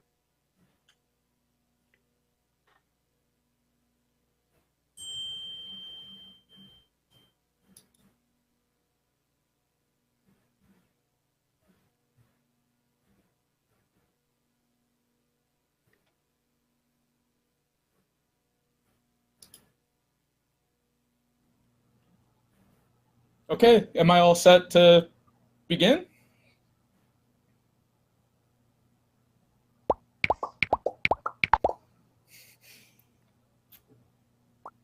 All right, so I want to thank everyone for joining. Hopefully I'm being heard. I'm not entirely sure if I am. the whole idea of this panel is to think about what it means to understand the metaverse, and that's a kind of deceptively difficult question, I think. So I just want to begin with a few remarks, and the whole purpose of this panel is really to foster a fascinating conversation between people who are differently located in the worlds of learning, agencies, research, etc. And I just had a couple points to begin with, and then we'll introduce the panelists. So I was thinking the other day that it's become really commonplace to remark that the metaverse is a difficult concept to define. And that's kind of like a pro forma thing that everybody says prior to talking about the metaverse or writing about it. And we've heard that again and again in this conference. It's almost like negative theology, where the only way to define God is by thinking about those things that God is not. And I've noticed that most definitions of the metaverse are primarily technical definitions. They're about platforms, AR, VR, interoperability, etc. Most obviously also mention immersive experiences. But this panel is a reminder that experience is by definition subjective, and just as importantly, that every experience is always already individual and social at the same time, even if we're in an immersive environment with no other people interacting with us in real time. So just as Wittgenstein argued so persuasively about language, we can't define the metaverse without accounting for its modes of use, its practical grammar, that is to say that it's an instrument or tool woven into social practice and economic production. So we also need to pay attention to not only what people do inside particular immersive environments, but how they talk about and imagine the metaverse before they even sign up for a place like we're in now. Which is why in the panel description, I wrote, the metaverse is a complexly emergent technical social assemblage in its earliest stages of growth and adoption. Its evolution depends upon the mindsets and behaviors, hopes and fears of people all over the world. Therefore, to only engage technocratic elites or programmers or executives about the metaverse is also to kind of replicate that error, to assume a narrowly technical definition of the metaverse, to shrink the field of inquiry and to kind of miss what the metaverse is and what its potential is. And this move doesn't make sense no matter what your goals are, whether they're making money through advertising, inquiry, or activism. So to conclude, I think there are two things that are simultaneously true. One is, as Marshall McLuhan said, the content of one communications medium is always initially derived from previous media forms. So if you think about like radio shows or plays on television in the 50s or the static web pages of the 90s, the same will be true of the metaverse, that our imaginations will be limited by Web 2.0. And then the second thing that's also true is that the most interesting uses of the metaverse don't yet exist. They'll take advantage of the technical potential of various platforms in newly emergent ways. So the best thing we can do is not only to keep our eyes open, but in the spirit of open and transparent inquiry, to pay attention to what people are doing and thinking and imagining with and within the metaverse. So that's the spirit of this panel. It's also the spirit of Glimpse's work with XRSI to figure out what people out in the world and people in this environment think about the metaverse, how they're planning to use it, what they're afraid of or anxious about, what they're excited about, what forms of interaction they imagine will be the most important or create the most value for their lives. And to that end, I want to really, really strongly encourage everyone to fill out the survey that was sent out to you. Because we want to compare your responses as experts or participants in the event to those of everyone else. Without further ado, I've asked each of the panelists to just speak for a few minutes, introduce maybe 1 to 3 provocative claims or statements or questions about the metaverse and how we can understand it and research it, in the context of their various environments where they're experts, or domains of expertise. So I would love to start with Alicia.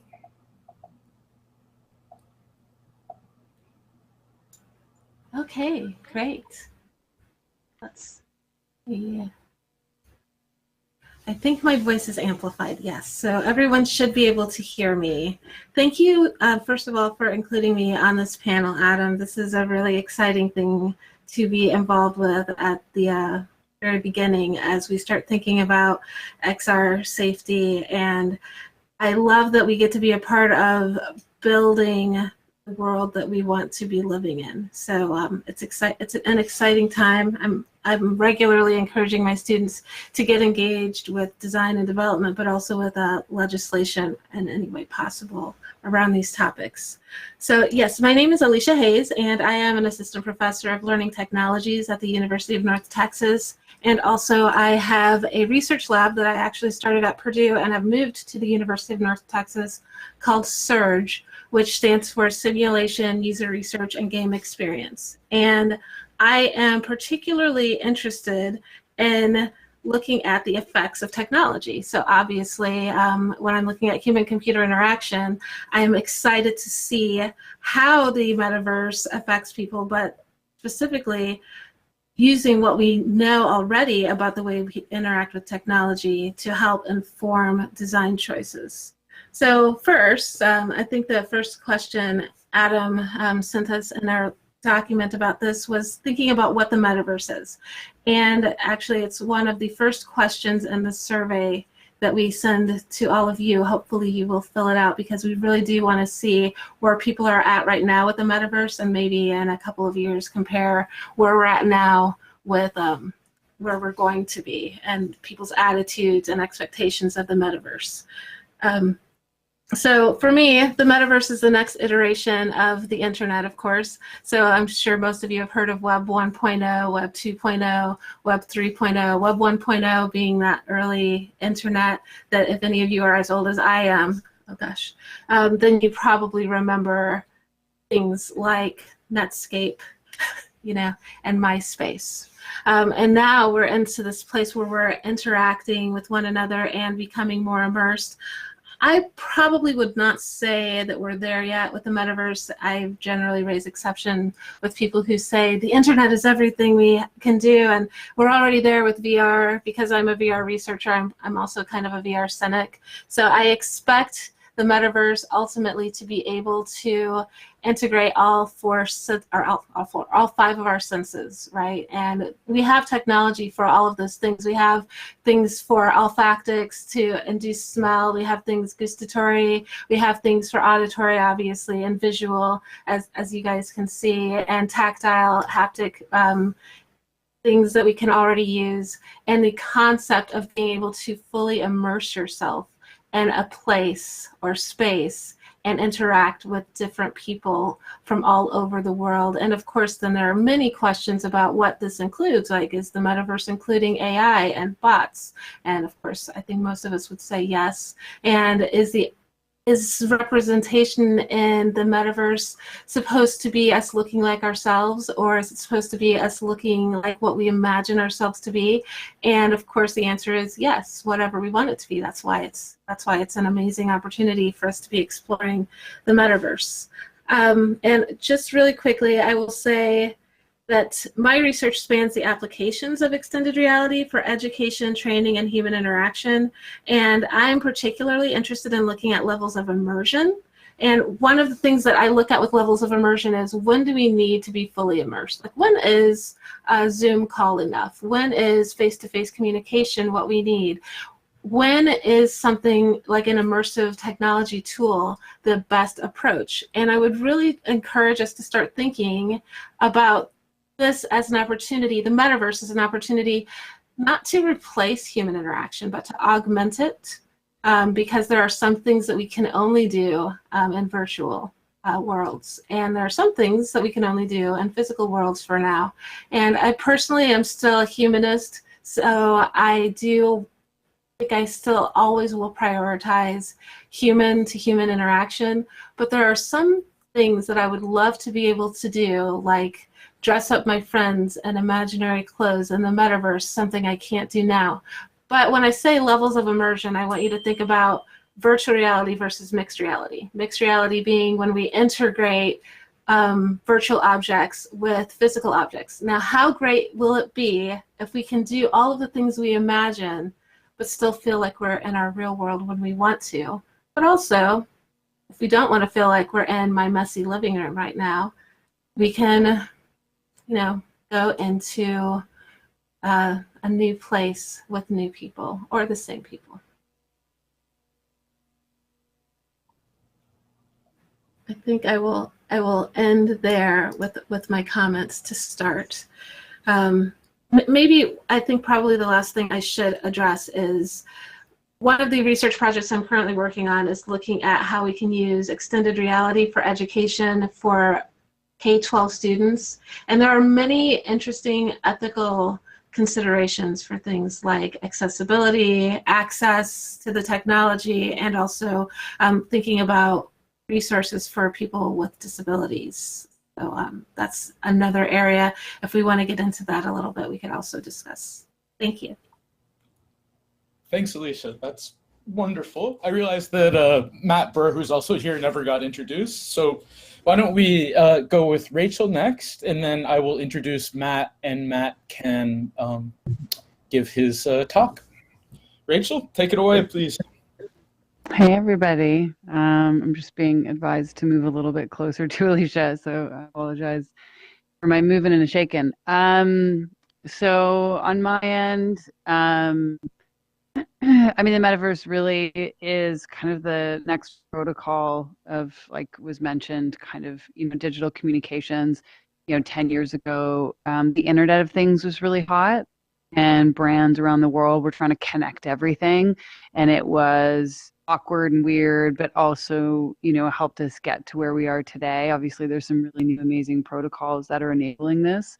And the realization of it is a seamless experience across platforms. And my idealized state is actually, we're really not behind screens anymore. So I'm going to probably say 60 to 70% of the things that we need screens for, we'll be able to do natively, whether it's using wearables or swiping or LiDARs, whatever end up being. All of the different technologies are going to work in companionship, and some are going to, some are going to end up on the cutting room floor the way that, for example, like laser discs or compact discs. I mean, music leaves a trail of transitional technologies and certain things. Like VR, what we're doing right now, this could be the laser disc of XR. Like it could be something we don't have to do when AR gets enough. It could take a lot of these use cases and really blow it out of the water. And then there's certain things that VR does make sense for.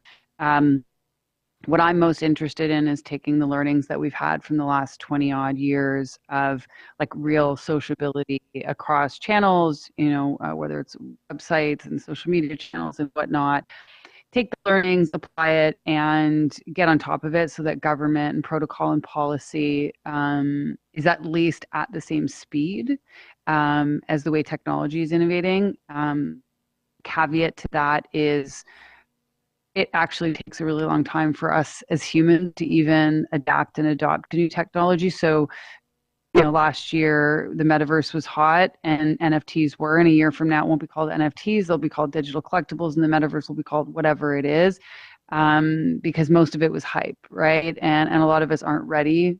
Even VR, it's been around for 15, 20 years. I mean, on a commercial side, because it's been around for 20, 30 years in large scale products and services, but a lot of us still want nothing to do with it. So we do have time, but in terms of enabling like the privacy and safety protocols, we're at such a really amazing juncture where if we can work with policy people and communicate, which, large commercial scandals or, data breaches that have come out, the Cambridge Analyticas of it all, have actually put this conversation in a good position, because the general public actually is now concerned with their data and the safety of it, and what people are doing online. And so there's a huge spotlight put on it. So it's a very, very exciting time right now. And in terms of the way experience design will be realized, it's yet to be determined, right? I mean, artists and creators and developers are going to continue to push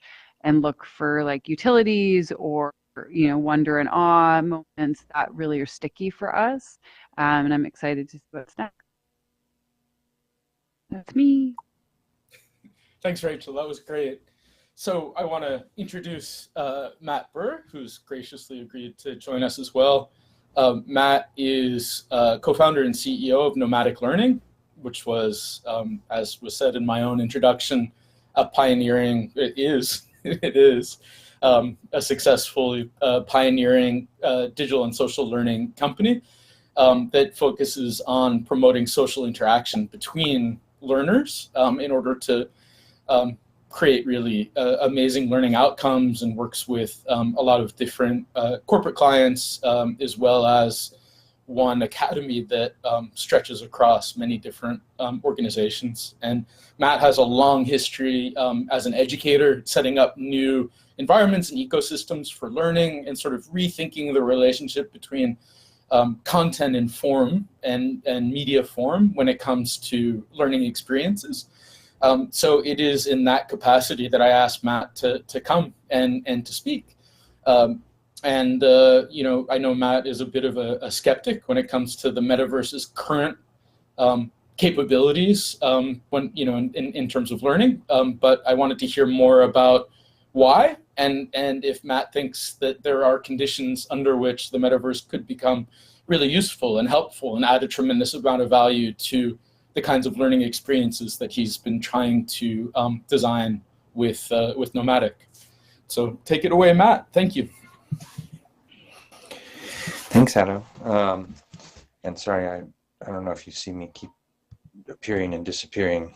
I'm having a very local technical problem where my daughter keeps stealing my headphones to her iPad. So that's a unique challenge. So yeah, I mean, Adam just, Matt, can everyone hear me okay, by the way? Yeah, I think I'm here. Can you hear me? I can hear you.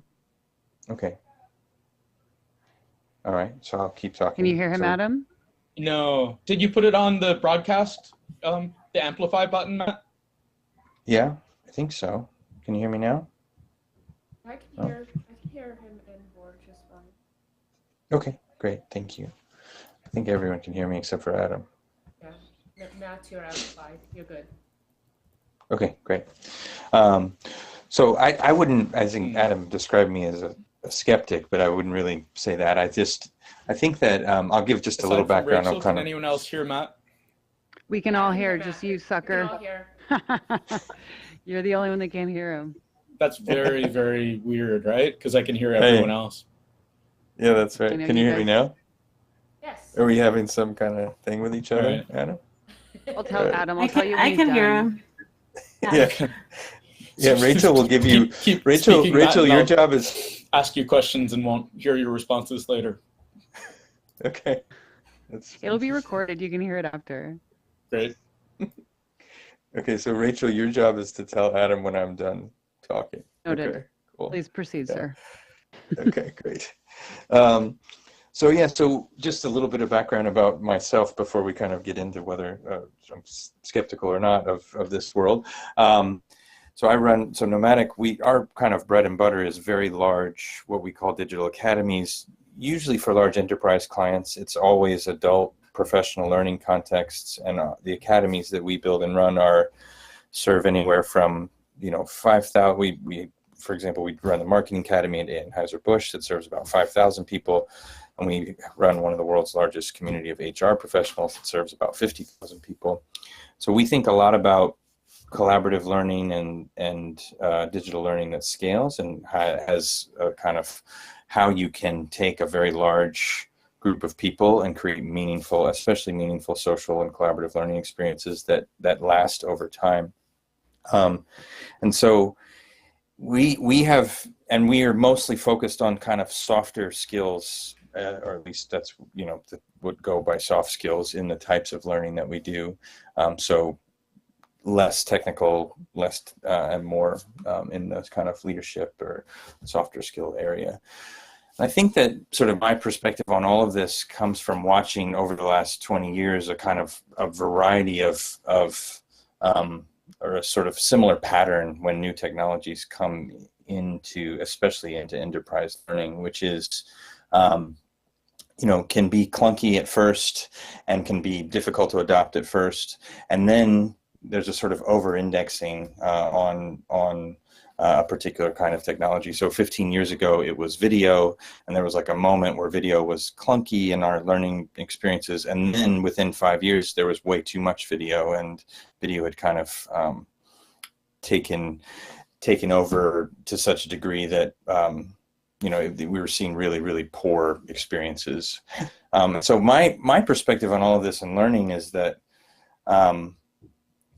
you know, the medium is less important than what happens inside of it, and the quality of the experiences that you can create, you know, depend a lot and somewhat on the medium. But that if you have bad experiences, and the medium can't save you, basically. And so what we've seen so far in kind of metaverse type experiments in our space, especially in kind of like leadership development and softer skills, is a lot of the programs tend to focus on the technology and the uniqueness of being present via the technology itself, but the programming, the actual learning experience design, and so on, just doesn't seem like it's, not even that it hasn't caught up, but it's kind of significantly worse than what you might see in a kind of non-VR context. So what I'm kind of looking and waiting and thinking about and trying to kind of, and I'm one of the reasons why I'm really interested to hear what Alicia and Rachel have to say about this, is just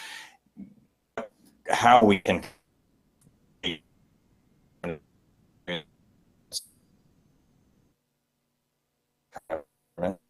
draw on the unique elements of this, and if you have examples or have seen stuff like that, because I just haven't seen it yet, and that's what I'm sort of waiting for. Like, what are those kind of big transformative things that feel like, wow, I definitely couldn't have learned that, I couldn't have had that experience without being in a metaverse type environment.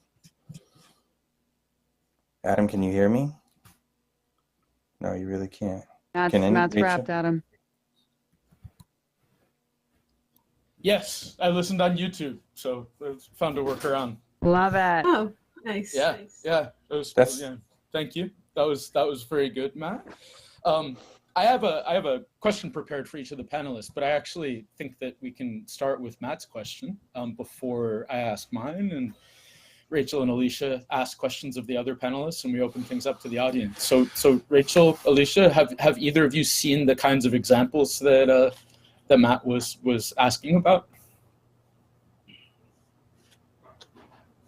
You want to go, Alicia? Oh, I was going to ask a few minutes ago, but I can maybe start to address this.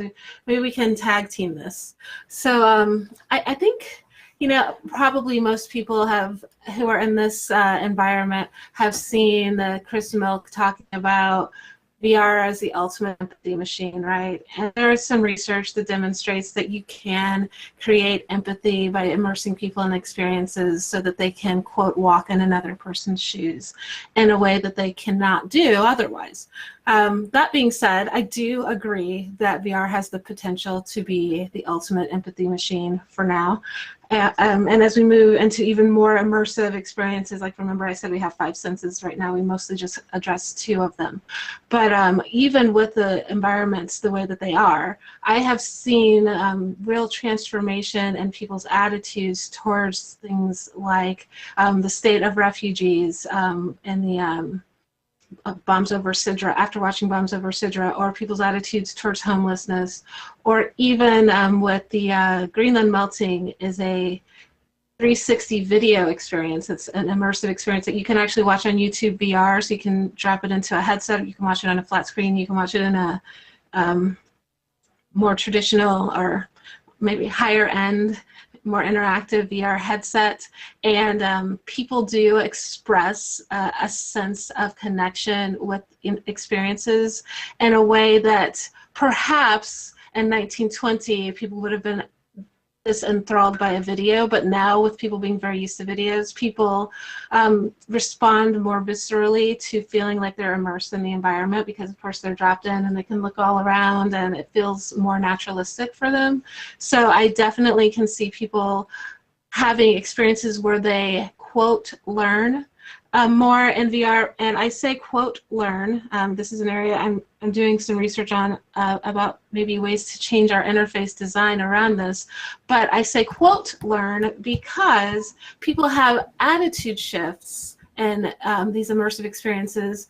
But so far what we see is people learn more didactic stuff actually better, not in VR. And of course I have some hypotheses about this, mainly all around the fact that when you're in VR and you're able to like look down and see that you have feet and arms and that you can actually see the ground of the ship and you have control over what you're looking at, you might not actually be listening to the narrator who's telling you the information. So we can do something about that though, and that's part of why we do research, is because we look at how the things we've designed are working and how to improve those designs. So for sure, yes, and a long and short answer, Matt, I have seen people's attitudes change. We just did a study with some journalism students about recovering from trauma, students who are talking about writing articles about recovering from trauma, and we showed them the environment where people are in solitary confinement. I think it's actually called solitary. And there's no real way to really experience solitary confinement, but when you're in a VR headset and you actually feel the narrowness of this room, because everything else around you is occluded, while you're in the headset, you really feel the sense of like, whoa, this is a lot worse than what I might have thought. And some students even reported feeling like a sense of being claustrophobic in that tiny space. So I also share your skepticism, Matt, about using VR and all kinds of immersive tools for just anything. But where I want to be. That's the space I want to be in. Rachel? Yeah, for me, it's interesting because, you know, I've seen some of the first VR. My mom worked for a software company called Alias that was bought by, I think it was called Industrial Light and Magic. This is a million years ago, and it was a company in Toronto, and they had quote unquote VR machines, and they were hang gliders, and they were just like a single use. You got in this thing. It was the size of a phone booth, or like an old school phone booth. They were massive. And it was mesmerizing. It was weird and janky. And it was just fun and entertaining. And, you know, 20 some odd years later, there's been like 3 really sticky moments that are either multi-sensory, like you mentioned, or are really, really designing for the platform, which ironically, one of them, the designers design in the physical space first, and that's a company that's not around anymore. They're called The Void, and they were phenomenal. And it's such a shame they didn't continue and survive, but they did. They worked on franchises like Ghostbusters and Star Wars. And the first time I ever put a headset on, they had a 1,500 square foot space in New York and Atlanta and LA and Toronto, and it was $45, and each person had their own PC. So you put a backpack on, and it was a shooter game. I don't necessarily advocate for, all the things to be shooter games, but the Ghostbusters one was absolutely perfect. And they also used multisensory. So you walked through a physical space, and you could see the space, but you were in the VR headset. They used motion, they used air, they used smells throughout the space, and you felt like you were in it. And it was so much fun and so playful. And another example is another multisensory one, which is director, his name is Alejandro Inarritu. And he did a project called Carne y Arena, and it was about refugees, and very similar to trying to put somebody in the, the mindset or the physical space of an individual. You walk through a space where, you feel the gravel on your ground, you're dealing with the sound, the external sound. So all elements and all factors are considered in unison, and it's not isolating you to a headset, which is probably one of the smartest things that we can do when we're thinking about designing for these. And a lot of the use cases end up being, entertainment. Utility has been an interesting one that I've had a hard time finding the best possible utility use case through VR. There was one which is for the U.S. defense, which was quite insightful. Basically, soldiers that were coming out or going through active duty, a lot of them didn't want to see therapists, like real people in person. So certain research companies helped develop these basically like therapist bots. So just the way that I look right now, you could come in, you put a headset on, you sit and you talk to the therapist. And statistically, people shared more because there was a psychological perception that there was more anonymity with the process, which I thought was really interesting. I just thought, wow, that's the most impersonal thing I've ever heard of in my life. Like, you know, a therapist in VR, you don't know who it is, or you're not connecting with them. But that person literally just wants to be seen and be witnessed and get a lot of stuff off their chest, and have to go through the process of developing the relationship with them gets pushed aside when they're talking to what kind of appears to be a bot, but it's really a human, which I thought was quite insightful. Of the millions of projects, those three are probably the most interesting ones that I've experienced so far.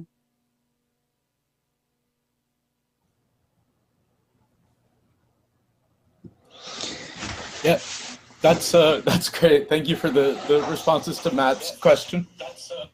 And let's see, I had quick questions for all of the panelists, and then after that, I'd love if you all had questions for one another, like Matt asked of Rachel and Alicia.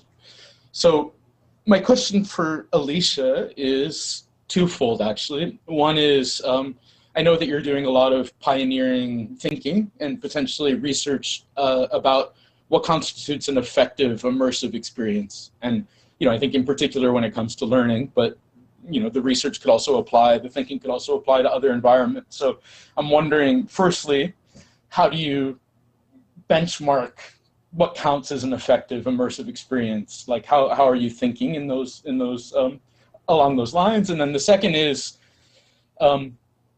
as you've been working on metaverse-related research, are there particular research modalities, ways of investigating people's experience that have proven really effective or really successful, and some that haven't panned out?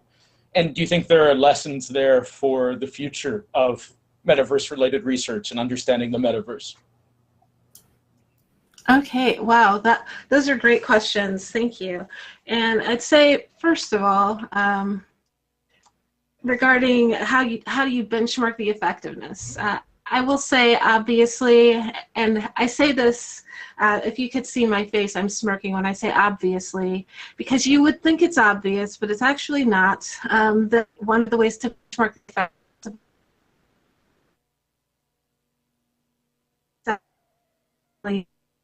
that people create and don't actually measure the learning outcomes.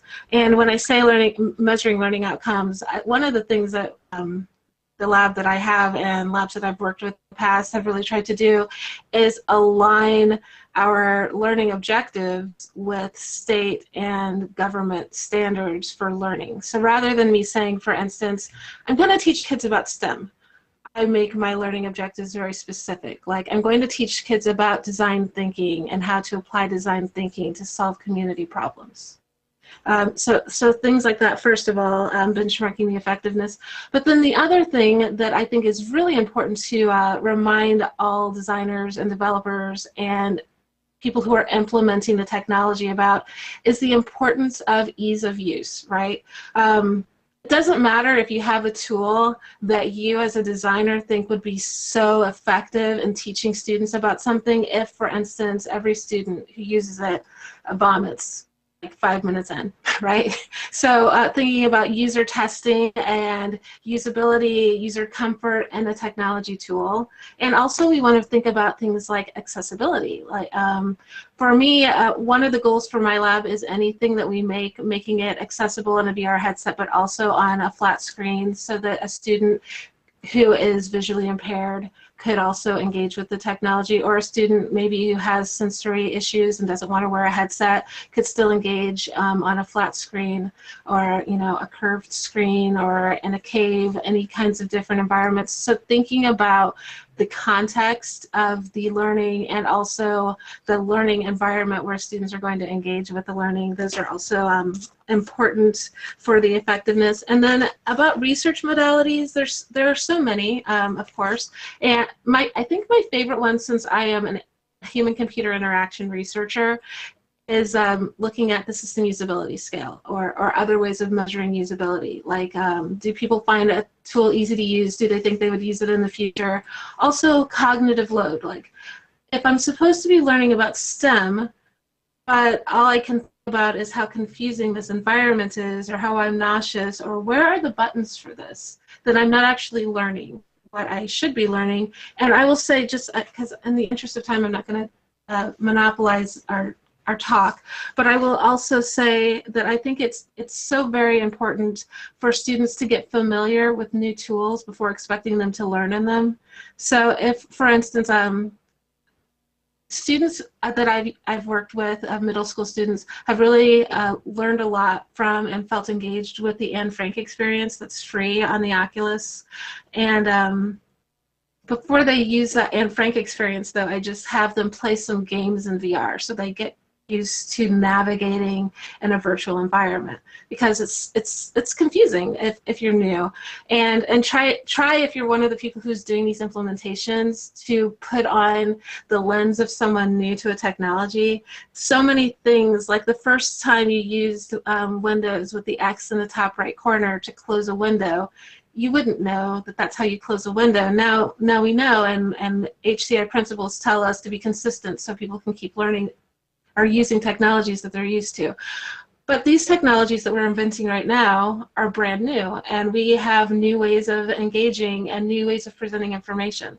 So make sure you're giving people that you're trying to teach in these environments opportunities to engage and learn how to use them before you expect them to learn from them. I love it. Those are really good lessons, Alicia. And let's see, Rachel, I had a question for you. I thought the way you phrased the posited the relationship between kind of smart regulation and the evolution of technology and of the pace of adoption was really interesting. I think you said something like regulation has to move at that speed, the same speed that the technology is evolving and adoption is progressing. And I was wondering, given that you have such an incredible background, not only in strategy and innovation, but in research, what's the role of research in allowing regulation to move at the speed of technical evolution and adoption? That is, how do we know what's going on, and how should researchers be, studying what's happening, and then also informing policymakers, for instance, or corporate executives about the reality within the metaverse and around the metaverse, so that regulation and policy can actually keep pace with change? I mean, we all know, research is the backbone of justifying and rationalizing, new policies and processes. And it's interesting, I was talking to somebody in a completely unrelated industry in construction, and we were talking about environmental changes to building practices. And basically, a large majority of the companies out there, they move when policy does, right? I mean, unless a company at a really high level has a philanthropic undertone, or the company is a triple bottom line company, or, ethics are fully embedded in the company, not native for them to be making certain decisions. And for a lot of companies, and I'm dealing with this right now, I just joined a new studio called Forward, and one of the tensions I had where I was before was that regardless of the compelling research to indicate that, we have the power to really positively shape people by adjusting our design guidelines, right? So asking questions when we're building technologies, does this have the potential to harm people? What does the safety look like? Making sure things are age gated, because there is COPA compliance, obviously, which is really, really amazing. But that's kind of base level. So all that being said, research will continue to have a big part in it, but the best way to make that research effective is to really synthesize your narrative. So, for example, there's amazing reports that XRSI does, and one of them reports very deep. It's very meaningful. There's a whole section that talks about making behavioral nudging algorithms, illegal, and providing guardrails around them. Now, that's the interesting part of that report's probably 30 pages. So our job as, say, academics and researchers is to pull out the narrative and tell the story in a really compelling way. And I don't think fear is the best motivator, but there needs to be something that inspires action, because as clearly indicated by millions of people like yourselves and, this organization like XRSI that's putting this on, is you've been screaming from the rooftops about this for a long time. It doesn't matter, right? Our issues and needs get deprioritized because the world is happening around us. We are not a unique one-of-a-kind snowflake. We're not the most important person in the room, whether you're in Congress or you're in Parliament, whatever country you're in. There's famines and there's other things that really, really matter. So we have to be as compelling as possible and use the research in a very succinct way so that we don't get stuck in a sea of published papers that are brilliant and interesting, but also hard to digest, which I got for years. My old boss used to say, "You should price this for me. Like talk to me like I'm a 4-year-old, because I don't need to know the words. I need to know what like the human implications are and what happens if I don't make these changes right now."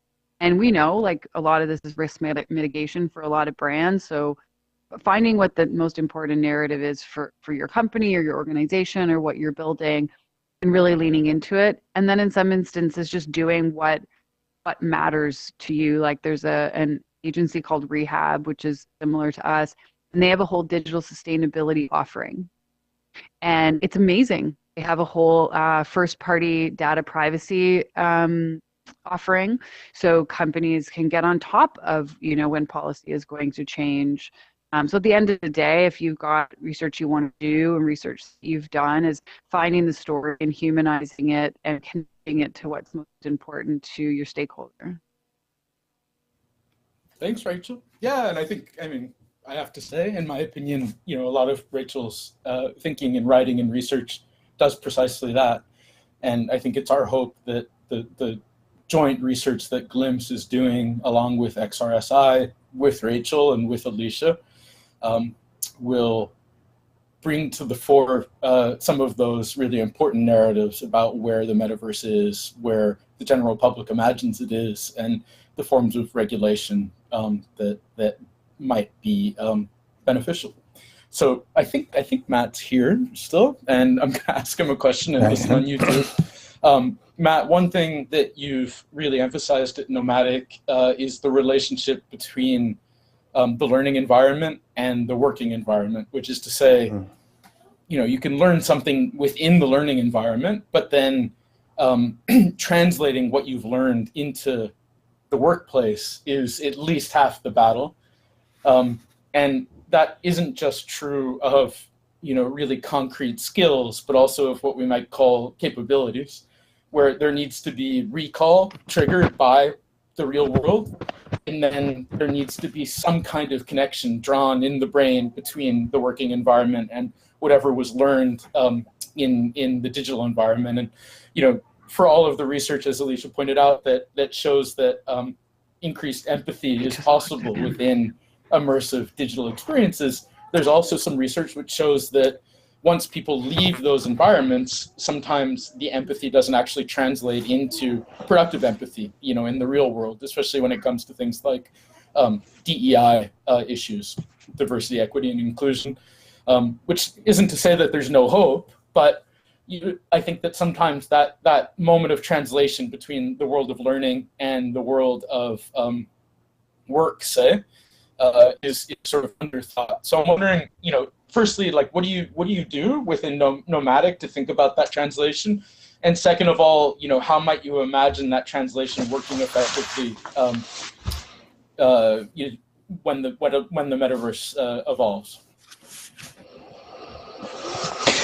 Yeah, it's a great question. I mean, so to answer the kind of first question first is like, how do you do that? And I mean, one of the things that we focus most on is stories and narrative as kind of at the core of the curriculum, because if you are able to tell good stories that people relate to, they stick with people longer, and the lessons and things they draw out of them are generally easier to apply into context. And so, but then one of the kind of broader lessons about nomadic is, so we're dealing with adult learners in professional environments who are under extremely stressful situations. We usually have very, very limited amounts of time or attention, and so you need to you can't really afford very much friction in that experience, and you have to have what we found, at least, is kind of like a kind of constant movement from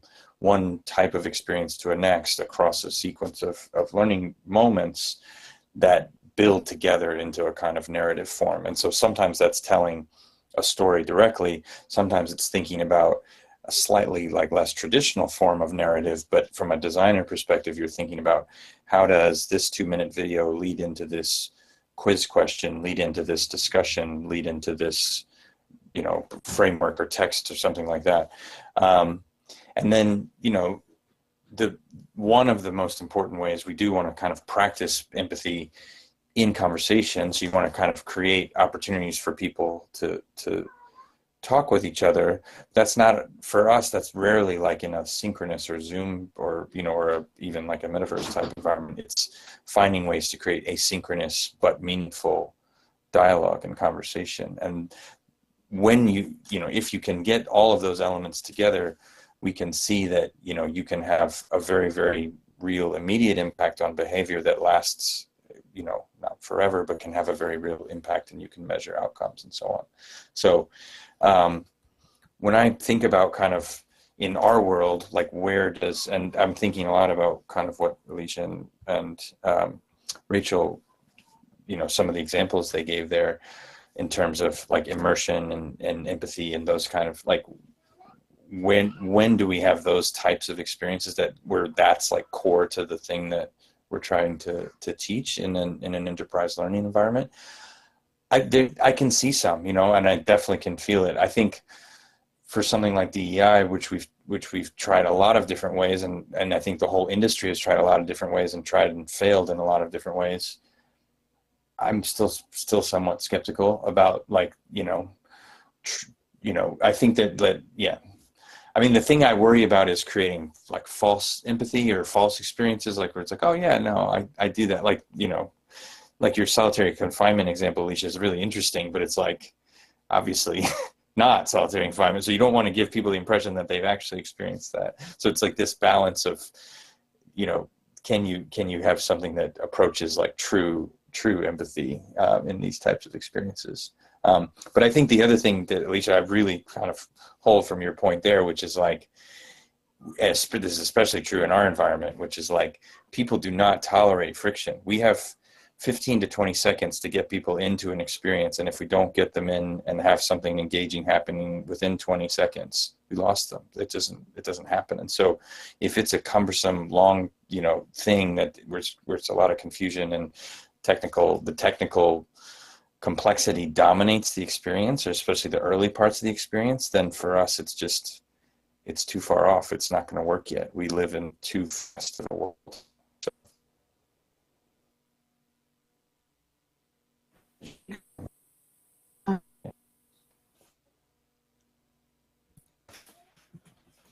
Thank you, Matt. That's great. And I realize that we're almost out of time. So unfortunately, can I interject something really quick, a chance Adam? to ask questions of one another unless the audience has no questions. But I think we have about 7 minutes left. And I want to see if there are questions from the audience. Adam, can I add something really quick? Adam? I'm going to say I don't think yes, he can hear you. For him. Yeah, I'm going to go ahead and say you can. But you guys can hear. Okay, so I can hear you. Yeah. Adam asked me about efficacy, And one of the things that I wanted to make sure people leave here with is Okay. one of the things that we try to do with I training guess there are is no make questions sure. from the audience? Oh. Alicia's is make talking, sure that. Adam. Oh, sorry. Oh, it's okay. Is make sure that maybe it's because I'm behind him. Maybe that's why. Can you hear me now? AT&T commercial. No. Okay, so one of the things though that we want to make sure people take away is a transfer to the real world, kind of like what Matt was just saying. It just occurred to me that I meant to say that and I hadn't said it. But one of the things that some of my research does is look at, you can learn something in a VR, but does it transfer to your real world experience? And we want to design things for education and training that don't just make you better in a lab or in your classroom, but actually make you better and more effective in the really real world. That's all. Yes, that's great, Alicia.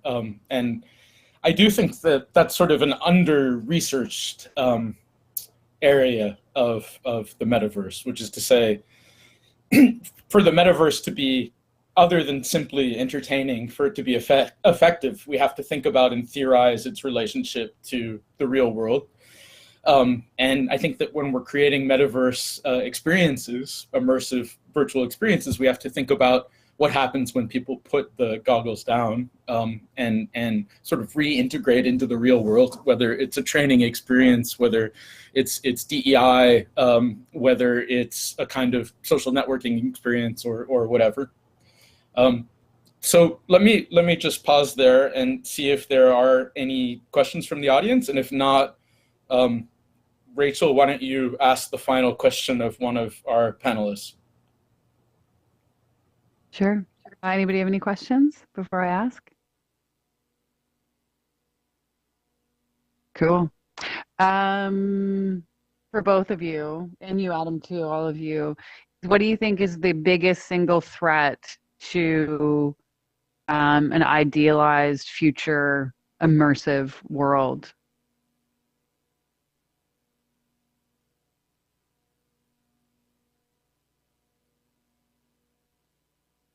Alicia, you want to start?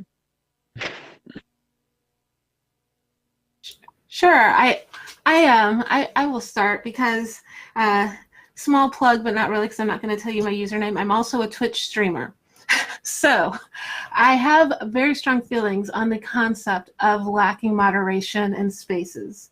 So I think the thing I am most concerned about is lack of regulation and moderation in the metaverse. I'm already concerned about the lack of moderation on things like Twitter and Facebook.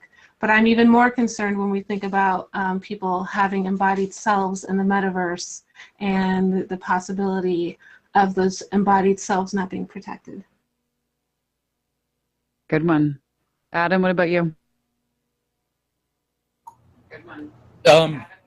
Yeah, I think that I'm concerned that the political economy of the metaverse will limit the possibilities for creation and for emergent behaviors and possibilities and even politics in a similar way to what I think and many other people think, of course, happened in the transition from Web 1.0 to 2.0.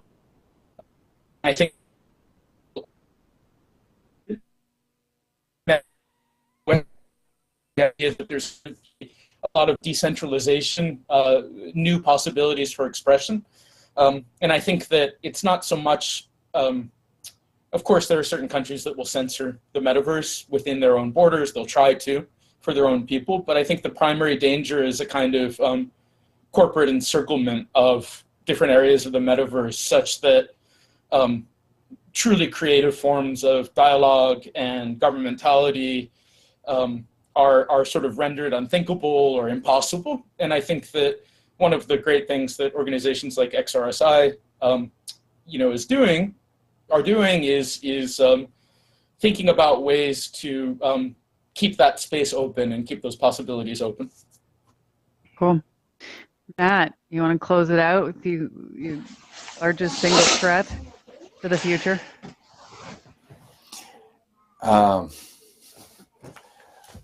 I guess, well, it's a very hard one. I mean, I guess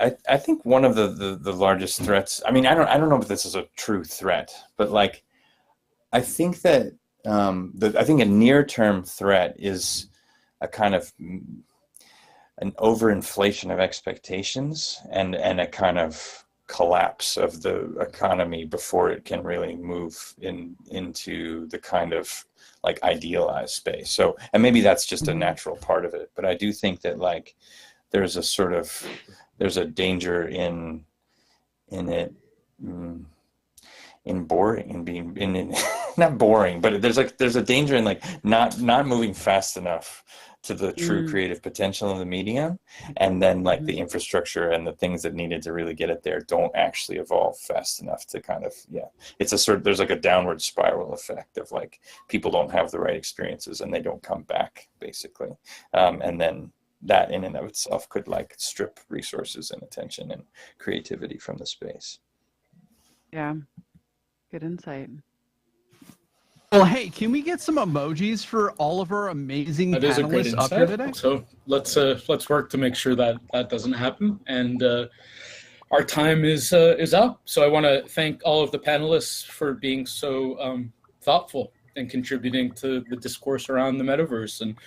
And again, as Alicia said, and as I said, and as your emails to you suggested, please fill out the survey so we can learn more about what you think about the metaverse and its future, and you can join the conversation in a really substantive way, and we can sort of move forward together.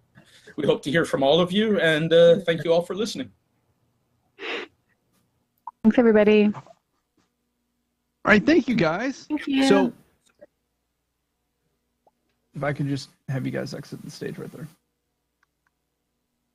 Thank you. Hey, everybody. So we are going to go ahead and take a 15-minute break, and we will be right back.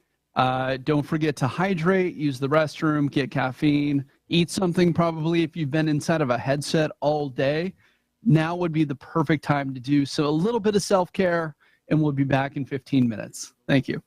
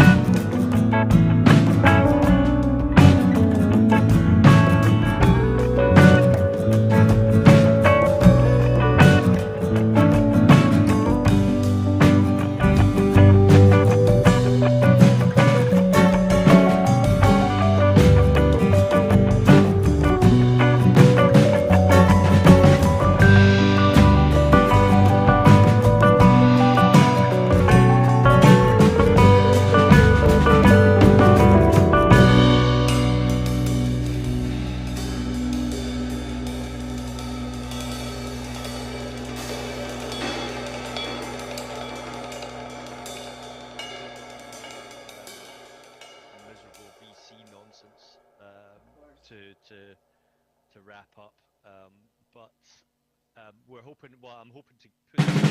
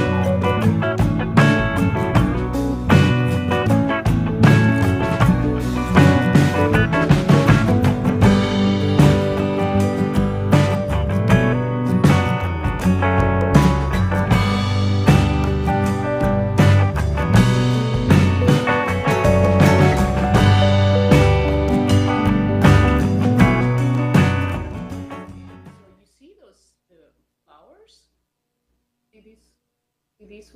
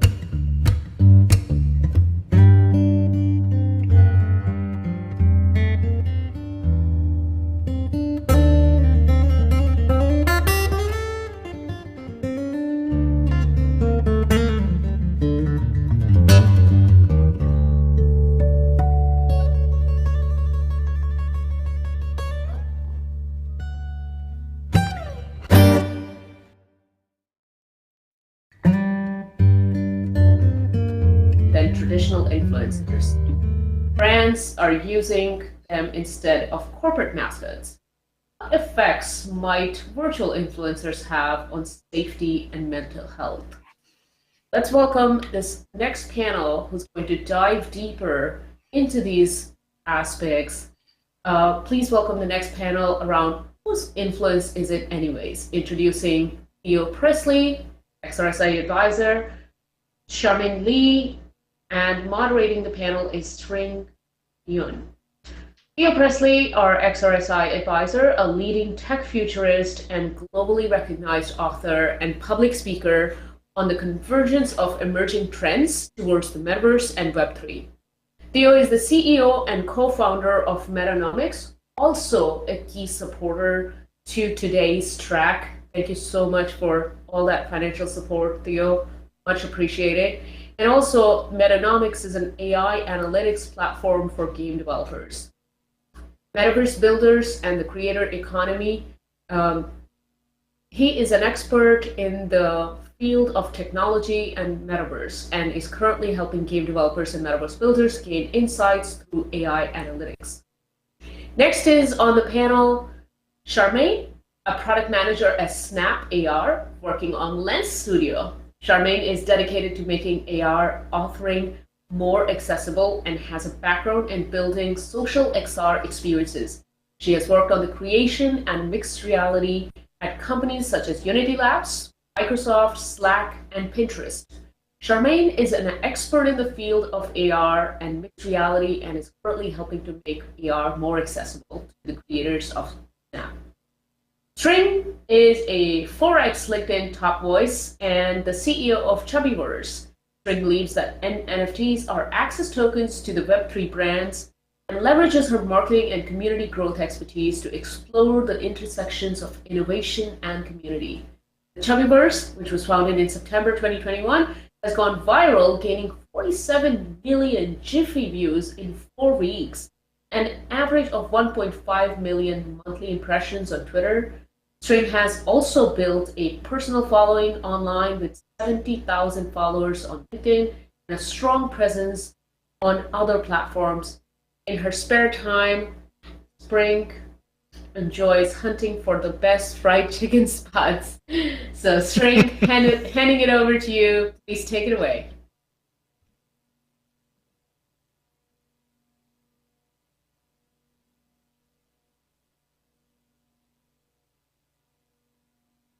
String, unmute.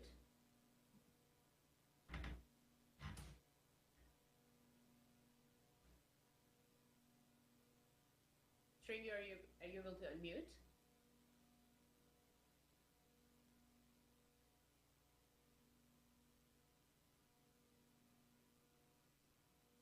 Can you unmute yourself, String? Oh no, String. Oh no.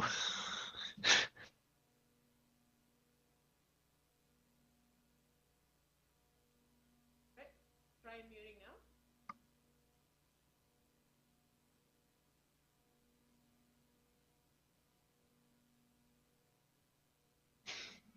Help. All right. All right. Oh, was let's that you? I figure think out- we heard you. Yeah, we heard you. String, are you able to unmute yourself and talk?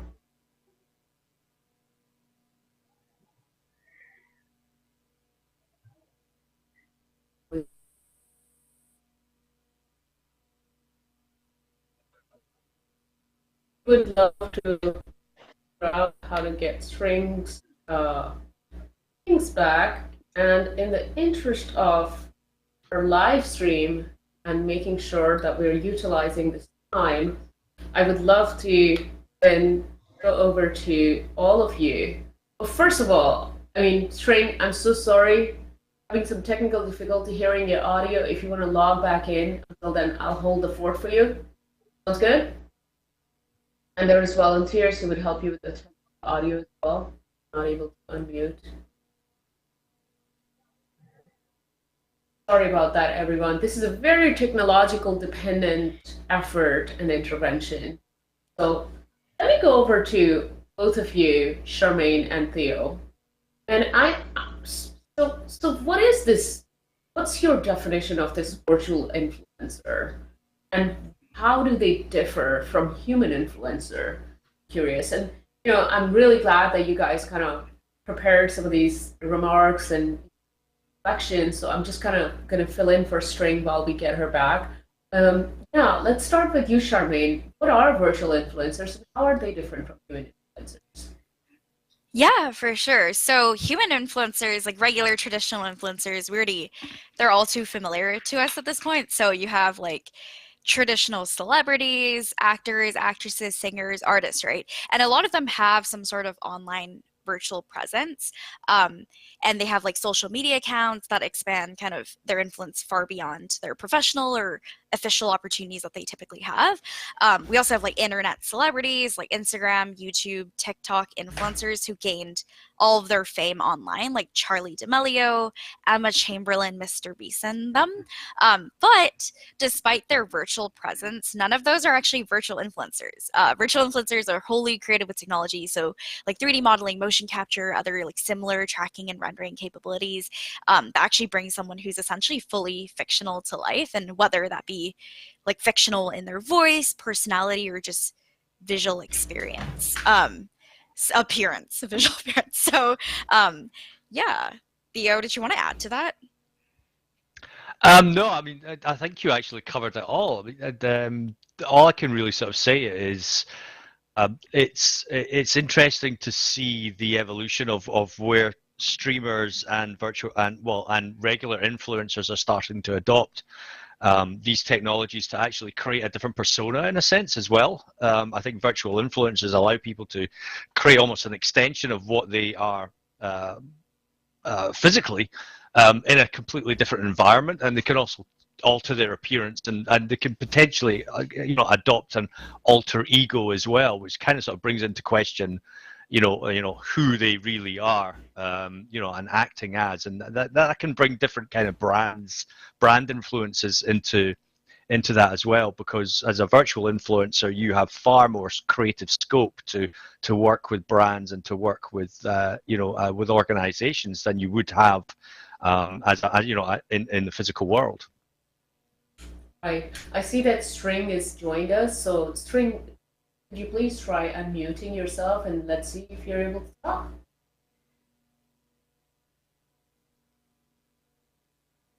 Definitely you're amplified. I was able to hear you before.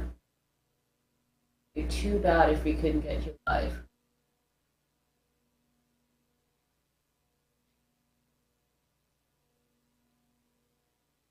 No. I'm so sorry about this, guys. But let's go. We'll have some of our volunteers sort of help String out. In the meantime, I'm certainly going to try to save airtime here. And Theo, before we go into another question, I'm really wondering, because you've had this like impact of OpenGPT very recently. And that's changed the dynamics, how people are being influenced. People are, some of the people are in the op. What do you think is a virtual influencing space? Of potential artificial intelligence, generation contents, etc.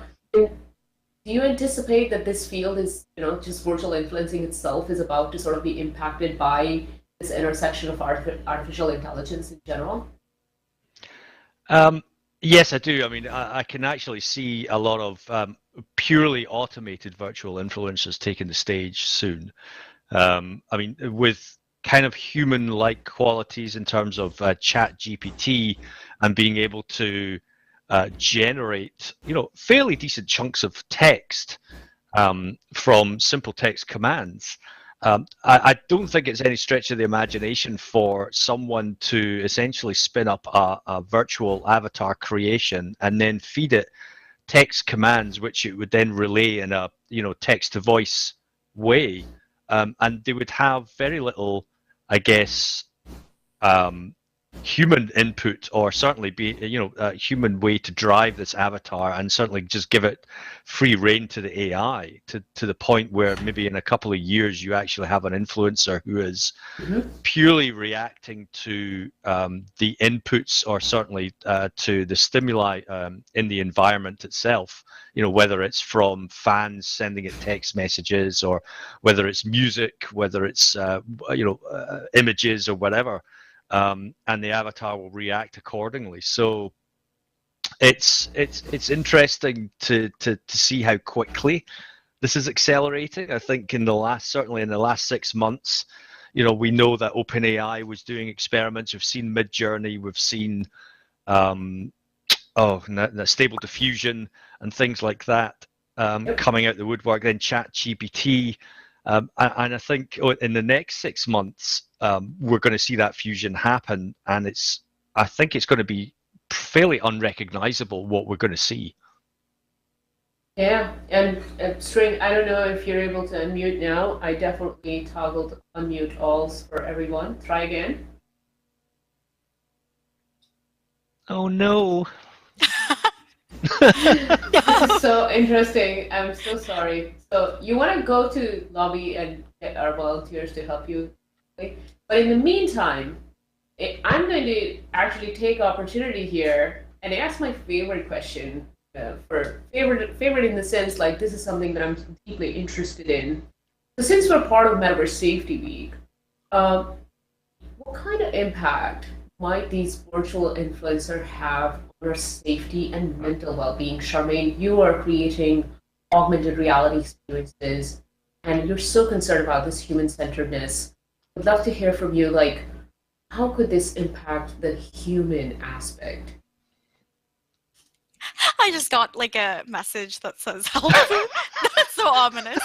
But yeah, for sure. Let's talk about like safety and well-being. So yeah, when we talk about like virtual influencers, like strength or creative capacity to be in like more places, to be able to pick up more projects, like they can really kind of mold themselves based on their audience, and kind of, yeah, like it's very different, right? What our existing influencers can do. So like, how do we make sure that these influencers that are often like carefully curated by either individuals or teams or brands of people are actually being ethical and responsible with the influence that they have?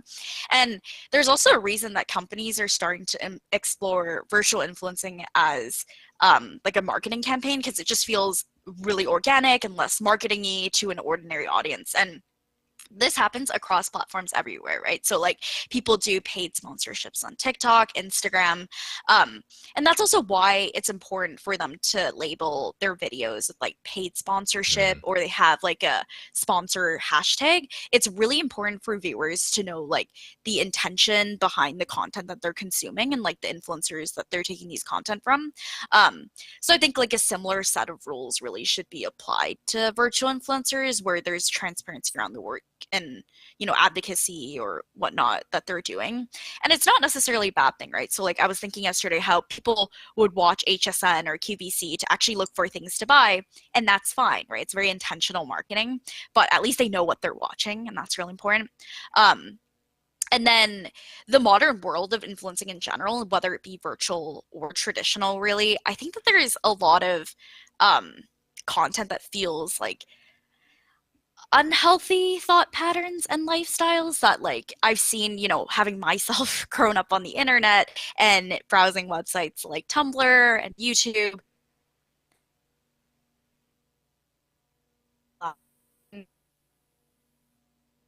There's a lot of terms that children are particularly vulnerable to messaging that's conveyed through mass media. So with virtual influencing, that 100% becomes part of the problem as well, right? So you can have people, a new generation of people who have like, you know, EDs and things like that.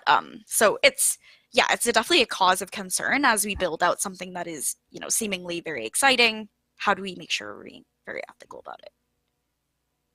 Yeah, I can't even imagine the, you know, converging impact from AI could do. To feel like what is this anticipated impact on human health and well-being then from your perspective? To add to what Charmaine said, I think the unhealthy aspect, I think is almost mirrored in what's been happening in the physical and certainly the internet as we see today. Like Charmaine said about people glamorizing particular mental health conditions as almost as a talking point, but they're unqualified in giving that advice or certainly those opinions. And of course that leads to a knock-on effect of other people kind of sort of taking on that advice and then thinking that this is some kind of self-help way of or a way of accessing therapy or self-help, when in fact it's actually more dangerous. I think the other thing as well with virtual influencers is that they can also reinforce these kind of sort of negative body images. With a virtual influencer, you can essentially create the perfect body image that you want as a person, and then of course other people see that as thinking, well, actually, this is what I want to aspire to. I want the perfect cheekbones. I want the perfect hair. Even though it's virtual, they still associate that with the person, and then you've now got a virtual appearance being almost perfect and aligned to the physical appearance, and it's still associated with a person at the end of the day, and that person has however many tens of thousands or hundreds of thousands of followers, and some people will not be able to distinguish or make that distinction between virtual and physical. In their minds that is the person in front of them, and so that gives them that kind of sort of body dysmorphia kind of sort of mentality where it's like, I must look like this person. And we've seen that with people who have almost transformed their bodies into looking like Barbie dolls. And it's going to be, again, it's going to be interesting and scary in a way to see how people who are susceptible to that react to virtual influencers in a negative way. And I wonder if that also translates to, and I'm going to go over to Charmaine again. Charmaine, all these points that both of you are stating, how much of that is then translating to some of the economic factor? It's like, being rich and famous becomes de facto, and then, is it going to take us into, uncharted sort of a cultural aspect where apparently virtual influencer could be leading our next generation into believing, what's the way to live, what's the best way to live, etc. Especially like money-wise.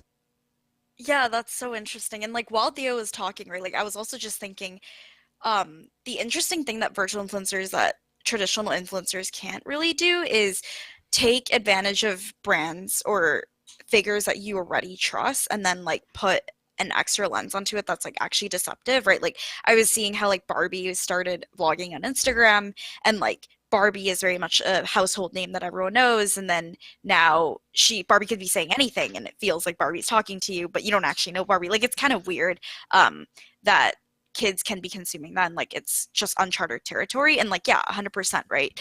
Our lifestyles and economy, that's going to be really interesting, especially as we see also brands moving into virtual influencing, and then also making a lot more 3D digital fashion. We know Prada has done some ads with virtual influencers. I know Gucci is very notorious for doing a lot of metaverse-y clothing. It kind of makes consumption and purchasing of items easier than ever as well. And this very visible sense of wealth as well that might be really different. You can't look into my home, whereas maybe in the metaverse that can change. And the display of wealth would be different. I'd be curious about Theo, what you have on this topic as well. Yeah. Oh, sorry. Go ahead, Theo. Oh, so that's actually a really interesting point, because if you look at video games in general, you have Counter-Strike Go skins that actually go for a lot of money. People create these skins, and some of them are extremely desirable, Right. for their weapons and very expensive. And of course, that's a sign of wealth, because you've potentially spent hundreds of dollars, in some cases thousands of dollars, to own this, and then you're running around this game, and people know how much that was worth. This is the thing, people are aware of the worth of that particular item. And with virtual influencers, you mentioned a couple of brands. I mean, I know that Marks and Spencer's recently launched their own virtual influencer. Obviously, it was kind of lambasted a little bit because it kind of goes against who they are. And then again, the type of influence, again, it kind of goes back to the whole body aspect and the look and feel. The influencer that they created kind of goes against the typical audience demographic as well. So it was kind of like a white young female, looks very trendy. When if you actually look at the demographic, they're usually about maybe mid sort of 40s, 50s people who shop at Marks and Spencer's, and they took a bit of flack around that. And obviously, brands are trying to experiment and move with the times.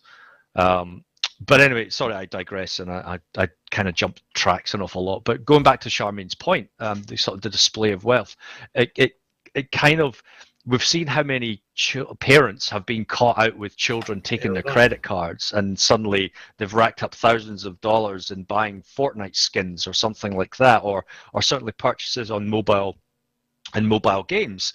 And it kind of makes me wonder whether we'll see a kind of sort of shift in the same patterns, where kids and certainly young adults are buying lots of things and getting into debt because they want to keep up with a virtual influencer, and display that wealth, that kind of wealth and those digital assets to their friends, their friends and families. And yeah, could it be an unhealthy obsession? I think it could be with the wrong people. Yeah, I see String is back, so String, hello. Jump in. Hi, finally. We can hear you. Can you hear me now? Yay. Awesome. Right, I'm gonna leave you all and be right here. Oh, if you don't mind recapping for me, were we talking about how brands and the negative impact of virtual influencers? Because it sounds like, Theo, you were talking about how kids are stealing parents' credit cards to keep up with the trends. Is that the topic today? Yeah, the question was kind of like, what are the negative kind of behaviors? And Charmaine, when we started talking about the wealth, so the display of wealth, and influencers in the real world, obviously people aspire to their kind of lifestyle, and can virtual influencers obviously give off that kind of the same air, and say, this is my lifestyle in the virtual environment, and you must aspire to be like me. And of course, that triggers off a different kind of set of behaviors again, with with real people trying to recreate a digital lifestyle in the same way as a virtual influencer. And of course, that costs money. It's not free, even though it's digital. It still costs money. Okay, so if that's the case, like we're talking about the negative impact, what are some of the positive impact virtual influencers have in this environment? Oh, you're asking the wrong person. I'm an extreme cynic. Yeah. There's always like one side of the thing, so let's go to the other extreme. Yeah, I think let's. Oh yeah, sorry. Go ahead. I'll let you finish. No, go ahead. Go ahead, Charmaine. Yeah, I think what's really interesting is that, like, despite there are many negative impacts of social media, right? Like, we hear about them all the time. I think something like the rise of TikTok has also drawn our attention to a lot of those inherent problems with like influencer culture, and how, I think we talked about this earlier as well, like how does it lead to negative thought patterns, unhealthy expectations of what bodies should look like, etc., right? So there's like all these things that are wrong with like influencer culture.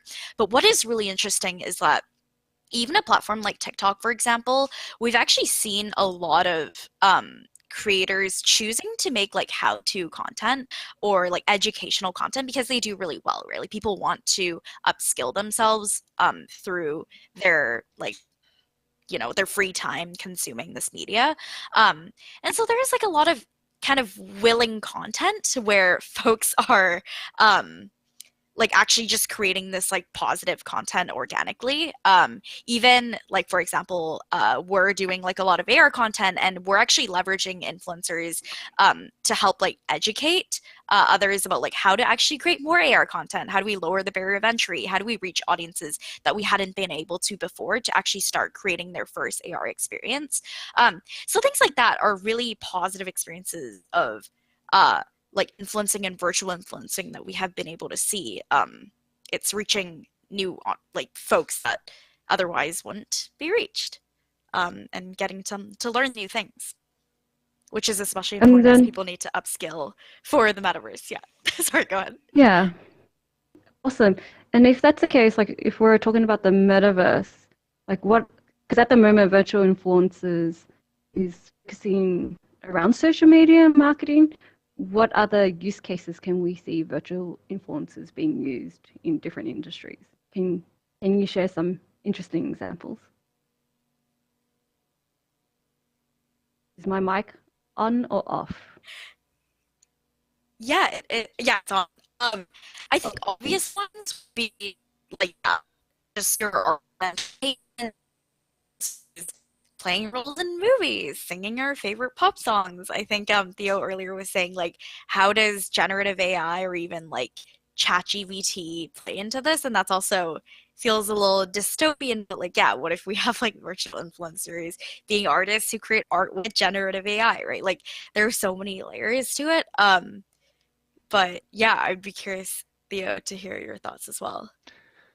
Yeah, I think from the educational side of things, I would, you know, the idea of say like financial services, you know, obviously in the context of the metaverse, you know, we're obviously experiencing a huge push in terms of cryptocurrencies and blockchain and NFTs and things. But I actually think that you know, financial inclusion, for example, tied in with the metaverse and teaching people how to better manage the finances. What is money? What is crypto? How does it work? These kind of things, even from a sort of basic sort of side of things. Oh, someone's listening to some really good hip hop. Oh, and they're gone. Thanks for that musical interlude. Yeah, I think you know, if you look at certain industries, you know, I think the educational side of things, like Charmaine was hinting at, is something that I think is unexplored at the moment by brands. I think brands are doing a very big push with virtual influencers and, you know, brand awareness and in terms of content generation and tying that back to their products, which obviously you can either buy digitally or physically in retail. But I would like to see more brands, or certainly more organizations, if we get away from brands, organizations starting to use this as virtual influencers as a way to reach different audience demographics, to teach them about their services and about basically life in general. Because I mean, you know, there's much more to life than just buying goods and services in retail. And like I said, financial inclusion, education, for example, is something which I think we can use virtual influencers for. It would be great, for example, there's like 500 courses in Minecraft that you can actually jump in and learn about maths, wildlife conservation, you know, green agenda, climate change, etc., etc. And it'd be great if we actually had virtual influencers who were promoting educational courses like that across the metaverse platforms. And I think that's a really powerful statement and message to make, and obviously a really positive impact that a virtual influencer could have. Even brands can get involved in that if they wanted to. Yeah, can I have a question? You were talking about different platforms, and Minecraft was one of them. Where do you think these educators or these virtual influencers can live beyond Minecraft? Can you share some examples where we could like create these virtual influencers or educators? What other platforms can brands jump on? Yeah, sure. So I mean, obviously there's there's Minecraft, but there's well, this alt. You know, we're living in alt space just now. There's VR chat.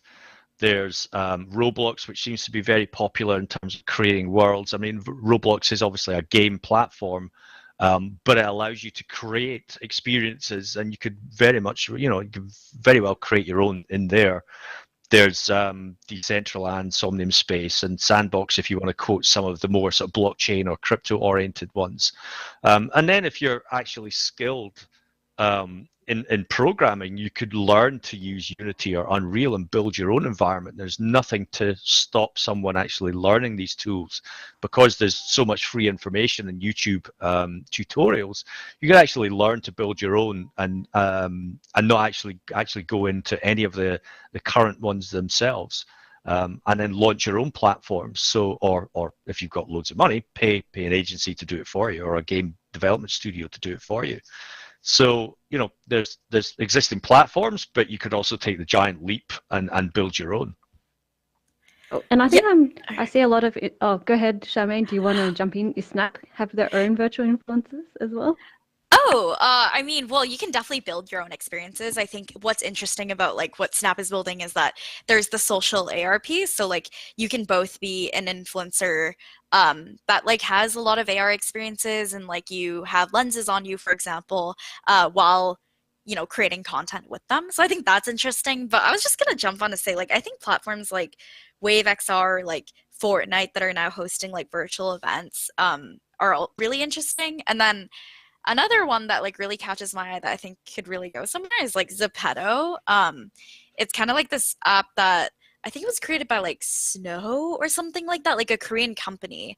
But it's essentially like this almost like short form content plus games creator, where you have like this avatar that you go to every world in, and then it actually like tracks your face, and you can actually like really create content with this character that you've now built.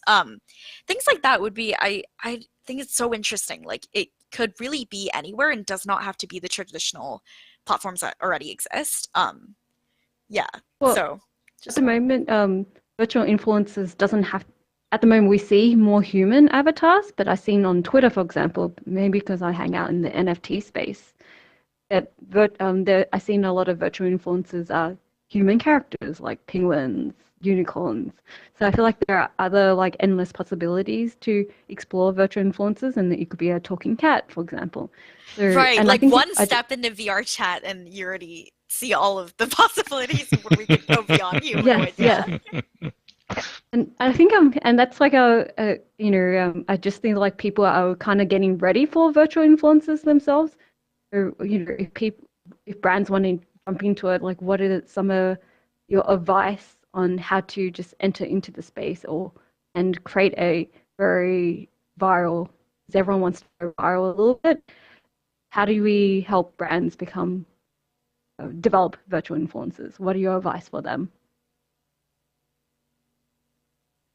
You want to jump in, Charmaine? I don't think I would be the right person, considering I have not created viral content myself. So Theo, do you have any better advice than that? I went trending on Twitter. Does that count? All right, so teach us how you did that. I think it was fluke more than anything. I think I wrote a piece actually on Medium about not virtual influencers, but just avatars in general, in terms of the fact that it offers us a real opportunity for self-expression, but we're being held back because the platforms only allow us to create human figures, and we've obviously got the very stock. Pick your skin color, pick your hairstyle, pick your clothes, pick your trousers, that kind of sort of thing. And I see avatars, truly allowing people to express themselves, like you say, as a unicorn or as a bear or, a tube of toothpaste or an angry plant or something like that. And I think that's up to us to basically push for those ways of self-expression. And I think brands can go viral if they want by actually pushing for that kind of change as well, and saying, Nike doesn't have to have a virtual influencer that is an athlete, for example. It could choose to create a virtual avatar in a completely different manner, and that in itself would make people sit up and go, well, why has Nike done this? And that in itself would go viral, and it would make people think in terms of, well, this is what Nike sees as it represents itself in a virtual avatar, and hey, well, maybe that gives me the willingness to express myself as a virtual avatar in a completely different way that is not, humanoid in a sense. So I think just stepping outside of your comfort zone and actually brands sitting down and thinking, well, what does our brand represent in terms of its message? What do people see us as? And then manifesting that in a virtual way. I really like how you talked about manifesting them, and I don't think they need to spend a lot of money into virtual realities there, but it's almost like they could test out social media platforms to test out and do an MVP. And if that works, then they could go into the next phase and develop that mascot, that character, that avatar into platforms like Roblox or into Decentraland. So there's already existing platforms for people and brands to experiment, for them to keep on developing their virtual influencers, because at the moment Instagram has been the biggest platform for people to build up an audience for these virtual influencers that are already existing. The final question I have, and go to Q&A, and also my battery is running low, so if that happens, please just continue on.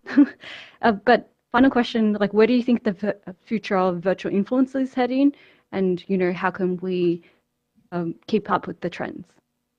Do you want to start, Shami? Yeah, for sure.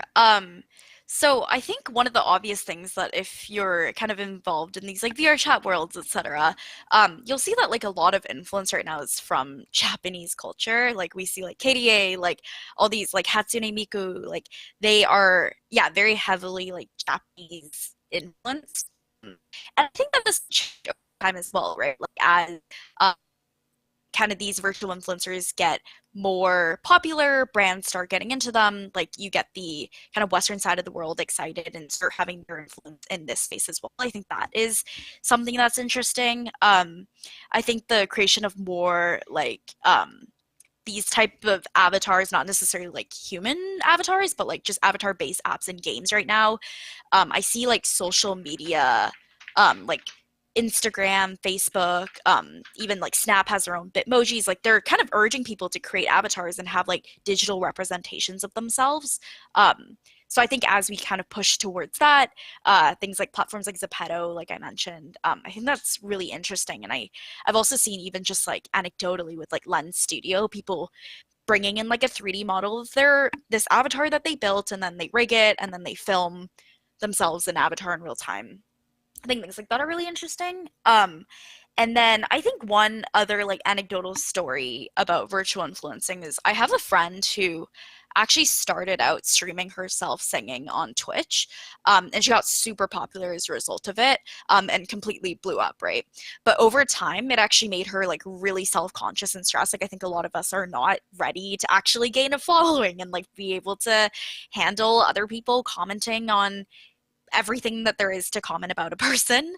And so she actually stepped away and then came back and started VTubing, and then was actually equally successful and drew an audience that she didn't have before as well. And I can actually see other influencers going down a similar route where being able to actually express themselves more truly in a different form that they're more comfortable in could actually become the future of what influencers and celebrities go for as well. So yeah, I think those are the things that really excite me about the space. What about you, Theo? I think the cost barrier is coming down considerably. I mean, if you look, I think it was last week or the week before, Sony released a mocap system, which is basically small sort of round pods that you stick in your body for full body tracking.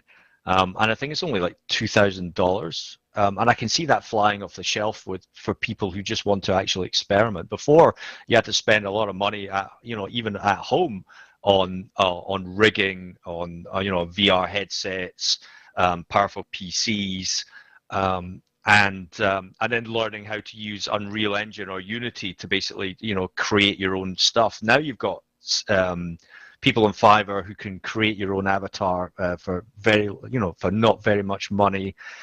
You've got apps on your phone which can help you build your own sort of avatars and animate them.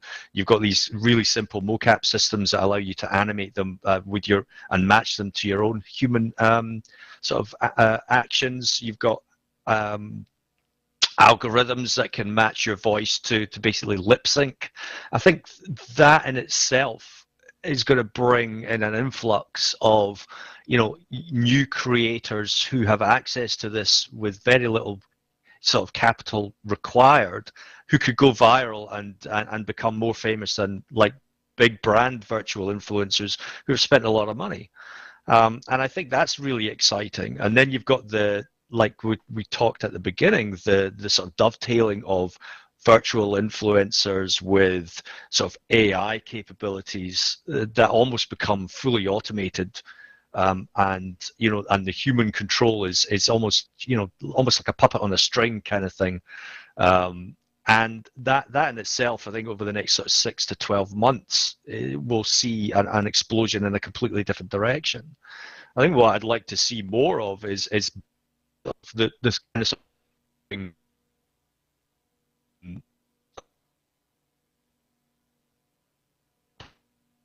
Virtual avatars and influencers kind of helping people with mundane queries as like first line support in a metaverse context, or certainly in a 3D context, whether it's still on social media or whether it's in a metaverse platform.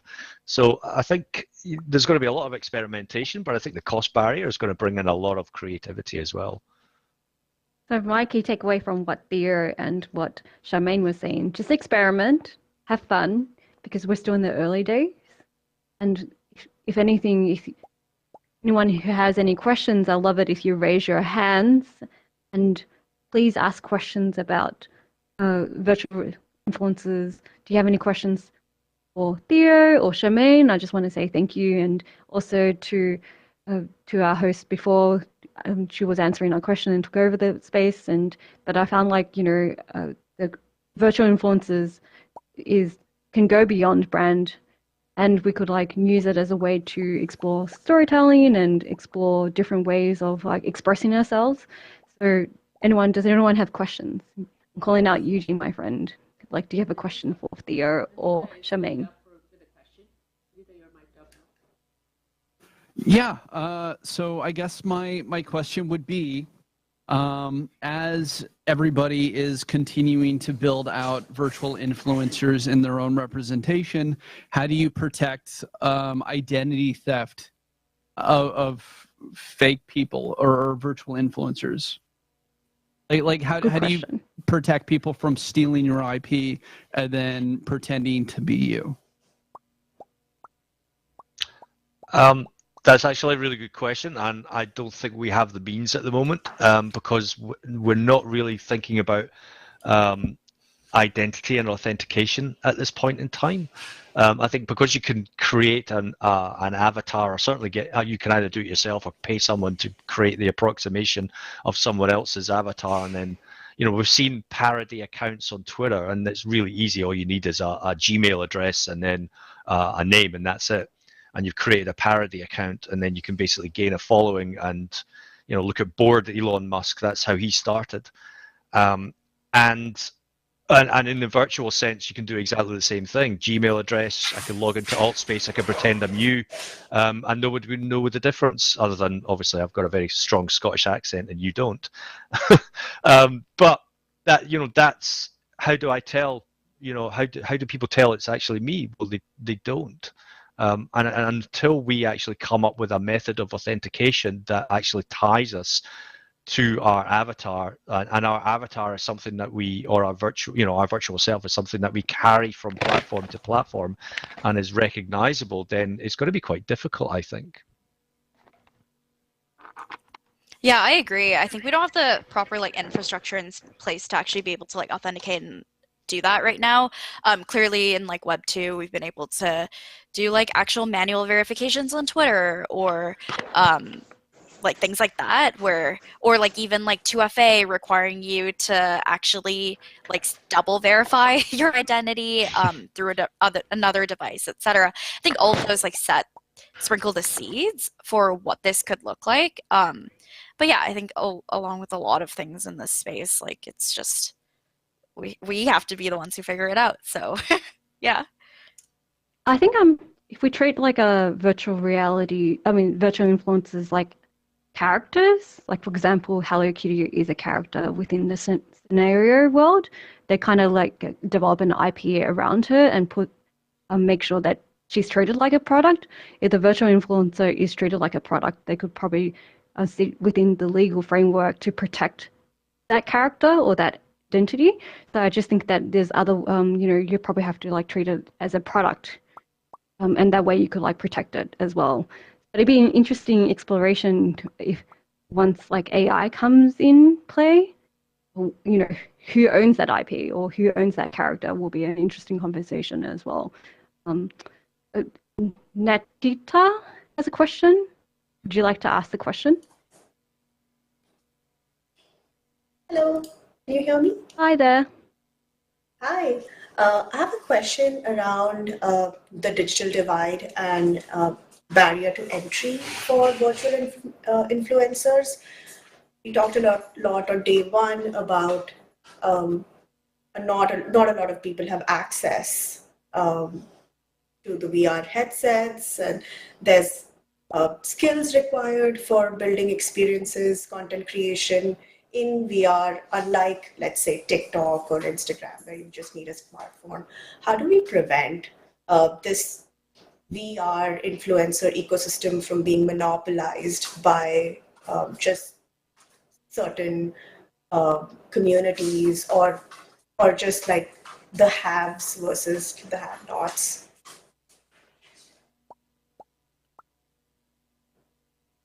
Go ahead. Go on, Charmaine. Sorry, go ahead. Oh yeah, I was just gonna say, like, I think that there are already ways that folks have been doing this. Like, even for example, like Rec Room, right? Like Rec Room, you can do it on VR, but then you can also do it on mobile. Altspace, you can do it on like in VR, but then you can also do like desktop and whatnot. And I think they're like piloting things on Mac, etc. So, I think those are ways that we can start bridging the gaps in between like the cost of these XR headsets, or like what requires to be able to have like full body tracking, for example, as we wait for the cost for those to come down over time.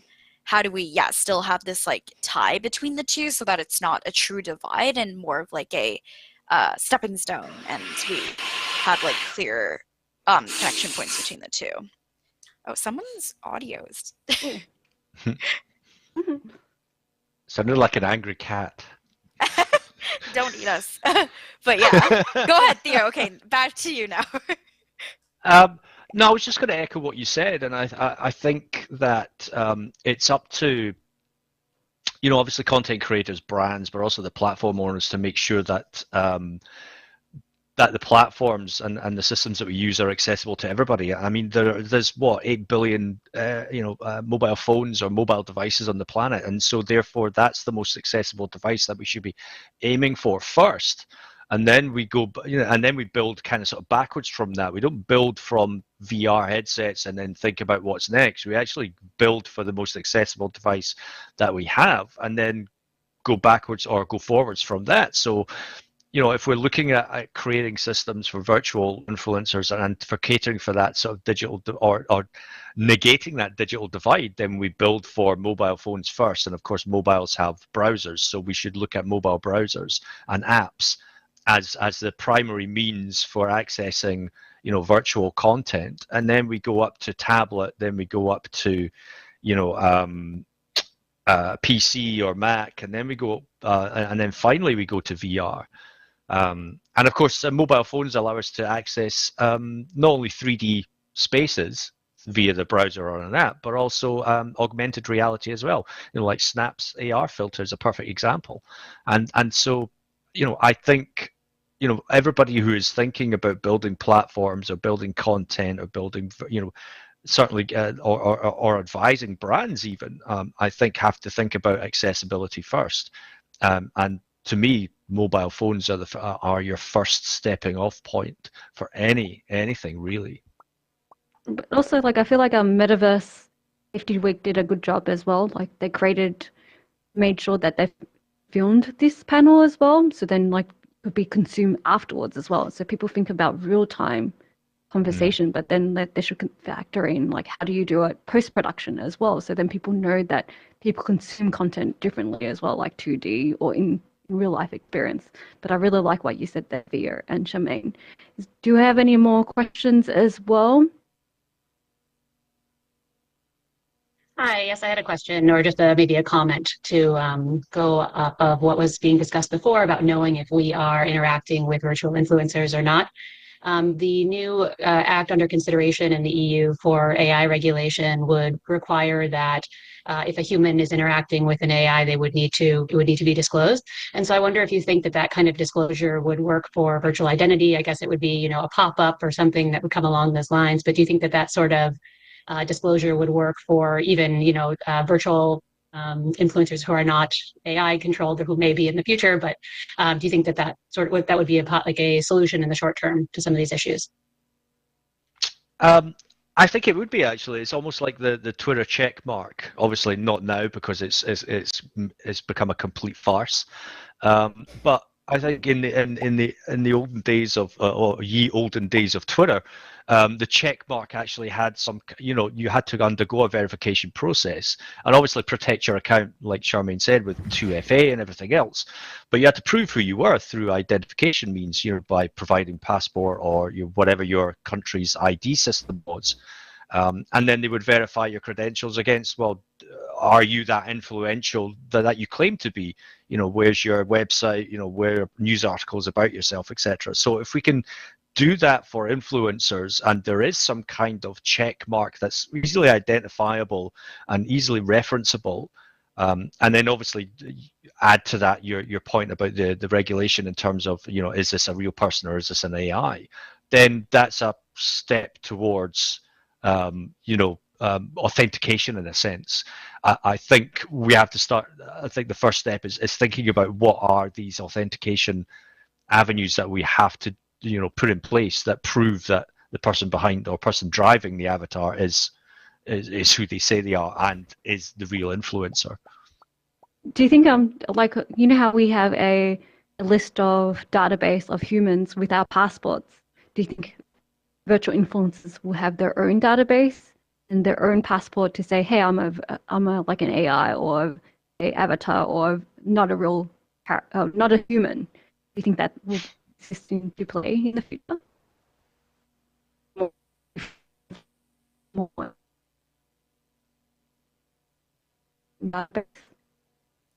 Yeah, I think that's possibly where the whole sort of Web3 and blockchain side of things comes into play, because blockchain is supposed to be transparent and publicly referenceable. And I think maybe perhaps the whole idea of your wallet being tied to your avatar is how we authenticate and identify and then prove, who we are in a metaverse context.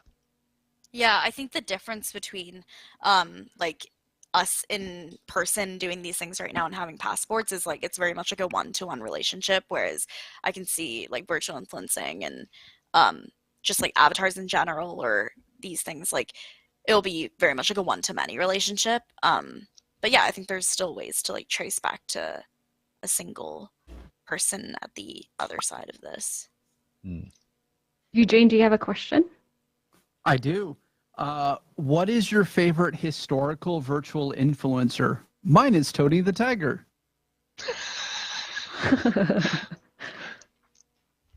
Oh my God, there's a question. Yeah, that's so interesting. I'm like thinking all of my like Barbie Bratz. Like I recently replayed the Bratz game and like on the Switch, and I thought it was like so great, and I still love all of those characters. And they just really speak to me. I think those are interesting. In terms of like the new age ones, I thought the first one that really resonated with me was KDA, like the League of Legends girl group, that actually like went and performed at the championships, and like actually they put like AR overlays, and there were both like people performing in person, but then they also had like virtual influencers like in between the performances. It was really interesting. I thought that was like a standout for me. Yeah. I honestly, I think you've caught me on the hop in this one, because I cannot think of a single virtual influencer that I have been enamored by and then either excited by. I played video games for 40 odd years. You would think I would have one, but to be honest, I haven't actually. You mentioned Tony the Tiger, and now obviously it's like, oh, of course, but then he never really made me go off and beg my mum to go and buy a box of Frosties, for example. So I just can't think. I have to say, I'm completely stumped on this one. Oh, KFC did a virtual influencer called Colonel Sanders, and they created a virtual influencer around him, and I thought that was hilarious. And right, in Japan, yeah, that one's really good. Yeah, he made him into a romance character, a cover for like a romance book. It was hilarious. You thought that's hilarious. And also, I feel like Japan also like leveraged the IP and created a whole dating sim around Colonel Sanders as well. Oh my God. I thought that was hilarious. We have a question from Cave. Yeah. Javier. Javier, thank you. Yeah. So this is going to kind of end it on a light note. My question is so too heavy. But since we have about 4 minutes, and I'm really keen to hear from all of you if you could take a moment of reflection into really thinking about, you've got these virtual influencer, corporate mascots, artificial intelligence driven identity, virtual identity. So take a moment with me, all of you, to let me understand, like, whose responsibility should it be to set a good standard with respect to culture, with respect to inclusion, with respect to, influencing people? Whose responsibility should it be? Because, as influencers, the responsibility has lied on, hey, you are a person with millions of followers, your behavior matters, etc. When the companies are owning these brands and influencers, how do we tackle with this sort of more of a larger, big cultural context issues? And is there any way to tame this beast? Because it's probably just like a wild, wild west. I would love to, know from you all who are in this space, how do we, who shares all these responsibilities? Great question, and one to contemplate. Do you want to start, Theo? Charmaine, then I could finish it off. Okay. Well, at the end of the day, I mean, if we remove AI from this for now, it doesn't matter if it's a virtual influencer. At the end of the day, there is a person behind it. Now, whether that person is acting on their own agency or acting on the agency behind, with the power of a company behind them, it's whoever is directing that particular influencer to act and say and do the type of things is responsible. If it's an organization, then it's the organization is responsible, because they're ultimately setting the tone of the message and the marketing and, the influencer itself, and obviously commanding the audience to go away and do things, because that's what they're there for. And if it's a person or if it's a human being driving this avatar, then they are responsible and they're beholden to whatever laws that might affect a particular region or a particular demographic as well. When you add AI into this, depending on the levels of automation, again, AI is not autonomous. Let's put it that way. There is still levels of responsibility on the people who developed it, the people who are packaging it and selling it, and then the people who are actually feeding it as well. So we've seen examples where you can create a benevolent chatbot, for example, and people have quite easily subverted it to say and do and act in manners which are offensive to some people and cultures. And that's still under the direction of the company that built the AI to sort that out. So I think the levels of responsibility should be fairly clear. I think it's up to us in a sense, basically make sure that those lines are drawn in the sand and they step up to them. And final words from Charmaine. Who do you think should be responsible for this? Virtual influencers. That couldn't be said better, right? Like, I think it's the people here. I think people in this room who are helping with this like thought leadership, paving the way for everyone else, right? Like, a lot of us are both like the consumers of this technology, but also the producers of this technology, right? So I think about how I work on a lot of creation tools and products that other people use to create potentially these virtual influencers and experiences, and how do I make sure that not only am I being ethical from the standpoint of allowing creation, but also downstream impacts of consumption in the long run. So I think for us right now, it's like not just thinking about how people would use Lens Studio to create experiences, but how would those experiences that get created then be consumed by folks on the other side that are using Snapchat or cross-posting to other platforms, or CameraKit to distribute AR experiences off of Snapchat, right? So I think it's all about that, right? Like, being able to, for folks who are building these products, like being able to sit candidly with your team and thinking about these impacts. Often it's really tough. You're moving really fast, and it's always an afterthought. So how do we not do that and actually have like a little council? We have like a little center of excellence that actually talks about these things. How do we, I think it starts with things like these, and then how do we one day put a framework around it the way that we do with like other open standards and guidelines that we have for people living. And so.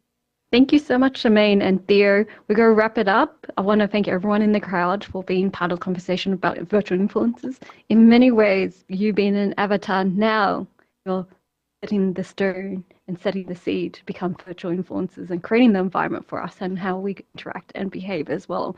So I just want to thank Metaverse Safety Week and our sponsors today and wrap it up. But please connect with Theo and Charmaine, and I'm sure that you have more questions about virtual influencers as well.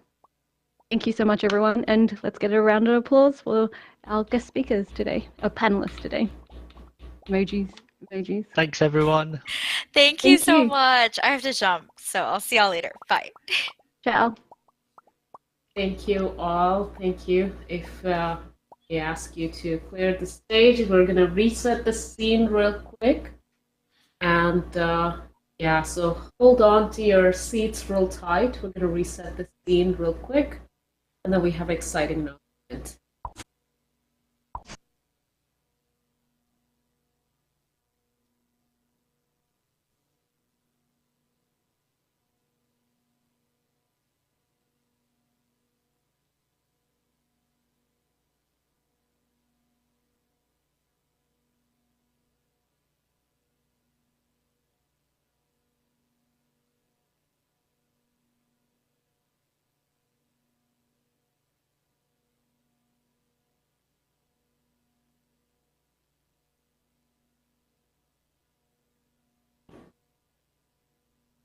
Right, I hope everyone is back. We're just going to get our announcement ready.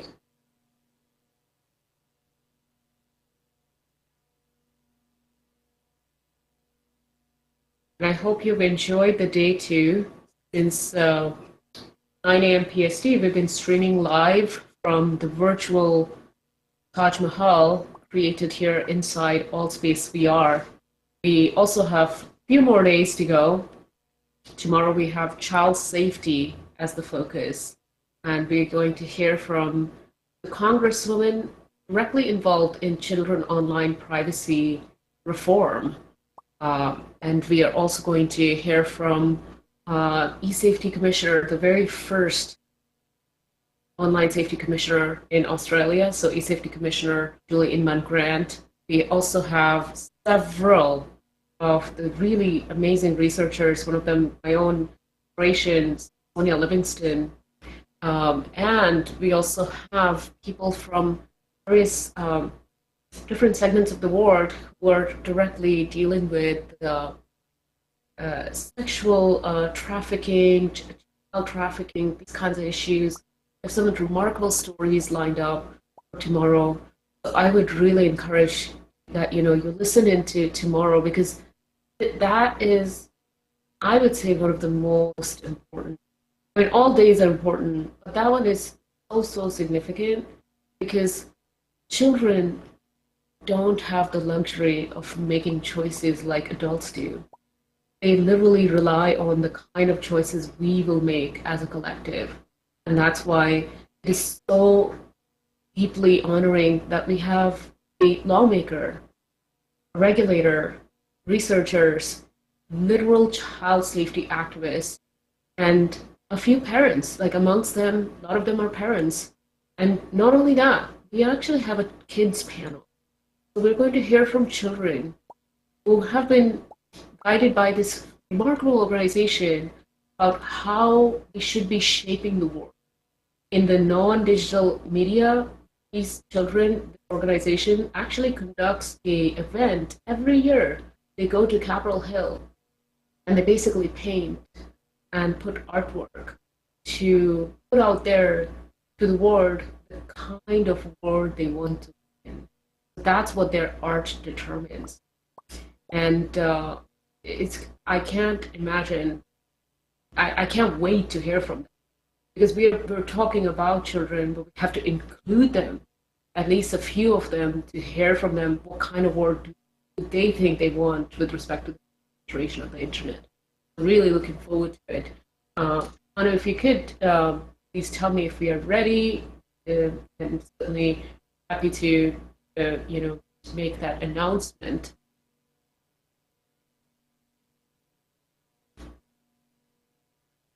All right, so this is the announcement. Today, once again, I'm really glad to share with you an exciting announcement that was made yesterday by Human Rights in the Metaverse Day sponsor, the Mindiru Foundation, a philanthropic organization dedicated to taking on tough, persistent issues with the potential to drive massive change. Learn more about an opportunity for researchers, advocates, and other members of civil societies from all over the world to propose and receive funding for opportunities or projects related to putting the public interest at the center of the public policy related to extended reality XR. Let's watch this video announcement. Extended reality technologies will fully immerse people in a digital, interactive environment. Extended reality technologies will fully immerse people in a digital, interactive environment, dramatically shifting how we interact with computers and one another. This paradigm shift, like many that came before, holds both promise and peril for society at large. Consider today's online harassment and how that might evolve in a 3D, fully embodied experience. Today's privacy concerns will be dwarfed by the collection of sensitive biometric data revealing our emotional states moment by moment. And new issues will arise. There will be mental and physical health considerations, consequences for how we work, and potentially profound benefits in fields like education. XR technologies are here now, but the future of how XR is used isn't set in stone, and it shouldn't be set by corporations alone. The future depends on whether and how public interest values are reflected in what gets built.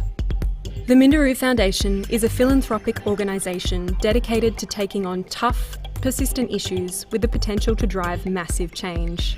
With the XR 2030 Policy Fund, we are inviting researchers, advocates, and other members of civil society to propose projects to assess a key challenge or opportunity raised by XR technologies, propose possible interventions, or ideally both.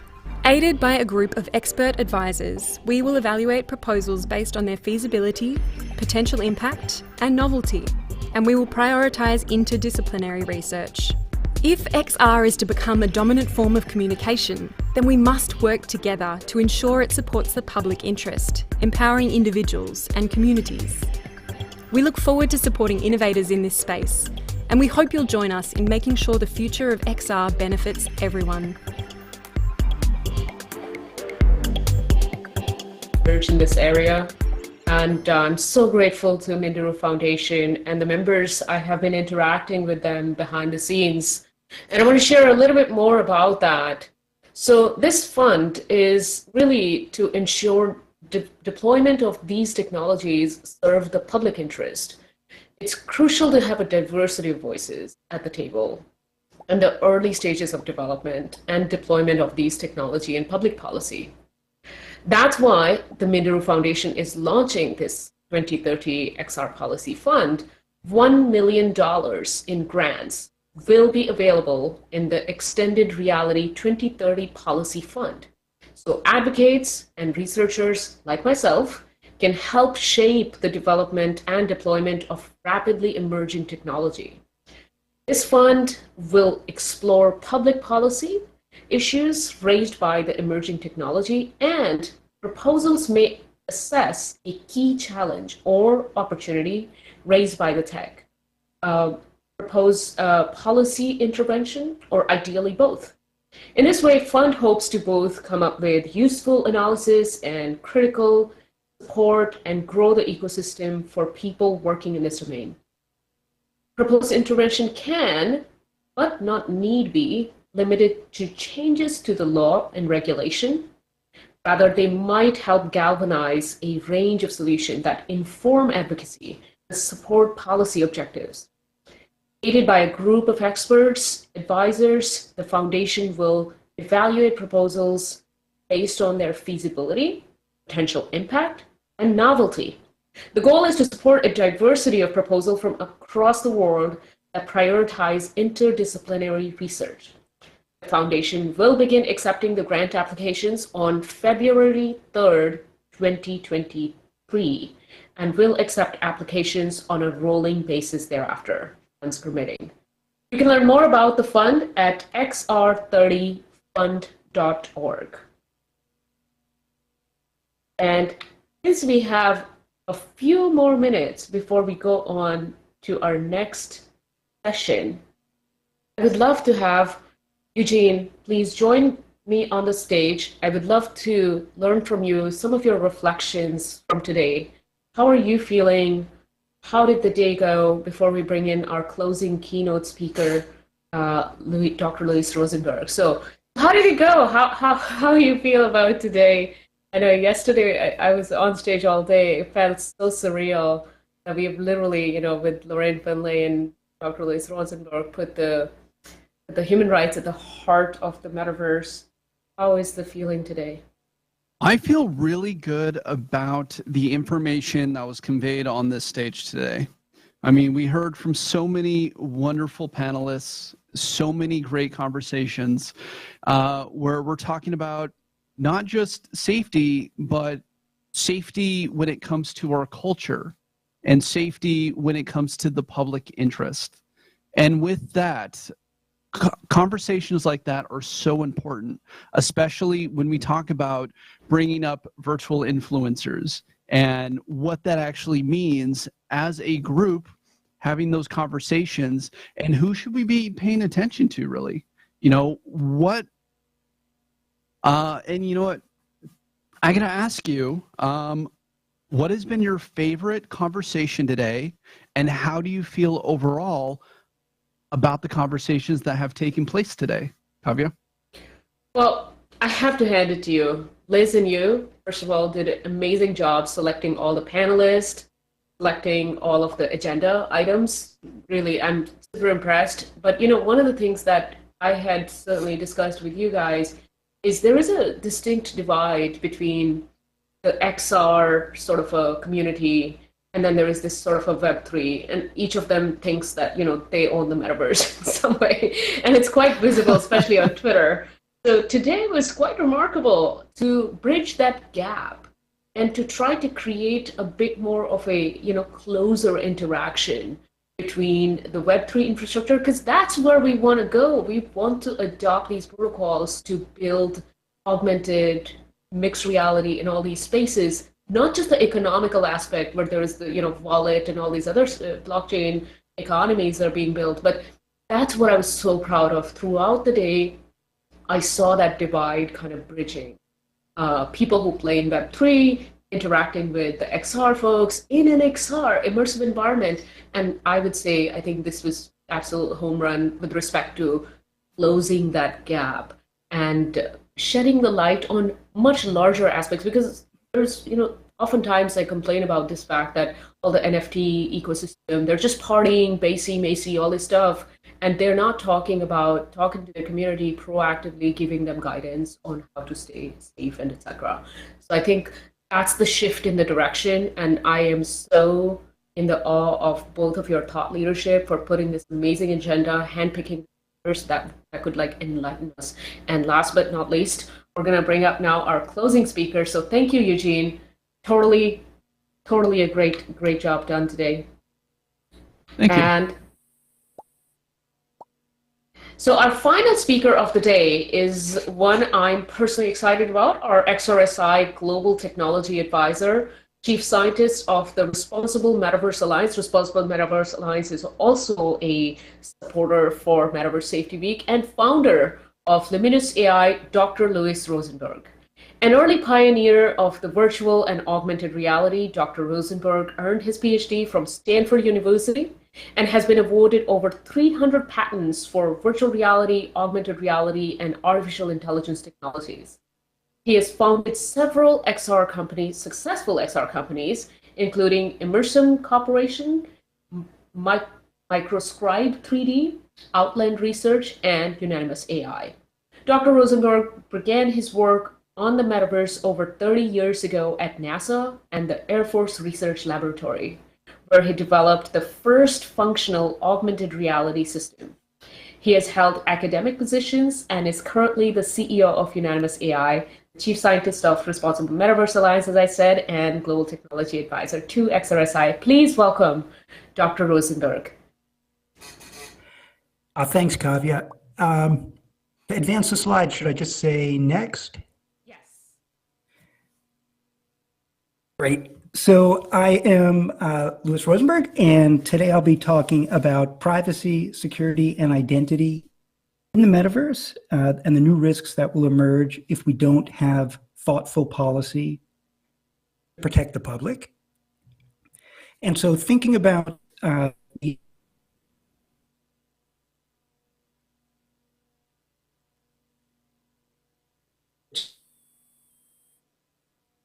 really talking about the fact that metaverse is coming.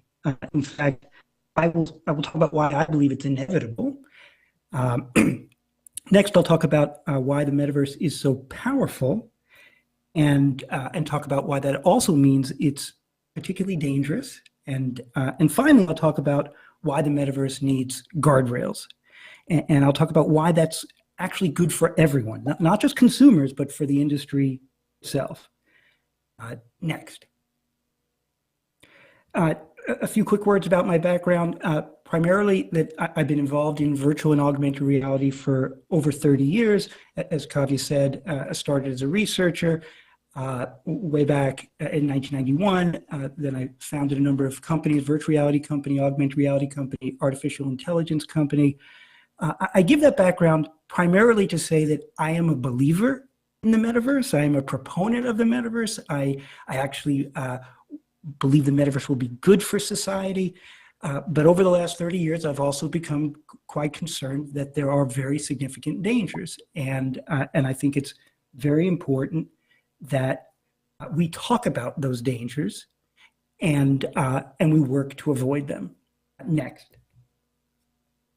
So what is the metaverse? I know lots of people have addressed this over the last 2 days worth of sessions. I think it's most important to think about the metaverse in the year 2030 and beyond. And I say that because when we're thinking about the risks and we're thinking about the remedies, we shouldn't be thinking about today, we should be thinking about tomorrow. And in the 2030s, the metaverse is not going to be the cartoonish world with cartoonish avatars that we see today. If we were having this meeting in the 2030s, it would likely look photorealistic. It would likely feel very genuine, and all of the impacts of the metaverse that we're just experiencing a little bit today will be significantly amplified within the next 10 years. Next. In fact, if we think about the 2030s, I will say that we will experience a metaverse that is fully immersive, is highly realistic, and is everywhere. And by everywhere, I mean it will not just be virtual worlds like the ones we're in right now. It will also be the real world, augmented and embellished with virtual content through augmented reality experiences. And I think it's important to consider that, to really realize that the metaverse will have these two facets because it impacts both the risks and the remedies. Next. So when I think about the 2030s, my view is that by the early 2030s, most people in the US will spend a few hours a day, at least, in virtual worlds for shopping, for socializing, for entertainment, for watching sports, for education, and many other targeted activities. I think by the early 2030s, we really will see virtual worlds rivaling television and movies for these type of targeted activities. In addition, in the 2030s, the real world will be embellished with virtual content, and this will drive adoption of augmented reality eyewear. In fact, by the mid-2030s, I feel pretty confident we will be transitioning from mobile phones to AR glasses as the primary interface that we use for accessing digital content throughout our day. In other words, in the 2030s, for many people, instead of carrying a phone around with them all day, they'll be in an augmented metaverse from the time they wake up to the time they go to sleep. That is our near future. It's not very far away. Next. So with that as context, when we're thinking about the metaverse, I think it's really important to think it's not about the technology, it's about people. And it's about how it impacts our digital lives. And I say that because there's so many conflicting definitions of the metaverse out there, and it's hard for people to agree on what the metaverse is. And I think that's partly because people focus too much on the technology and not on people, how it impacts people. If you look at it from the perspective of us, we can really think of the metaverse very broadly as this broad societal transition of our digital lives from experiences that are currently in flat media, viewed in the third person, to immersive media experienced in the first person. Our digital lives will make this transition to immersive media, and it will change everything. It will change the role of us as users, from outsiders looking in to participants with information all around us. And that's really significant. Next. Because it really points to the fact that the metaverse is a humanizing technology. And I really like to point that out because so often when people see the metaverse for the first time, they see somebody wearing a VR headset and they think, oh, that looks creepy, that they don't look human. No, the metaverse is a humanizing technology because it presents information to us in the form that our perceptual system was meant to receive it, as immersive spatial content all around us. It's how we evolved to understand our world and to explore our world and to remember our world and to interact with our world.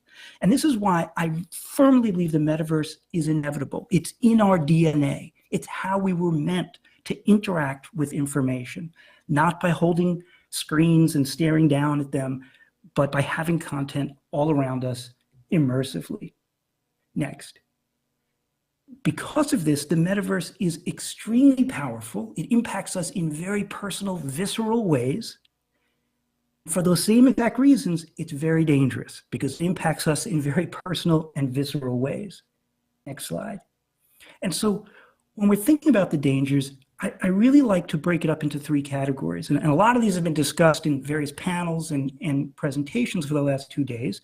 But I break them up as dangers from other users, dangers from bad actors, and dangers from big tech.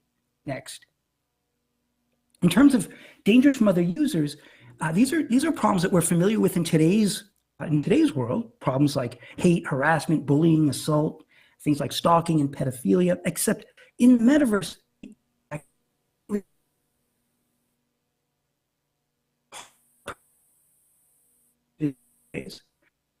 these are problems the solutions are a few, one of which is platform moderation. But this is much harder in the metaverse than in today's world of social media, because in social media, moderating bad content means stopping something from spreading too far. Metaverse is real time. Platform moderation means real-time protection of people. It's very, very difficult. It's not a solved problem. It will likely involve AI technologies. But these are things that really we need to focus on to make sure that we can moderate these worlds quickly, because the time when harm happens is so fast. The second solution is persistent identity. People don't behave badly to each other, or nearly as badly to each other, in the real world as they do online. And one of the big reasons for that is identity. In the real world, we have a persistent identity. I think that's going to be required in the metaverse, but it creates this new tension of identity versus privacy. I'm a proponent of both, and this creates an unsolved tension as we go forward. It's one of the other really big things that we need to solve moving forward. Next slide. If we move forward to dangers from bad actors, here we're talking about fraudsters, hackers, con artists. In the metaverse, identity theft will actually evolve into virtual impersonation. You know, we talk a lot about digital twins.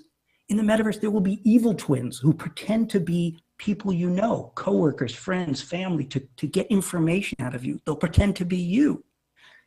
Very difficult problem. It means that in the metaverse, platform security is going to become even more important than it is in today's social media platforms. This means identity verification is significant. Without it, people will not trust these environments. But again, it means we need to solve this identity versus privacy issue.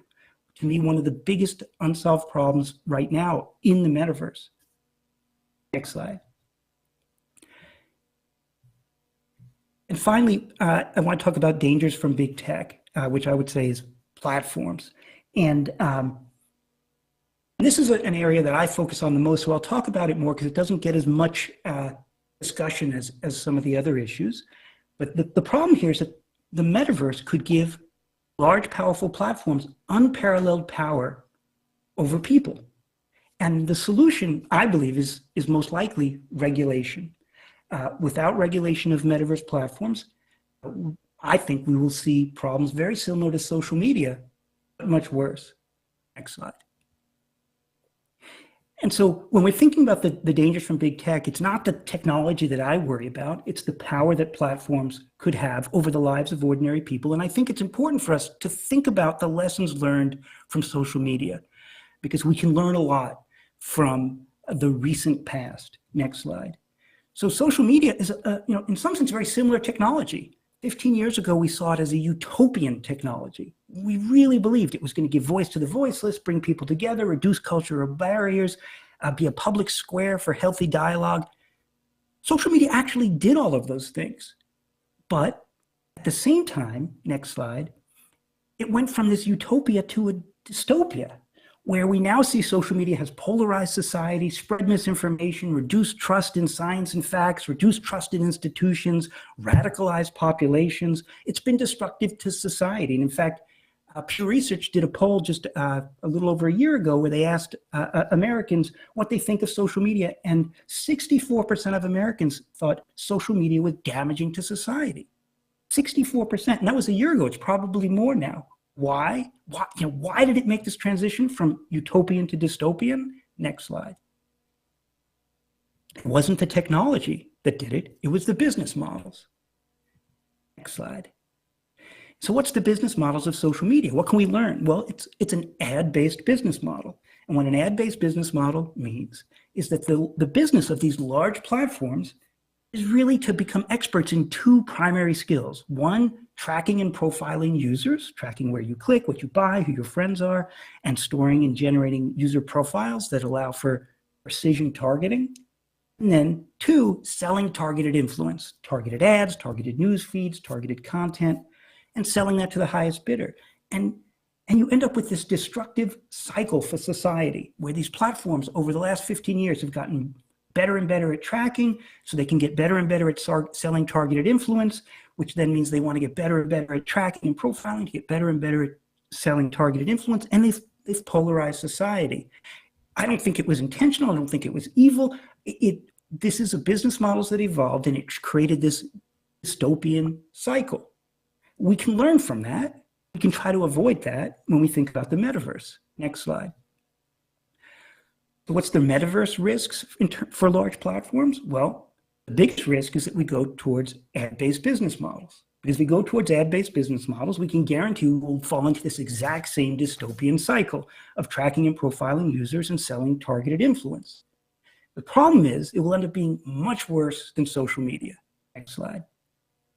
That's because, for example, tracking and profiling of users in the metaverse makes social media look like child's play. In social media, platforms can track where you click, what you buy, who your friends are. In the metaverse, and again, we're talking both virtual and augmented, platforms will be able to track where you go, what you do, who you're with, what direction you're looking, how long your gaze lingers. They can track your gait and your posture. So you can imagine you're walking down the street in the real world that's augmented or a virtual world, and platforms could know what stores you're looking in windows of and how long are you looking and what does your posture reflect in terms of your emotions and your gait in terms of your emotions. And it goes beyond that, because in metaverse platforms, we'll also be able to track your facial expressions, your vocal inflections, and most likely your vital signs. They will do that in order to be able to infer your emotions. So now, next slide, we can think of metaverse platforms as being able to monitor your whole life.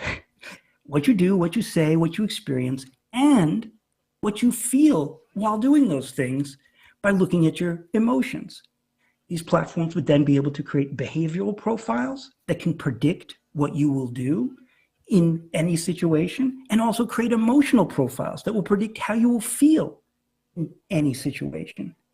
This is obviously a really dangerous privacy issue, but the bigger issue is what will they do with this information? Next slide. The danger is that they will then use this to sell targeted influence. But advertising and propaganda in the metaverse, it's not going to be flat ads and videos. It will be immersive experiences that change the world around you for promotional purposes. Next slide. So let's think of an example. Imagine that you're walking down the street in the metaverse, right? Walking down the street, either virtual or augmented, and maybe I pass a young couple having a conversation about some great new restaurant that they went to, or a new car they just bought, or a new movie they just saw, whatever. And I overhear maybe 20 seconds, and then our paths diverge. I'm influenced by hearing this exchange, believe it to be an authentic encounter among real people in this world. What I don't realize is that, no, that was a targeted promotional experience that was injected into my surroundings on behalf of a third party. Because this is an ad-based business model. And in fact, the age, gender, ethnicity, clothing, speaking style of that virtual couple was all chosen by AI to maximize its influence on me based on profile data that was collected about me over time. Even the dialogue between that couple, custom crafted in real time by AI based on my personal interests to maximize persuasion. This could influence me deeply. Without guardrails, I might not even know that that was a targeted promotional experience. I might think it was authentic, serendipitous experience. That is how different the metaverse is to previous forms of media. Next slide. Now imagine that instead of just overhearing dialogue, I have a different experience. Say I'm in a virtual coffee house and someone walks up to me and strikes up a conversation. They look like everyone else in this world. They're an avatar. It could be photorealistic. And they start telling me about their job, how much they love working there, how it's the greatest company they've ever worked for. Again, I might think this is an authentic experience, not realize that I was just targeted by a recruiter that paid to influence me towards wanting to work for that company. I was engaged in a promotional conversation by an AI avatar that was indistinguishable from other people, but can generate an optimized pitch based on my profile and actually even adapt its conversational tactics based on my facial expressions, my vocal inflections, my blood pressure. That's the danger of the metaverse. This is a real-time environment where a third party can control the world around you to influence you while tracking your behaviors and your emotions. We've never experienced that before, and we need to put guardrails in place to protect consumers. Next slide. And so when we think about selling targeted influence in the metaverse, I like to break it up into really two categories. Instead of it being flat ads and pop-up videos, it's going to be virtual product placements and virtual spokespeople. Virtual product placements that are put into your world as promotional content. It could be indistinguishable from other content. You might not know that it's promotional, or virtual spokespeople that engage you in conversation and you might not know that they're virtual. Next slide. Sometimes people say, oh, you're not going to be fooled by virtual spokespeople. There was just a study this year from Lancaster University that showed that virtual people, when tested, are now indistinguishable. People cannot tell the difference. All of these faces are AI generated. People cannot tell the difference anymore between AI generated faces and real faces. And the scary thing about this study is that while you couldn't tell the difference, most people rated the virtual faces, the AI generated faces, as more trustworthy.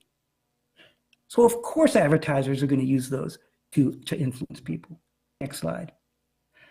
So I feel the metaverse, unless there's guardrails, could be the most dangerous tool of persuasion that we've ever created. Can track what you do and feel, can generate detailed behavioral and promotional profiles. It can alter the world around you without you knowing it, and it can adjust its tactics in real time using AI to optimize influence. Next slide. So do we need guardrails? Yes. Interactive forms of targeted influence is not something we've ever dealt with before at scale, especially not when it's immersive, when it's real time, and when it's mediated by AI. Next slide. What kind of protections can we put in place? Well, let's think about tracking and profiling.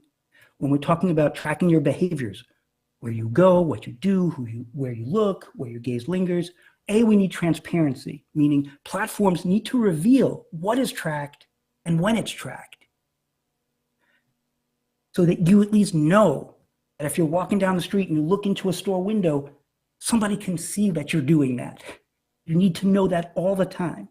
But even more important, we need to limit profiling or even ban profiling so that you cannot build up this behavioral profile for individuals so you know not just what you're doing in real time, that you looked in that store window, but you can't build up this profile over days and weeks and months to know exactly what people do throughout their day, because with those profiles, they can then create behavioral models and use that to influence you.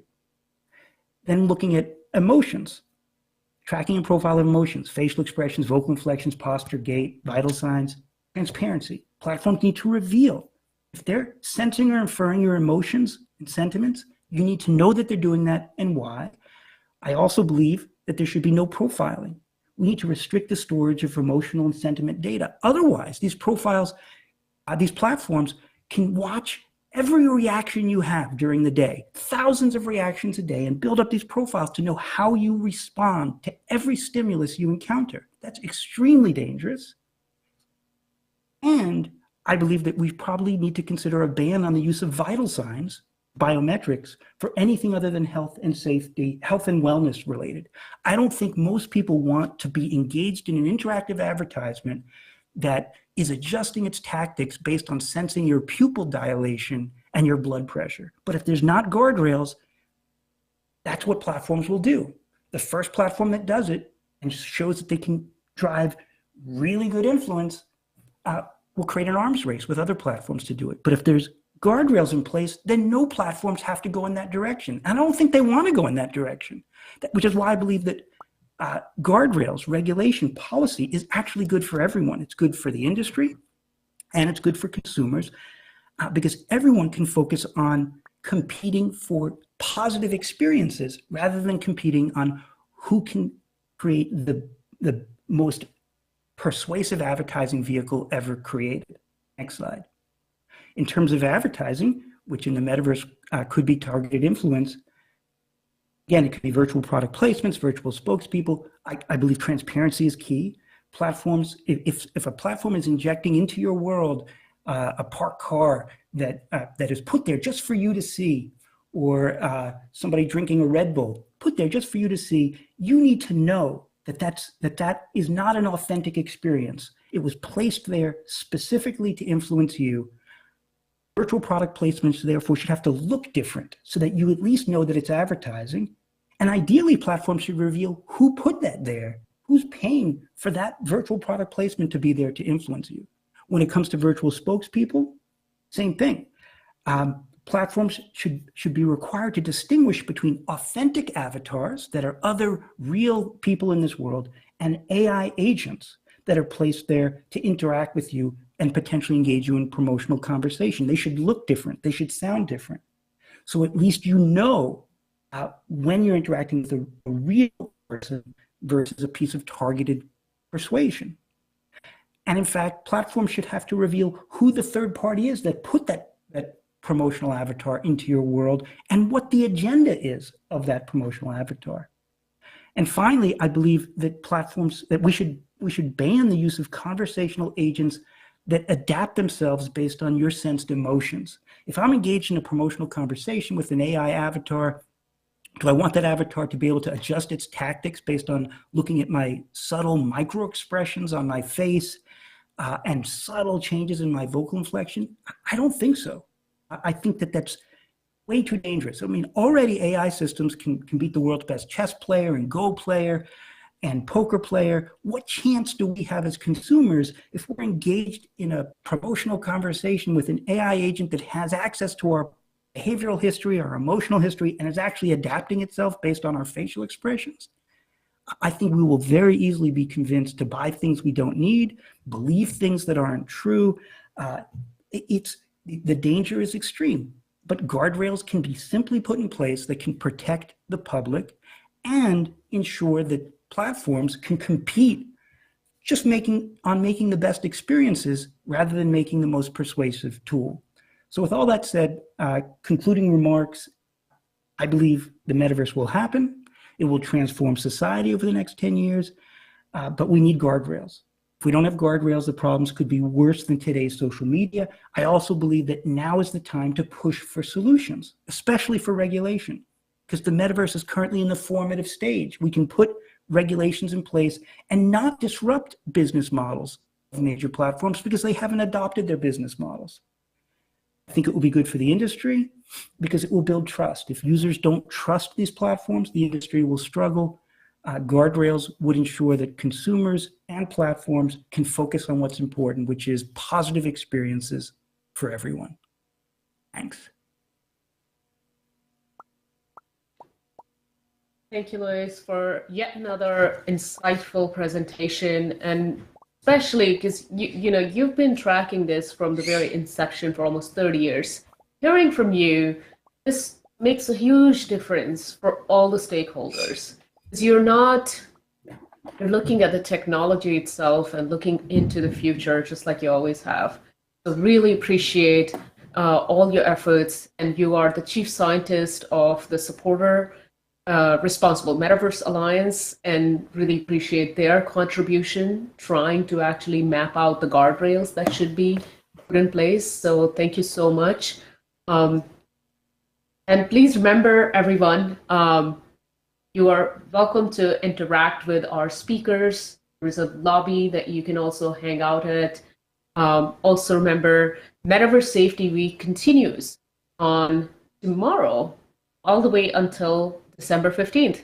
Tomorrow, we will return with a focus on children's safety, children's rights. And I wonder, Luis, I know that we're kind of over time, but since you're here and it's such an opportunity, should we even take a couple of questions? If sure, there are any questions? Happy to. Okay, that's great. The panelists, you can either, audience, you can either come up towards the stage, or you can just click on raise hand. That's enabled, and you'll be able to ask any question to Dr. Rosenberg.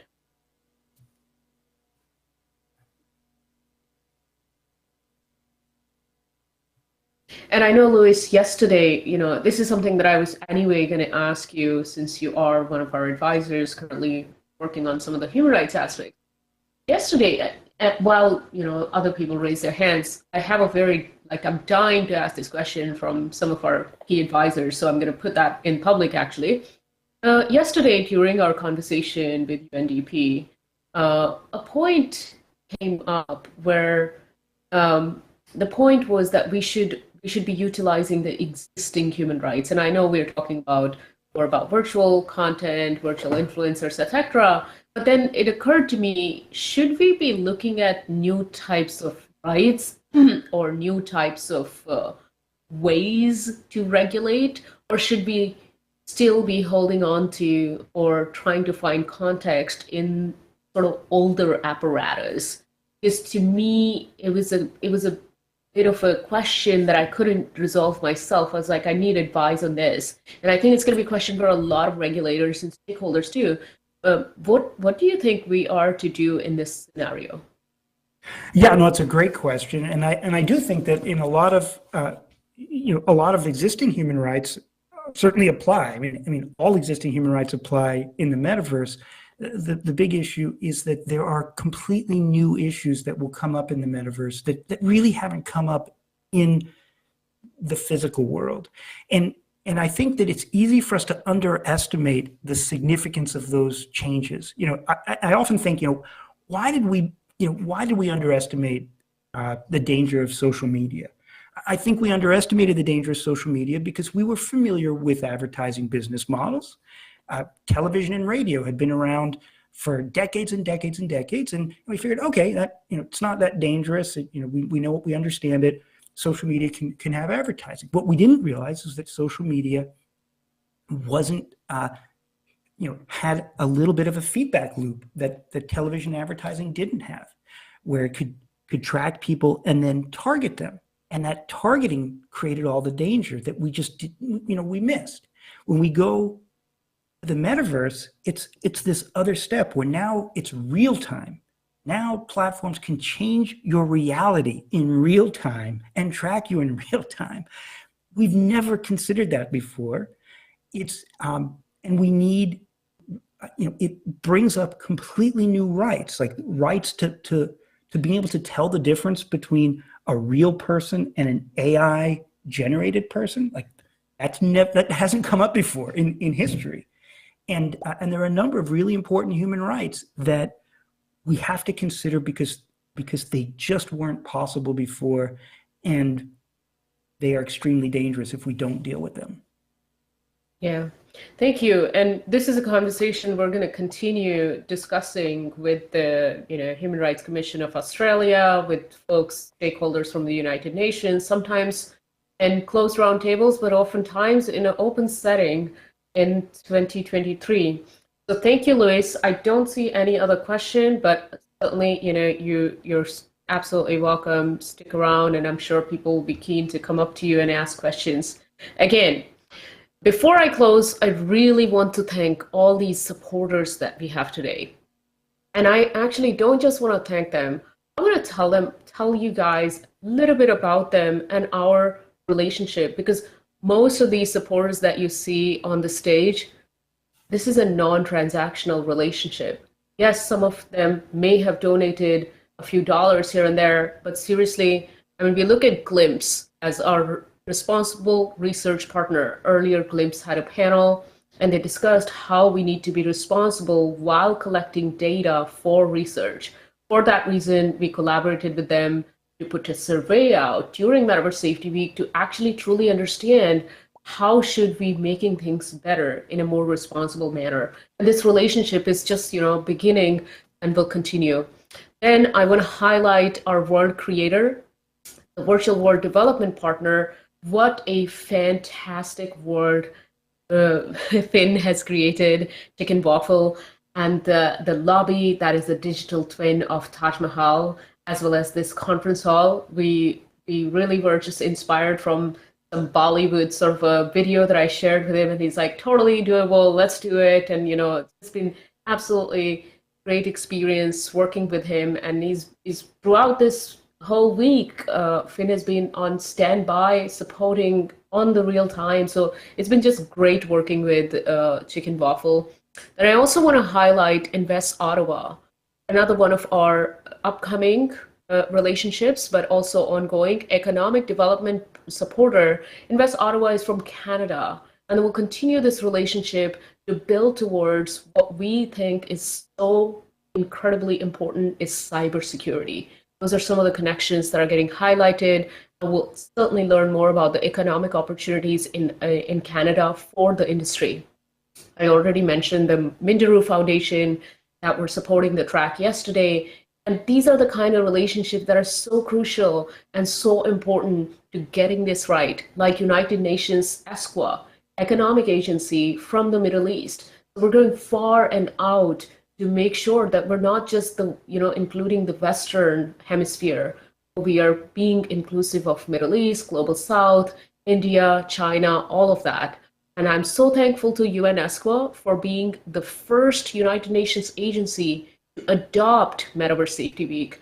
And over the years, we would look to them for directions as they have adopted this this week. I also want to finally thank Metanomics. One of the advisors, Theo Presley, who you heard from, is the CEO of Metanomics, and they've been really, really supportive of our efforts, and I really am appreciative of them. Finally, Vroom, which is the Safe Immersive Events Partner. This is a very unique relationship. I want to kind of shed light on it as well. We have been consulting and advising Vroom to ensure how to organize immersive events safely. So literally, I kid you not, before they create any kind of applets and safety controls, I actually reach out to several of my advisors. We sort of virtually surround or email each other in a group email thread. And then we reflect on the idea, how is a human being going to have a safe experience? How are they going to have the best of experience while going to a concert or going to other places? And that's when they do coding. They don't do that before. And this is so remarkable. And I'm so proud to just stand here and look at this and be like, Safe Immersive Events Partner. So these are the kind of partnerships with XRSI, with Responsible Metaverse Alliance, and upcoming is Europol, United Nations, and all of these global agencies. That's the meaning of Metaverse Safety Week. And of course, we're truly thankful for Meta being the headliner. And then tomorrow, let's hear from folks that are focused on child safety and children rights. Please register if you haven't by going to www.metaversesafetyweek.org, and you can go to Eventbrite to register. Again, come back tomorrow, and then we will continue to discuss and focus on mostly children issues in the metaverse, children's rights, as well as children's safety.